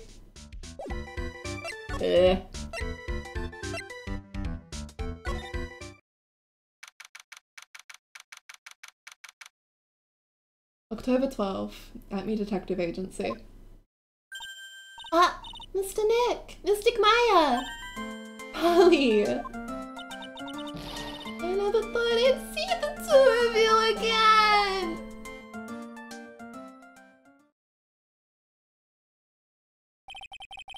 So was Mr. Ace Detective out of the office? Yeah, when I arrived here, there wasn't a single soul in sight. Say, Nick, doesn't it look like something's changed since we were here last? Now that you mention it. Yes. I know what that is. It's probably the bag, right? This bag? I'm sure it wasn't here before. It looks quite full. I wonder what could be in here? Did they just break in and are now going through his stuff? Hey Nick, come on, open it up! Hey, wait a minute. We can't just open his private property. Don't be such a fuddy-duddy! This is an important investigation! That's true, and truth be told, I have to admit I'm kind of curious. Well, what's in there? Hang on a sec, I'm taking it out now. Breaking and entering is a staple of Ace Attorney. You're right, I'm sorry. Whatever it is, it feels kinda hard and smooth. Well, hello there! Are you doing to the straight what some media do to gay representation, stereotype, and also being straight is his only personality? Yeah. It's a quality? Ah! He's here! What are you doing, Sir Lawyer? I'm shocked to see a servant of the court ignoring the law so flagrantly. I am really sorry, Maya made me do it! Nick, I can't believe you! The gentleman never uses a lady as an excuse for his own poor behavior. The real question is, can you afford to waste time lollygagging about here? What do you mean by that? Perhaps I should make myself more clear. Tomorrow's trial. Zvari, shall we say the figurative? Sir William will be dropping his panties before lunchtime. Huh? What? Wow, Nick! Sounds like it's gonna be really exciting! What's going to happen at the trial tomorrow that's so dramatic? Do you know what your biggest mistake so far has been, Sir Lawyer? It was becoming a lawyer in the first place. That certainly does sound like a big mistake, Mr. Nick. Tomorrow will be a day to remember. I, Luke Atme, will take the stand. And then Zavari, my testimony will prove to be the undoing of the lot of you. Yes, all of you. I will unmask you as the thief's co-conspirators. Conspirators? You're quick on the defensive, I see. However, it is not I that is your greatest enemy. There is a far more dangerous threat that you will face during the trial. What are you talking about? The lawyer. If you truly are who you say, I'm sure you've heard of him. His name is Goddard. Goddard? Goddard! I want to see him so bad. You've taken a step down the path of foolishness. To try to defend a career criminal who deserves nothing less than the death penalty. Hey! Last time I checked, no one knows for sure that Mr. Delight really is Damask. Goddard. It's French. I said Goddard a lot. I used to say Goddard, and then I found out that it is Goddard. Apparently in the original Japanese, it's just written as like Goddard.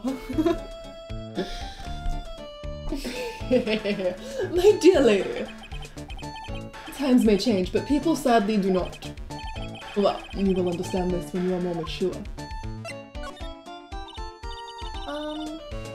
Who is this Godot person? Godot. It's like a famous thing, right? If I Google Godot and get a cross-platform free and open source game engine released under the MIT license, it was initially developed by Argentine software developers Juan Linietsky and Ariel Manzo, but okay, that's not what I'm thinking. It's like a book?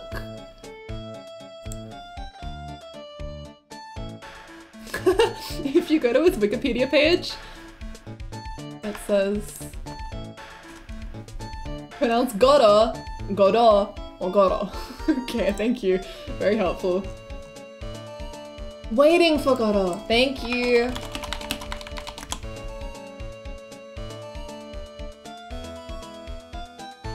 Oh, okay.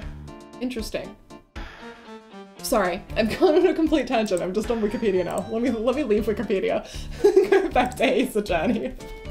It's not surprising that a spirit medium has not heard the name. Kind of a crappy one? Okay, interesting. You know, that fits though. Godot, the prosecutor whose equal cannot be found in this country, but in heaven. Godot, a legend or myth. Men pin a lifetime of hopes on the chance to simply meet him. Bye, Sam. Thanks for hanging out. Prosecutor Godot. But the best prosecutor in the country isn't Godot, it's Mr. Edgeworth. Isn't that right, Nick? Wink, wink, and nudge, nudge. It's no surprise that a spirit medium such as yourself would know nothing of this. But Ace Prosecutor Miles Edgeworth is currently traveling abroad. When is he not? Huh? In fact, it was Mr. Edgeworth who acknowledged Godot as the best in this country. And you agree with that? Most certainly. In fact, you could call him the Luke Atme of the prosecutor's office. Oh, that's good to hear. The prosecution has a fighting chance tomorrow. Mr. Nick, is this Godot really that strong? I seem to remember hearing about someone like that.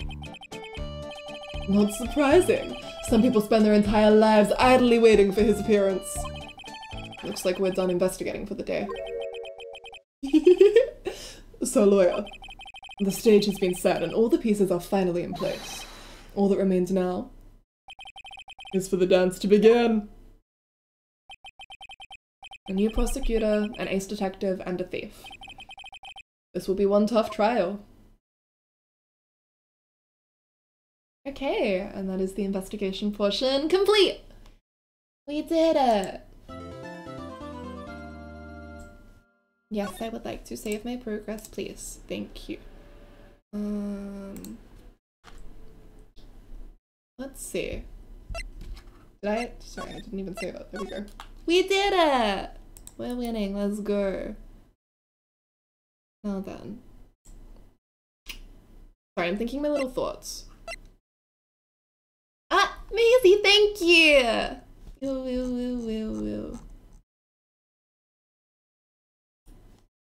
I'm having sleepy bitch disease.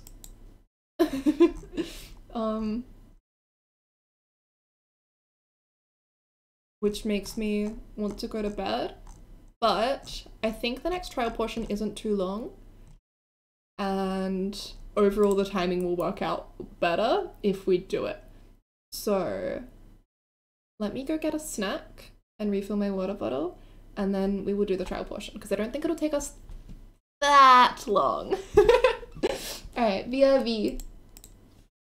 Oh my god, where's my BRB? There it is.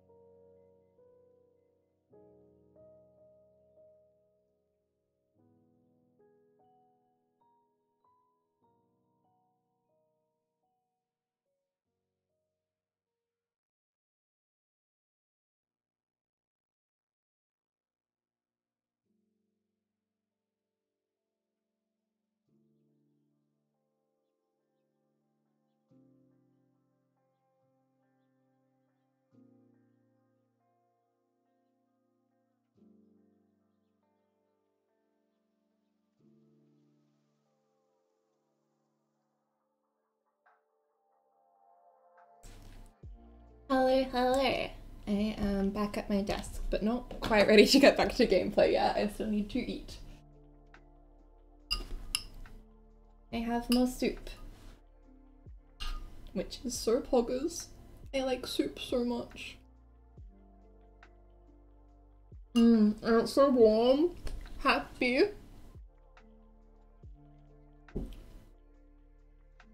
How's everyone doing tonight? Are we pogging? Man, I miss the chatting vibes about streams. Soon.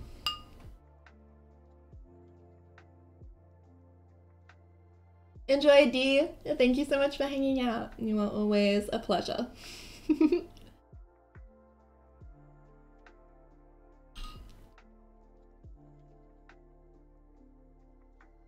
Ow. Soup hot, soup hot. No, Mid-Soup for Pride Month. Pog.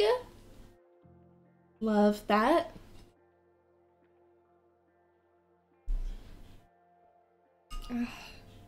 Pride Month is so soon. Pride Month is in 6 minutes, in fact.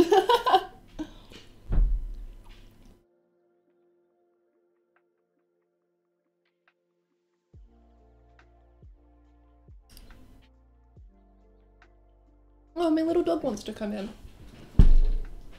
Hey, puppy. Hi. Oh, it's because I have food. So no, you don't actually want to hang out with me.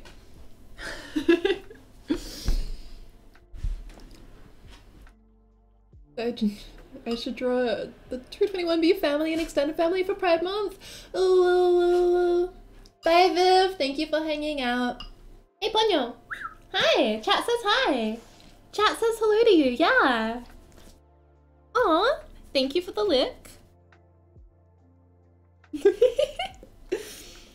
You are such a little guy with such a squishable face.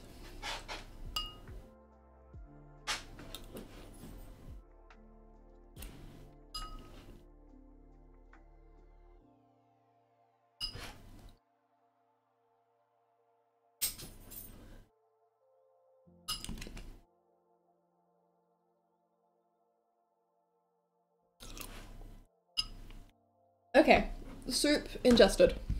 Well, some of it anyway. Let's head into the trial and meet my my second favorite prosecutor. Maybe third. Venzeek's was pretty good. Oops, that's not it. There we go.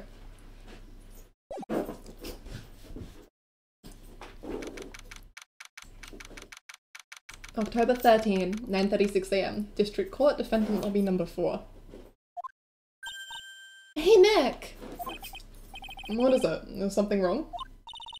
Nah, but did you see all the people here? It's crazy! Oh, so check out the Master Mask Glossy I bought. You bought this where? Best of the best, don't lie to me. He's cool. He doesn't really do it for me, you know? I like him a lot. I miss him, but Miles will always have number 1 in my heart. In the little tents in front of the courthouse, they have all sorts of things for sale. You know, I'm a sucker for this kind of stuff. Mask to mask, publicity photo stuck into the court record. A shot of mask to mask striking a pose. Come on, I'm guilty! Throw the book at me! Who's screaming like that? That is official match! Oh, Mr. Wright, you made it! Yeah, I did, but it doesn't look like things are going to get any less ugly for you. Cause I did it! I'm the criminal! Me! He's at it again. I sent the calling card to Lordly Taylor, I admit it! But you don't have the Sacred Urn, right? Oh, that's true, but that doesn't mean that I didn't commit the crime. Normally when I say, of course you didn't, I'm being sarcastic, but you... Yikes! Anyway, I admit that I'm guilty, so make sure they give me a guilty verdict, please? Oh, there you are, Ronnie. Bonjour, sweetie. Oh, Desi, honey, but bonjour. Well, actually, I don't really know why I should be speaking French to you at a time like this. Leave it all to me, Ronnie. I swear I'll protect you.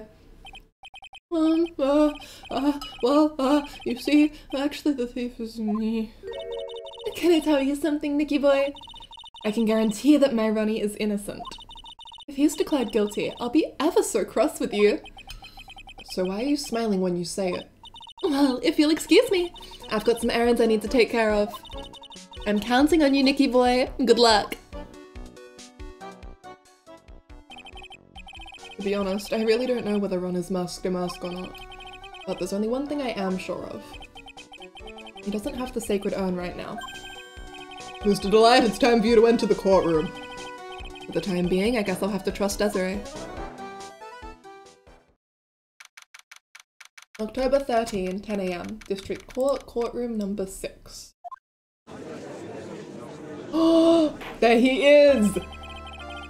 Court is now in session for the trial of Mr. Ron Delight. The defense is ready, Your Honor.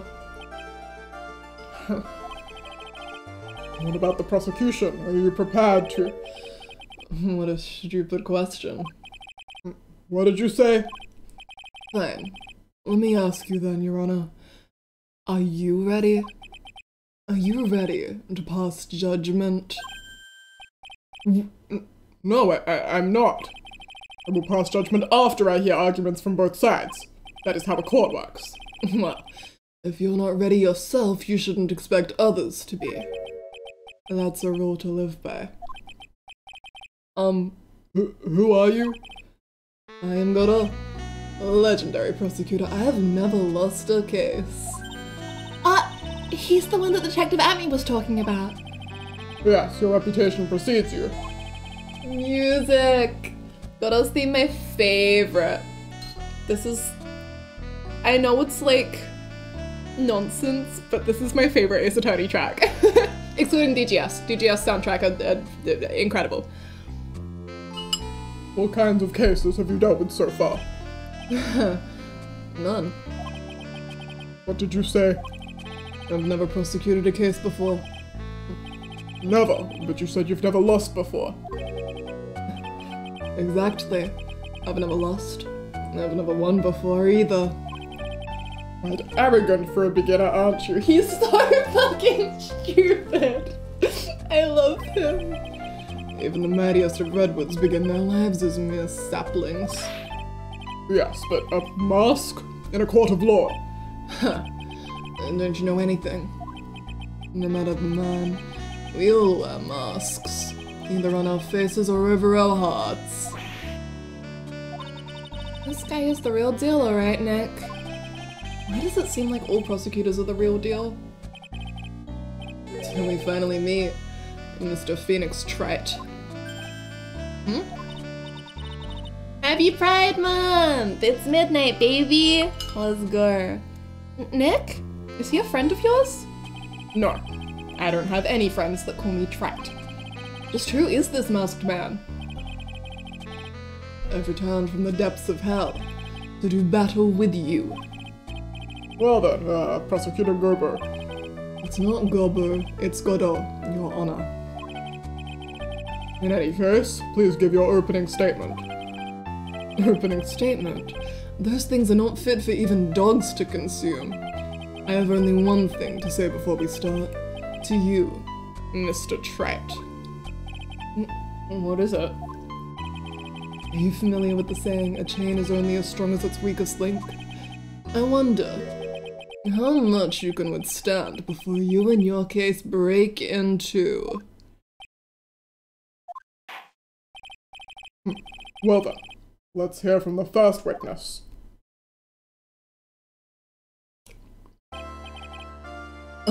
My name is... No one has asked for your name, witness. The important thing is what you know. That's all. Start talking. We're listening. Yes, sir. Alright, witness. First, let's hear about what you know about the thief that stole the urn. Yes, sir. Mask demasks crimes. Masked Mask is a master thief that first started his crime spree 6 months ago. He's so confident that he sends his calling card before he even commits the crime. This was his 5th heist, and as usual, he sent a card on to Lordly Taylor. His pattern is to always go after only the most precious art pieces. That's why we're sure it was Mask to Mask, so it fits his MO to a T. So then the actual identity of this Mask to Mask is... Mr. Godo, what are you?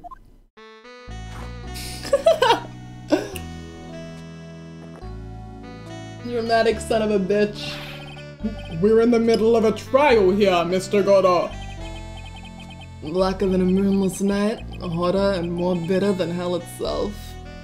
That is coffee. I'm sure you can grant me at least this much. Your honor. Oh, please, proceed. Very well. It's only coffee after all. What? You can't be letting him slide this early in the trial. Proceed with your cross-examination, Mr. Wright. Well, Nick, what are you gonna do? As long as they haven't brought up Mr. Delight's identity, all we can do is show that it wasn't Mask to Mask who stole the yarn. I don't think I'd be friends with Godo. I despise coffee. Yeah, he'd hate you for that line. He's such a pretentious son of a bitch. I love him so much. Okay, what have we got? He said precious, right?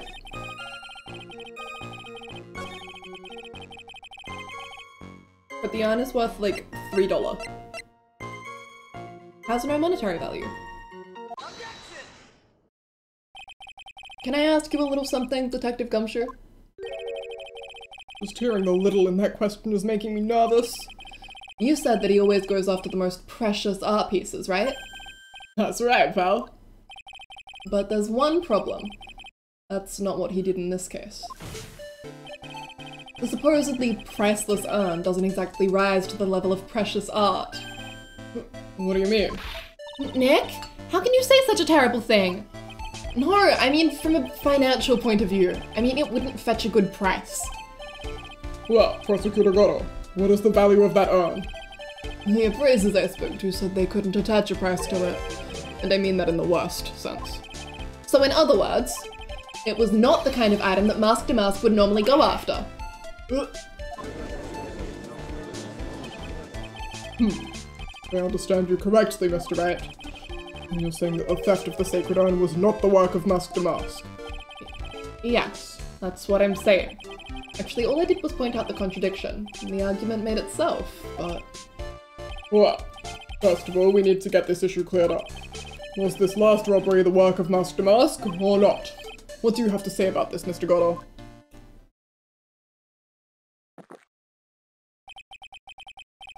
This coffee here, it's my own special blend. I call it Godo number 107. I'm trying to decide whether to cut down on the acidity or the bitterness. That's the only thing I've got on my mind right now. Mr. Trite. What? If you're really a man, you should clean up your own mess. Sorry, but I don't get what you mean. If you're saying it wasn't Mask to Mask that stole the yarn, then it must be someone imitating Mask to Mask's methods. A fake. A fake Mask to Mask. A fake to Mask. Fake to Mask? That sounds so ridiculous. But I like it. Now, before I decide on my coffee, I believe some proof is in order, Mr. Trite. Proof that the person who appeared at Lordly Taylor that night was actually a fake.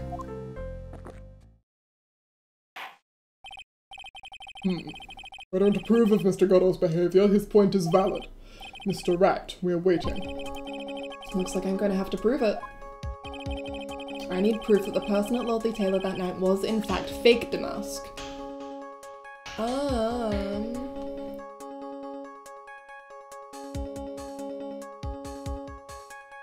Alright, what have we got? Wow, the graphic design on this is really bad. Oh my god, but little Maya's there! Wait, wait, aww, I love it. Okay, anyway,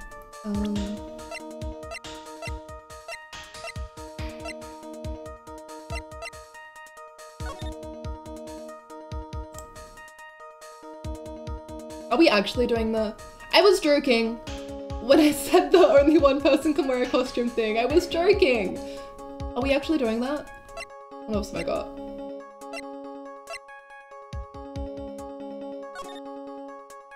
Oh shit. Yeah, okay, the neck piece is totally different. Japanese graphic design in general tends to be very bad. Interesting! I assumed it was satire. Not in this case necessarily, but a lot of the time in like anime and stuff. Okay, I guess we actually are doing the anyone can wear a costume thing again. Welcome back, D! The proof is right here.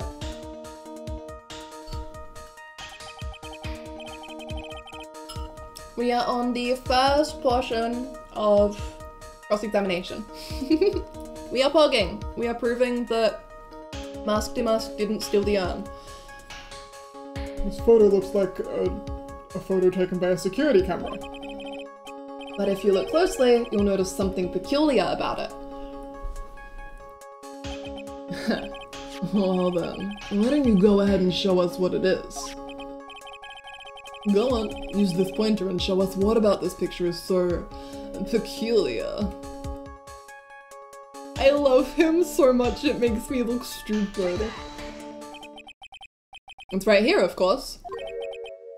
You mean Mask Demask? God, I'm my absolute bastard beloved. That's it, that's the mood. I have here a piece of reference I would like the court to take a look at. Isn't that the publicity photo I bought this morning? Yeah, what about it? The problem I have with the security camera photo is the brooch on Demask's chest. A breach? Here, bailiff, get my steed. We need to retreat at once. A brooch? Your Honor? It's a sort of clasp for holding one's cape on. A clasp, I see now. But the Master Mask in the security camera photo... he has no brooch. That brooch is the same as the emblem on Demask's calling card and serves as his symbol. But the thief that broke into Lordly Taylor wasn't wearing a brooch. Did you know that Godo was supposed to have the BVZ leg sprite, I think?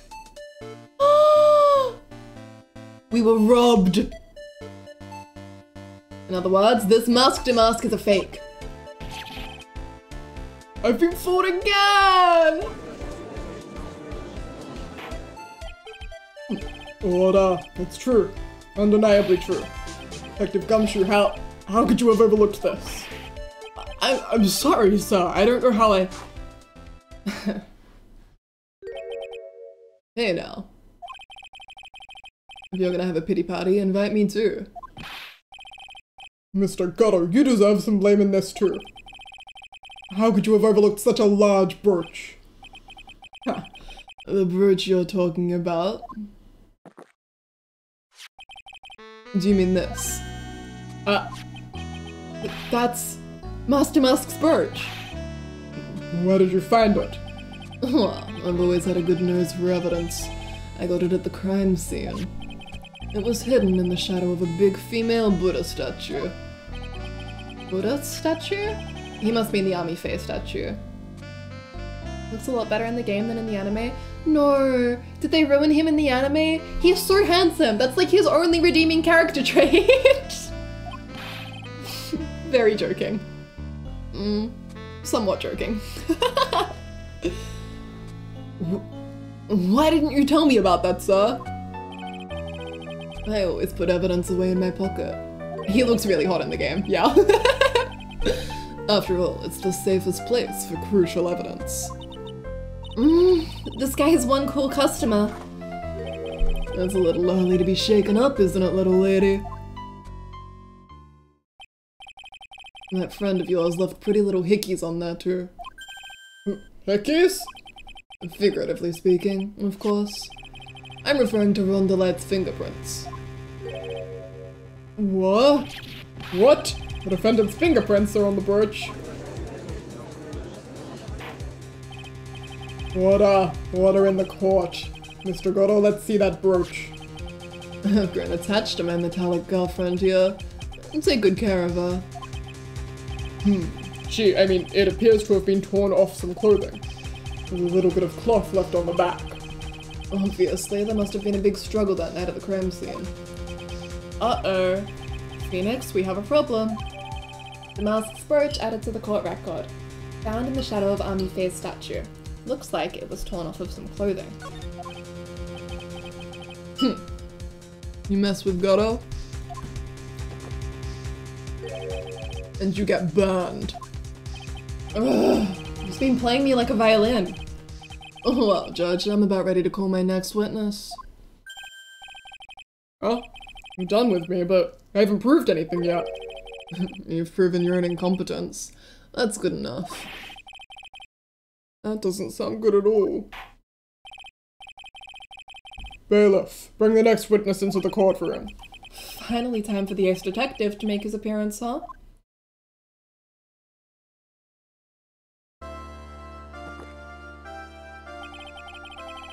One second is the one drip of the coffee pot.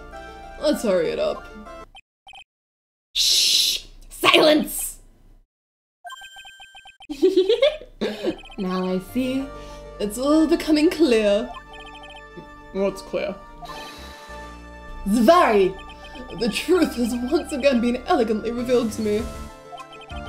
What we have here is a judge and a prosecutor. A coffee maniac at that. Am I correct? Well, yes, that's right. Not bad. Not bad at all. You're the first person that's ever been able to penetrate my secret veil. Penetrate you, huh? Well, Sir Prosecutor, let me introduce myself. My name is Luke Atney, ace detective and rising star illuminating the heavens. Boy, these two make a perfect pair. They'd either be best friends or they'd tear each other's heads off.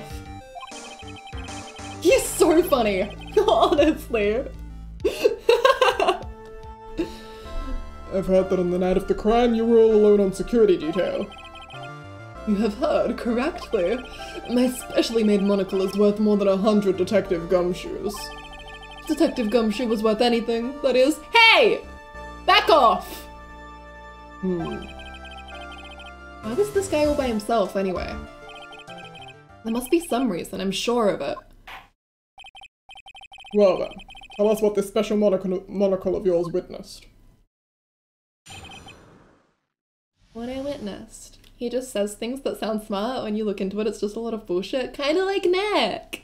Yeah. He's also just...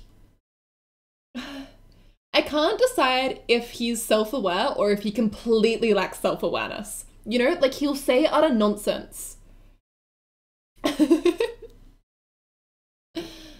What I witnessed. It was approximately 1 o'clock in the morning, just after the date changed.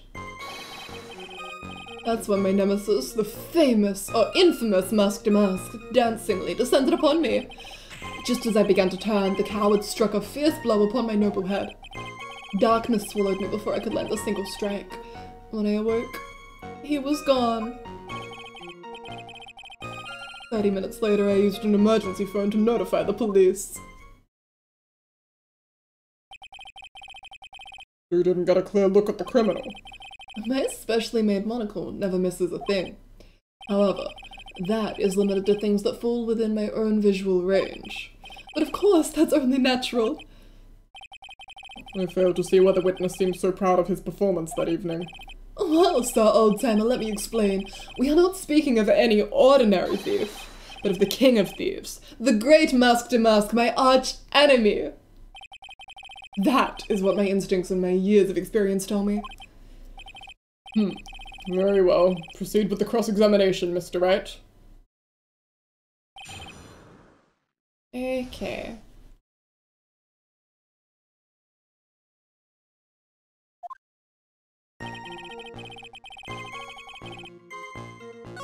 Let's see. A lot of this rings true to what we have seen. So...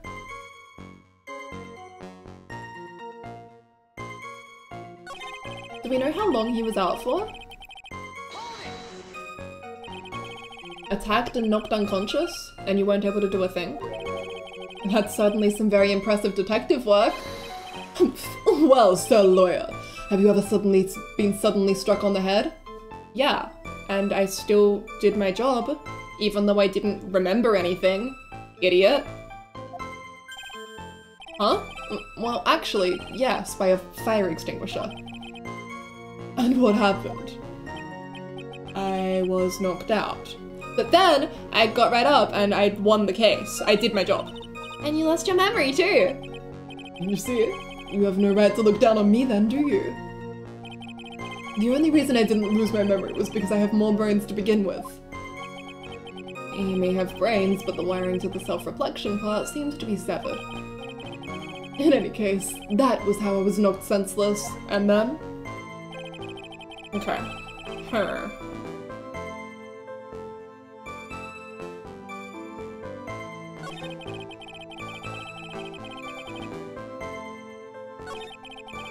Wait. So if he passed immediately unconscious, how did the, looks like it was torn off of some clothing. How did that end up torn off if he went down instantly and Master Mask was gone by the time the police arrived? Mr. Atme, could you take a look at this with that special monocle of yours? Aha! This belongs to the criminal mastermind, my arch nemesis, Mask Damask. It is, in point of fact, Mask Damask's brooch. It was found on the floor of the basement warehouse. I wonder how that happened? Elementary, my dear lawyer. Obviously it wasn't glued on well enough. Not quite. It clearly shows signs of having been ripped off a piece of clothing. Ripped off? Aha! We can only deduce that the thief struggled with someone that night. That's the only thing I can think of. And there's only one person that was in a position to have a struggle with the thief. The only person that was on security duty that night. You, Detective Atme. Detective Atme, you must have fought with the thief that night. So, why did you lie in your testimony to the court? Witness, giving false testimony is a serious crime. No! Wait just a moment, sir, old-timer. Don't talk to me like I'm living in a nursing home. I just remembered, Your Honor. I was just confused because I've been dealing with so many cases lately. The true measure of a man is in the amount of work he does. That's what I always say. Nick, you can only handle one case at a time. Isn't that right? You talk too much. Pain instinct. Witness, are you now saying that you and the thief fought? Hold on. That's quite enough, Your Honor. Excuse me? Save the big questions for the testimony. That's one of my rules. Indeed, I understand. I, Luke Atme, agree completely. Fight with the thief. Indeed, it's true that I looked away from the door for a brief moment. However, Luke Atme cannot be so easily discombobulated. Unfortunately, the thief grabbed a weapon from the side and rendered me senseless. A true gentleman fights only with his own fists, but they were not enough. His first blow struck true, bam! And that's all she wrote. So in the end, you did catch a glimpse of Mask Damask? Correct. It was during his third crime that he struck me from behind. It seems that my memory has become a tad jumbled, so to speak. Well, that's certainly understandable. I myself always get confused about which testimony goes with which case. That can't be good.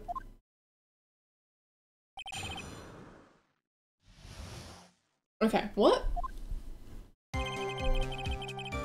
Looked away. Grabbed a weapon from the side.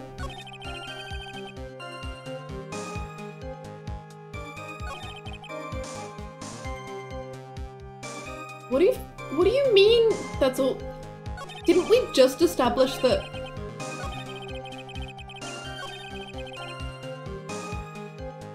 Grabbed the weapon from the side and rendered him senseless. Oh, I said like they were already fighting, so he tore off the badge. And they grabbed the weapon from the side. No?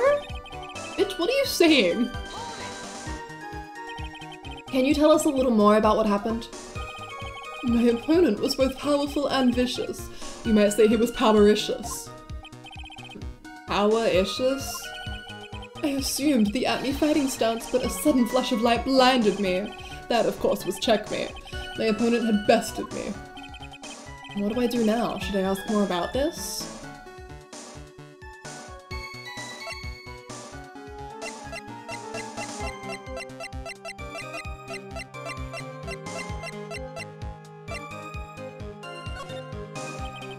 So what was this flash of light that blinded you? I was bathed in a golden light. It seemed to come from the statue of the woman. The statue of Ami Faye, I'm guessing. That wasn't very much help at all. Well, what do you think, Nick? Well, there's one thing that I'm absolutely sure of now. Yeah? What is it? This Luke Atme guy is definitely hiding something. But why? I think I'm starting to figure out what really happened that night. And about the true nature of this detective.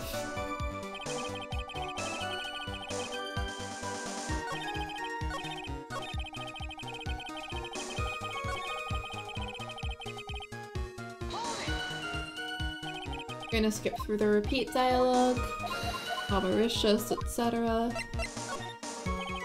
What is this at me fighting style? Come at me, bro! Sorry. I'm sorry, but that's a trade secret. I really can't say anymore. But I suppose I can't tell you if I absolutely must. The main thing is to put your back to the wall. Thanks, Dee. That way no one can get behind you. That's it? That's the at me fighting style? Well, Mr. Red, what about that testimony? Of course it's important. We've learned a detective's secret technique after all.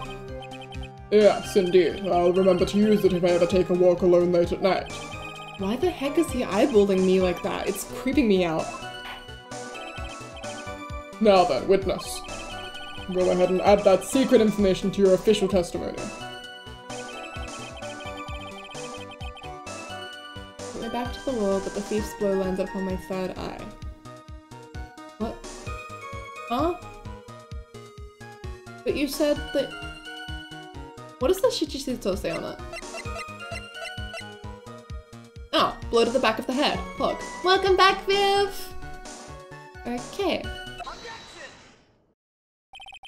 Detective Atme, your testimony is crumbling like a house of cards. What fun this is, Sir Lawyer. It is truly a pleasure to cross swords with you. And now, once again, you have thrown down the gauntlet at my armored feet. I believe this is what you said yesterday. I believe this is what you said yesterday. No! The coward must have wormed his way in through somewhere besides the door. Then my arch nemesis struck me on the head from behind with this gruesome item here.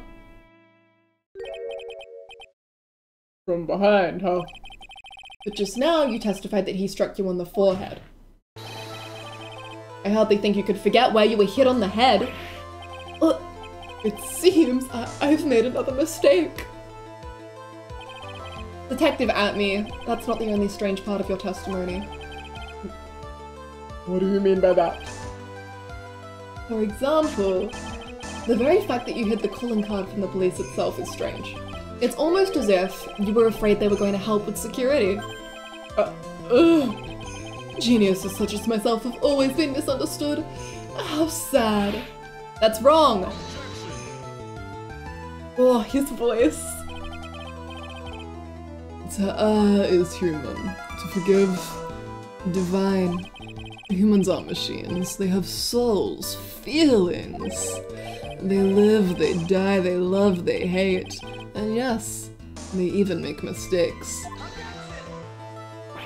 Hey, hold on. It's not as pretty as that. Really? What is it like then? Oh my god, no!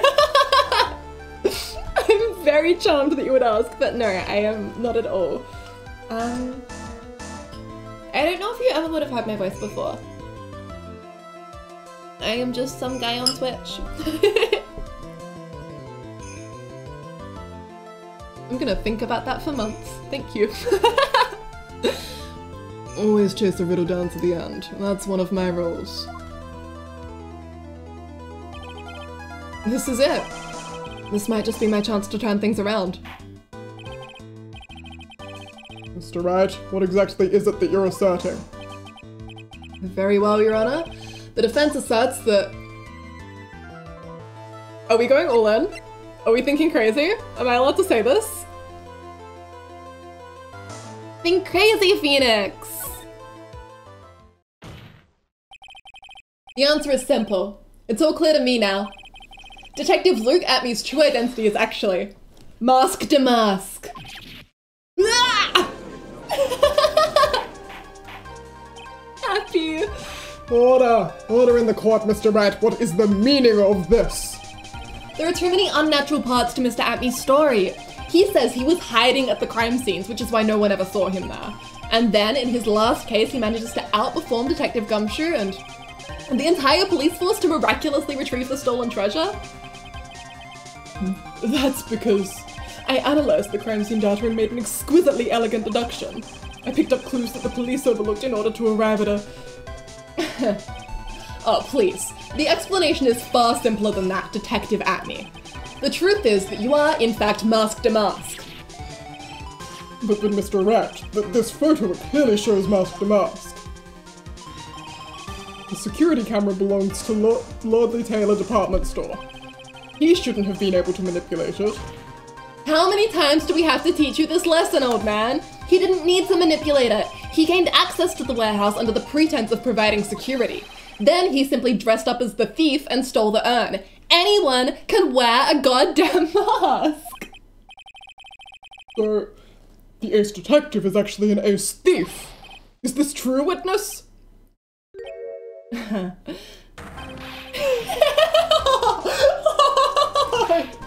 Damask Simo is pure genius, and so am I. Look at me, ace detective. You're very clever to have come to such a conclusion. I am impressed, Sir Lawyer. What? Witness, you're admitting it? Nick, now's your chance. Yes, time to put the last nail in this guy's coffin. Detective Atmy, when you assumed the thief's identity... Fuck.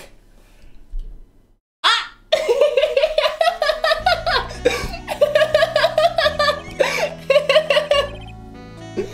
Got a bland one or two. My personal favorite. Thanks a latte! Mr. Gatto! The ace detective is actually an ace thief. I smell a best-selling novel. Also, before I go too far, I was really touched by what Sardine said. I am glad you think I have the voice for it. I'm trying really hard to build my confidence. I started doing this when I was playing through Daigakuten Saiban on Twitch. And I was like, no. At first, I didn't even do any of the voices because I was too scared. But we've come a long way since then. I have so much fun doing this. I'm thankful to everyone who keeps encouraging me. Anyway, that's my little uwu moment. It's like an insecurity, so when I get compliments, I get really happy. There's only one problem. It simply isn't true. But Mr. Gatto, Mr. Wright has made some very strong points, and I will admit my component has woven a compelling narrative out of whole cloth. But it is in fact nothing more than a patchwork quilt. Mr. Trout, if this detective really is the thief, then show us the proof of your claim. But it had better be as hot and as perfect as the coffee dripping down your face. I love the way he blinks. He's so fucking stupid. Thank you, Dee. Well, Mr. Wright, don't just stand there. This court would like to see this decisive proof you have quickly. Huh? Oh, yes, of course. What's the big rush? Are you alright, Nick? Atmy looks pretty rattled right now. I'd like to finish this right now if I can. But can I really do it? The decisive evidence that proves Mr. Luke Atmy is in fact Mask Damask. What if have we got? Nagatama, Roaster, Faye, the Healing card.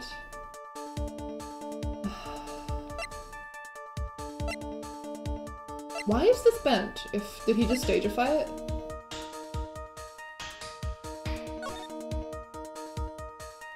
I see what you were saying about he can't be it because his nose won't fit.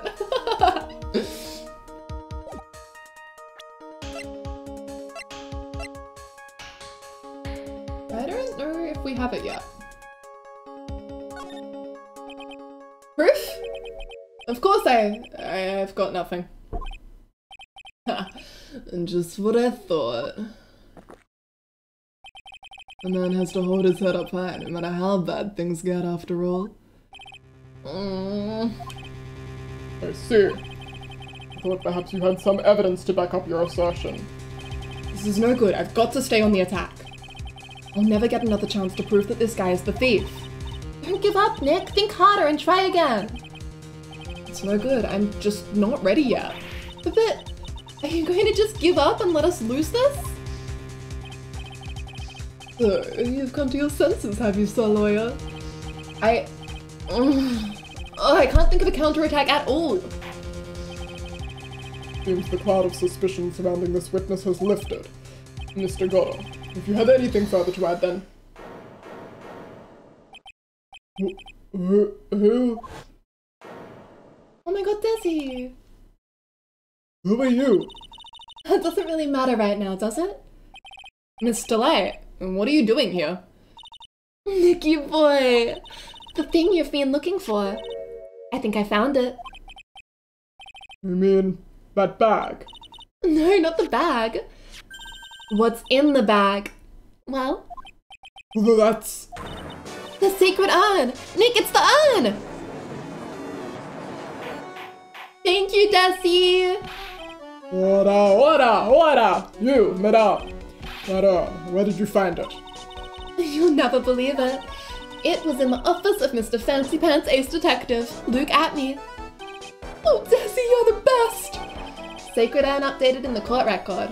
Found in the office of Luke Atney. Has pink splotches all over it. Well, how to explain that one, Mr. Atney? It also appeared to say Ami. Even you are going to have a hard time weaseling out of this one. Pathetic. Mr. Goro, do you have something you wish to say? Yes, Your Honor. It simply amazes me how quickly times change. In the old days, a man was to be taken at his word. It's truly sad. You're still denying that Mr. Atney was involved?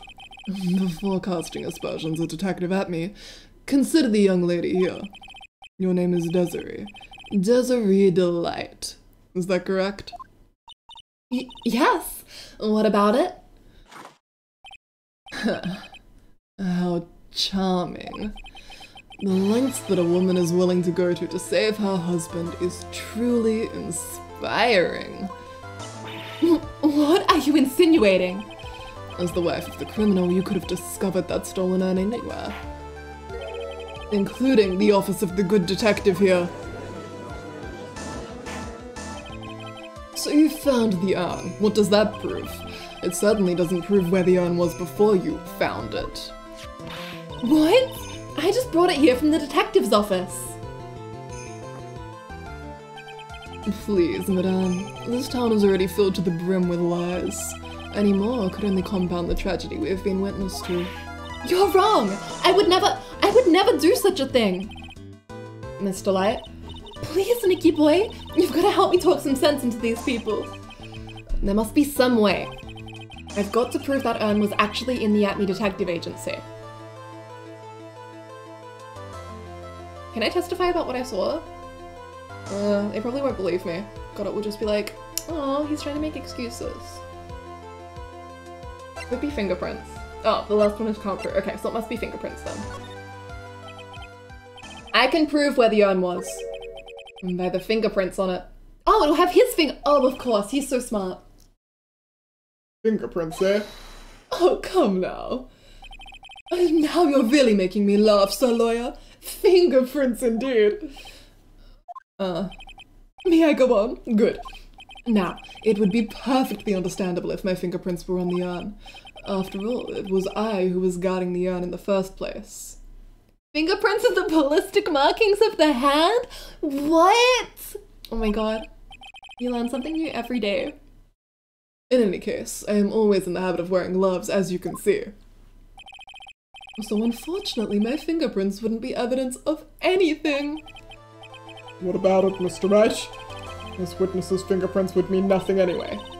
Nick, what are you going to do now? I've come too far to turn back now. Atme must have brought the urn back to his office yesterday. And there, I'm sure someone must have left their fingerprints on it. Yeah, you. What? The defense proposes that the fingerprints of this person should be on the urn. So what is all this fuss about fingerprints anyway? Mr. Atme, do you recall the events of yesterday?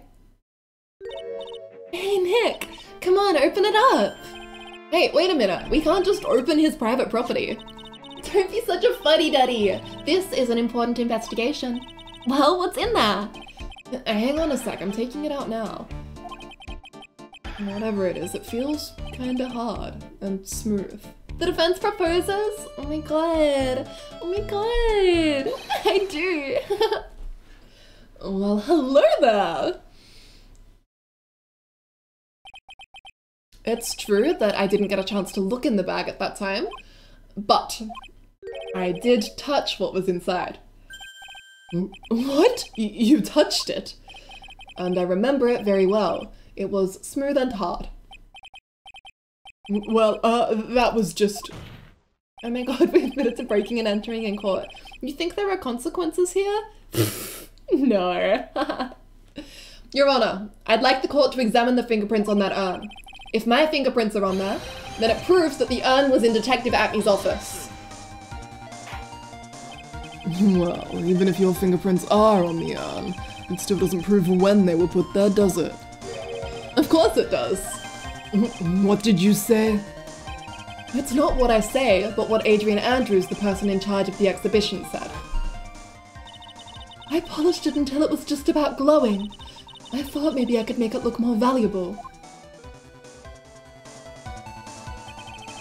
If she polished it that much, she must have removed any and all fingerprints on it. Also, it's clearly been broken again. And then put back together. The correct way this time. Even then, you just get put in gay baby jail for 6 months. Big sigh. And the only chance I had to get my fingerprints on it after that was yesterday, at the Atme Detective Agency. This blend. Got a blend number 107.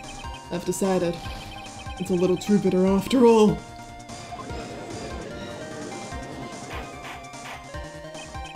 Order. I accept the defense's request. Bailiff, take this urn and... Wait a moment, Your Honor. There's no need for that. No need, you say?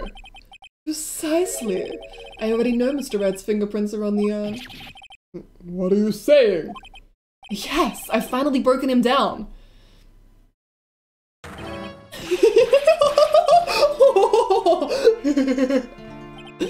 Take a good look, everyone! Unable to find a rival worthy of my genius, I was forced to create one by myself.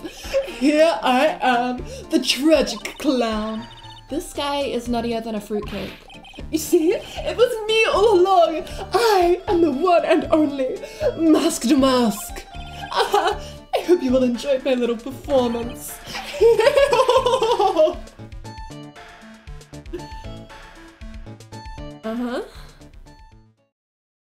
So we did it? Well, Mr. Goddard, what's Mr. Atme's condition? A bit fruity, yeah. He's still in the lobby, laughing insanely, Your Honor. I wish I could enjoy the joke as much as he seems to be.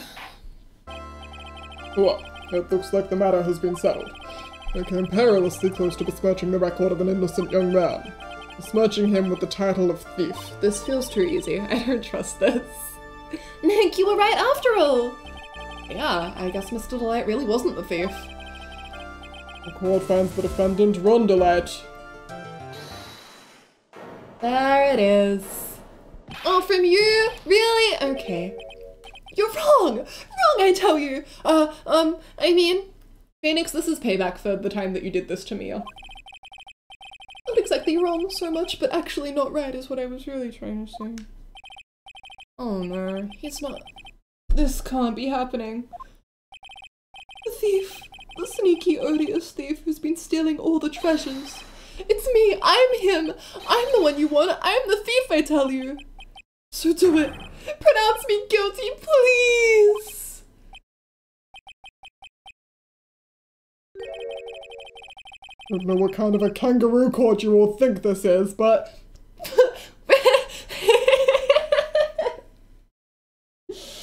Your Honor, you've proven this is a kangaroo court since day fucking one. We had a parrot in here. Come on. The true identity of the thief has already been proven. Please hurry and pass judgment. What are you talking about? I already confessed. I'm the thief, I tell you.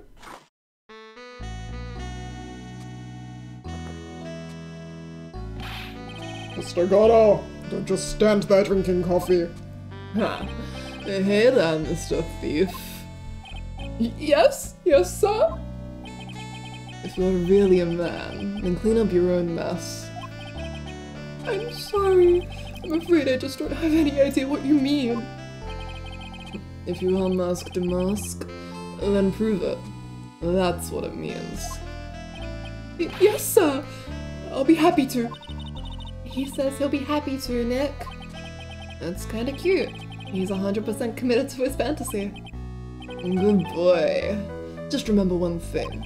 A boy only gets one chance in his life to become a man. I know that. I won't fail, I swear. Okay then. Talk.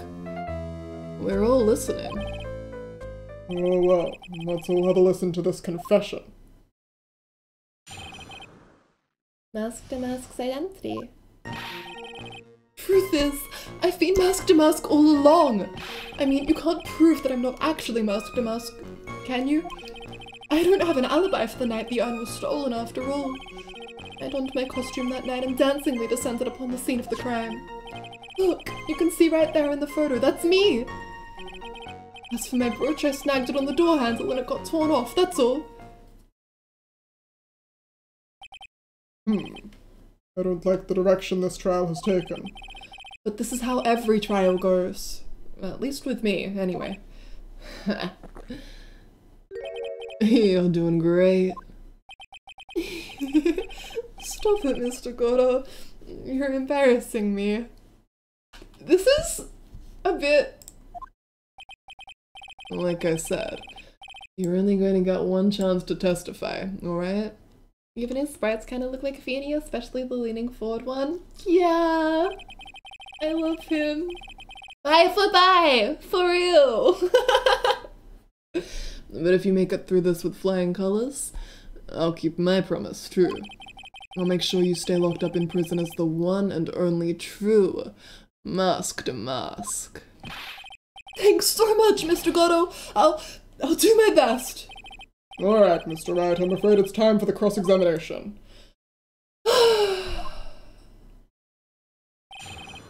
Okay, what have we got here? The thing that stuck out to me the most was the alibi. This feels too much, guys. We're still in the courtroom. Turn it down. Because he does have an alibi, right?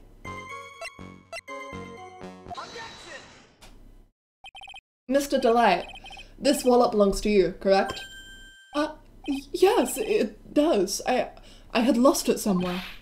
Mr. Wright, when you find a wallet, you should report it to the police right away. No, you don't understand. This is an important piece of evidence. Evidence? From you? From you, Phoenix Wright. Evidence. Evidence in my court from Phoenix Wright. No, that doesn't sound right. Mr. Delight, when did you first notice that you'd lost your wallet? Let's see. I think it was on the night of the crime. But I know I still had it when Desi and I went out for dinner. This wallet was found at approximately 1 AM at KB Security Headquarters. What? Surely you're not serious. Yes, I am serious. This proves that Mr. Delight was in fact at KB Security that night.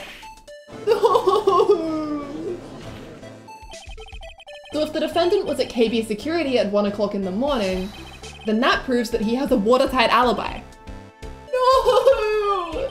Furthermore, considering the distance between Lordly Taylor and KB Security, it would have taken 30 minutes to get there by car, according to Larry, anyway. Well, Mr. Goddard, do you have anything to say? And stop drinking that coffee. Come on, Mr. Thief. Don't let this guy beat you. Tell him why he's wrong. You're the only one who calls me thief, Mr. Goddard. Alright, I'll try. I'll do it. I will. He's really got Mr. Delight all backed up. Yeah, he's like a kid at his first day of school. Look, it's just ridiculous. Why would I have dropped my wallet at KB Security? Someone must have planted it there to make it look like it was there and not at the heist. Planted it there? Ugh, he's really reaching now. Guys with such genuine grief over not being guilty. Disaster bye. Mr. Delight, you probably dropped your wallet when you took it out to use this, didn't you? The key card to KB Security's CEO's office. No! Well, that was a pretty good try, Mr. Try It. Unfortunately, you've overlooked one small thing. What? Motive, of course. Why would the thief go to KB Security in the middle of the night anyway? Well, Mr. Wright, it looks like you need some more evidence after all. Ugh, this stupid kid. Aw, don't like this taste of your own medicine, Phoenix. Now then, let's see your evidence. The evidence that shows where Mr. Delight went to KB Security at 1 AM that night. The blackmail letter. Easy. If you don't want your true identity revealed to the world, come to KB Security at 1 AM on October 12th and bring $50,000. If you don't, I'll take that red diamond you received the other day instead. Interesting. Mr. Delight, I believe you've seen this before, correct? That's... What is it? A blackmail letter. That's what it looks like from the contents. blackmail. Yes, basically it says, bring $50,000. That certainly sounds like blackmail, alright. At the time of the theft, Mr. Delight was dealing with the blackmailer himself, in KB Security's CEO's office, a full half an hour away from the scene of the crime. No.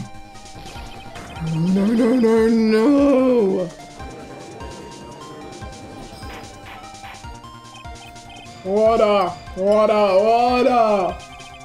When the theft of the urn occurred, the defendant was at KB Security. It looks like a perfect case for the defense. You may see it as a perfect case, Judge, but to me... Well, let's just say that my Godot Blend 107 impresses me a lot more. What are you trying to say? You say the thief was being blackmailed by the CEO of a security company, but did you actually investigate the CEO at all? Huh? Well, no, I guess not. Have I had live slug reaction this whole time, or did I just turn it on accidentally when I pressed spacebar just then?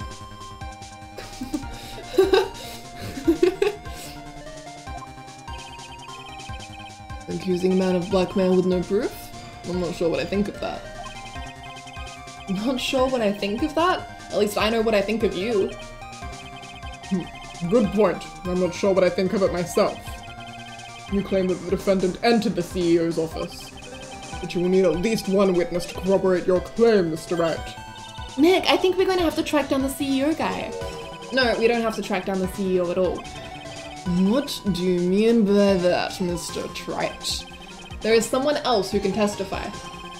This is the person who can testify that the keycard was used at 1 AM that night. Oh my god. Oh my god. We get to summon Straight Larry to court! Who is this useless-looking young man? You don't remember him, Your Honor?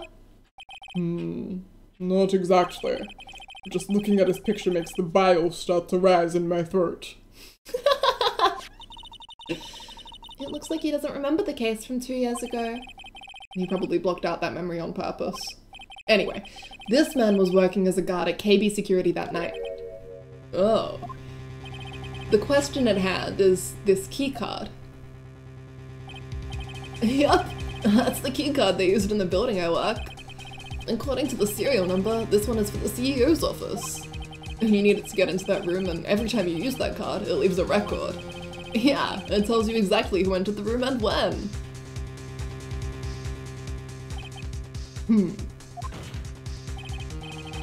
As you can see, there's no need to investigate the CEO of KB Security.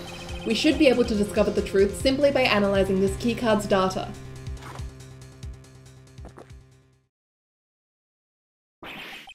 Mwah!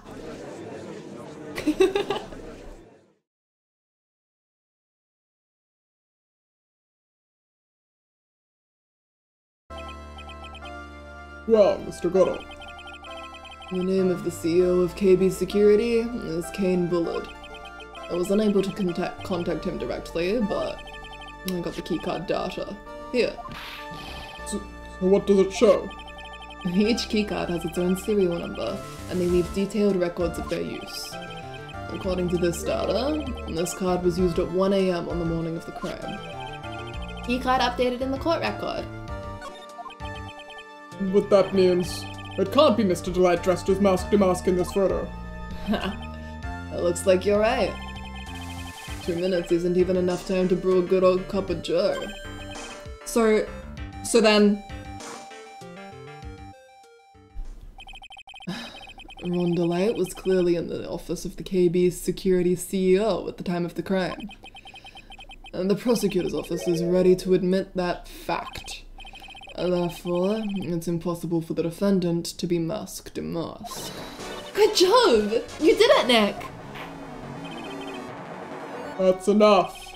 I came perilously close to besmirching the record of an innocent young man, besmirching him with the title of thief. What's wrong, Your Honor? I'm ready to pass judgment, but before I do that, do you have any further objections? No, Your Honor. Okay, so what's gonna go wrong this time?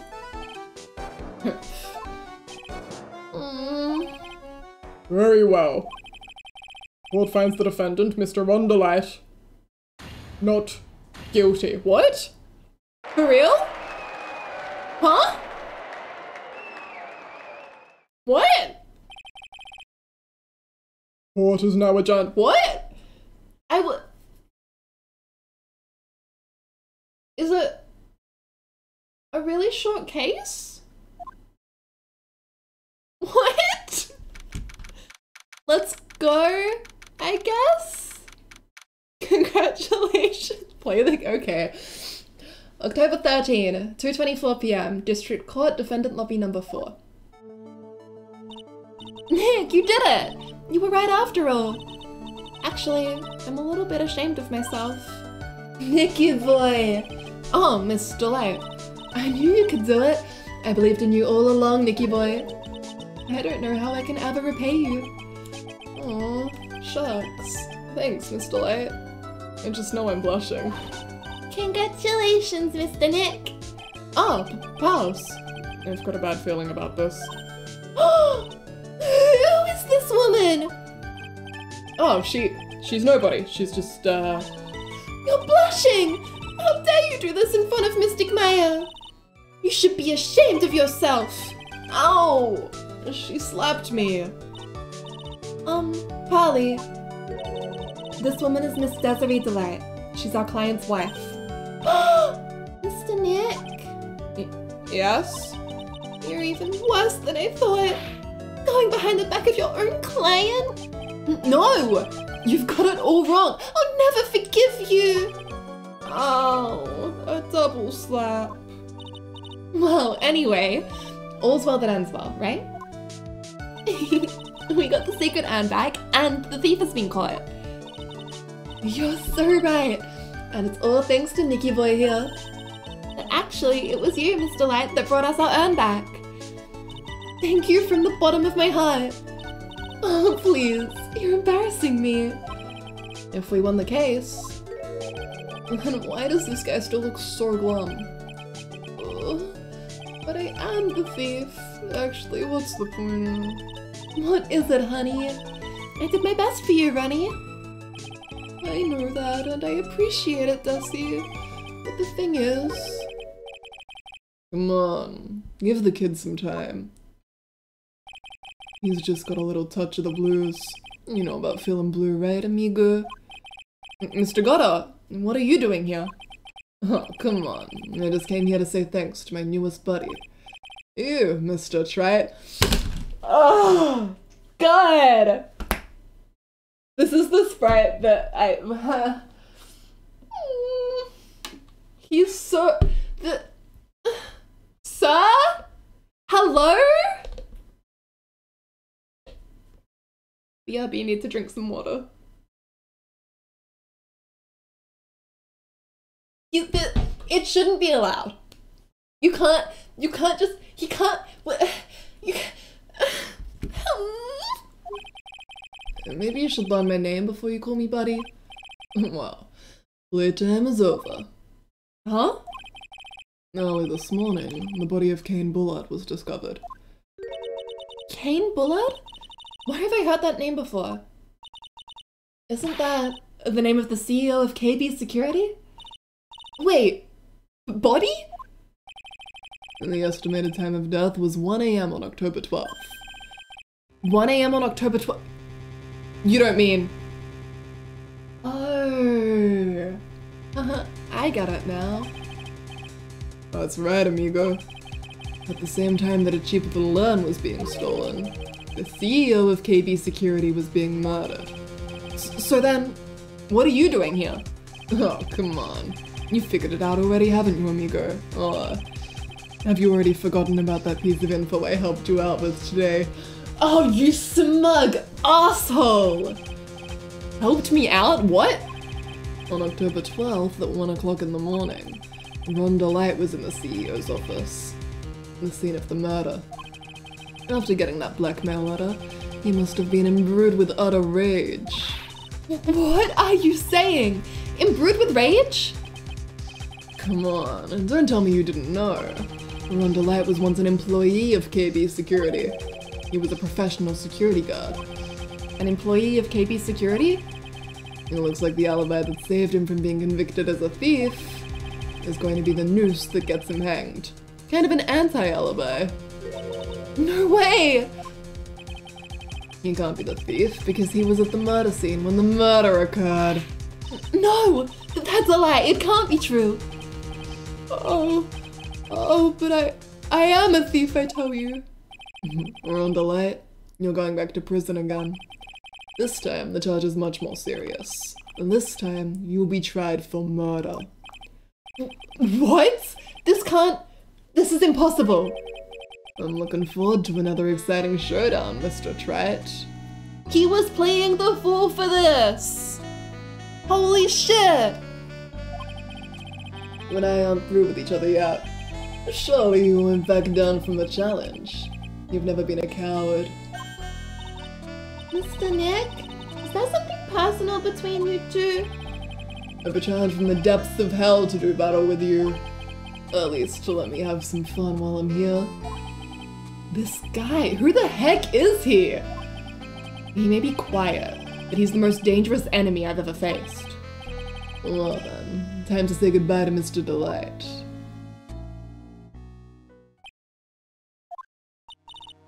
Nick, how could this be happening?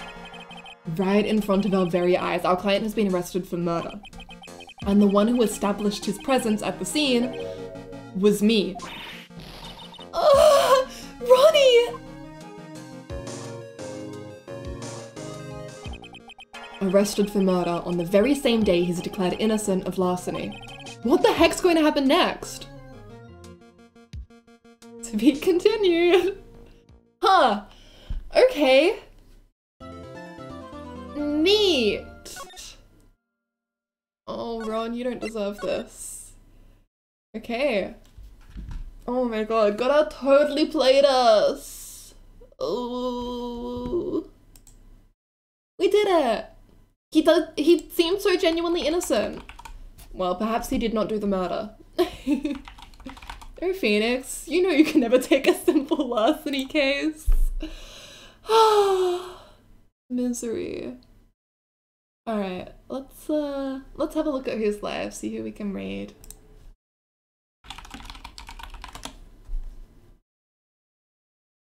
Let's see what we've got. And let me take us over to chatting and play Spotify. God, Ace Attorney 3 is so good. What the hell? Woo, woo, woo, woo.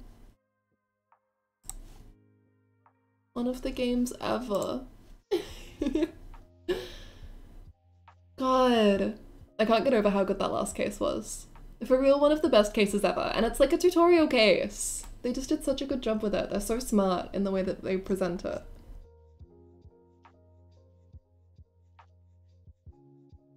Alright, maybe I'll pass this over to an art stream. Let's see who's drawing.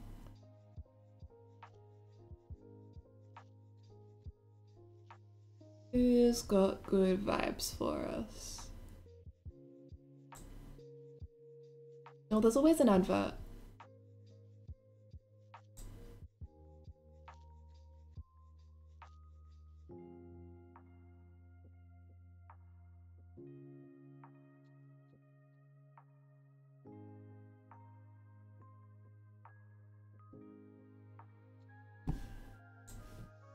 Sorry, just clicking around on Twitch.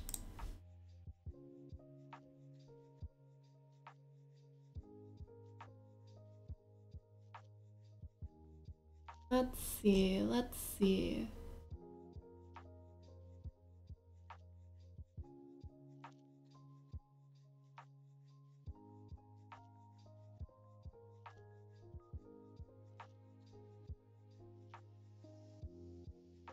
You know what?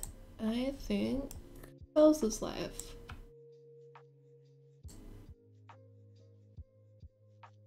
Let's head over to them. It's a slash, isn't it? Every time I get it wrong. There we go. Alright.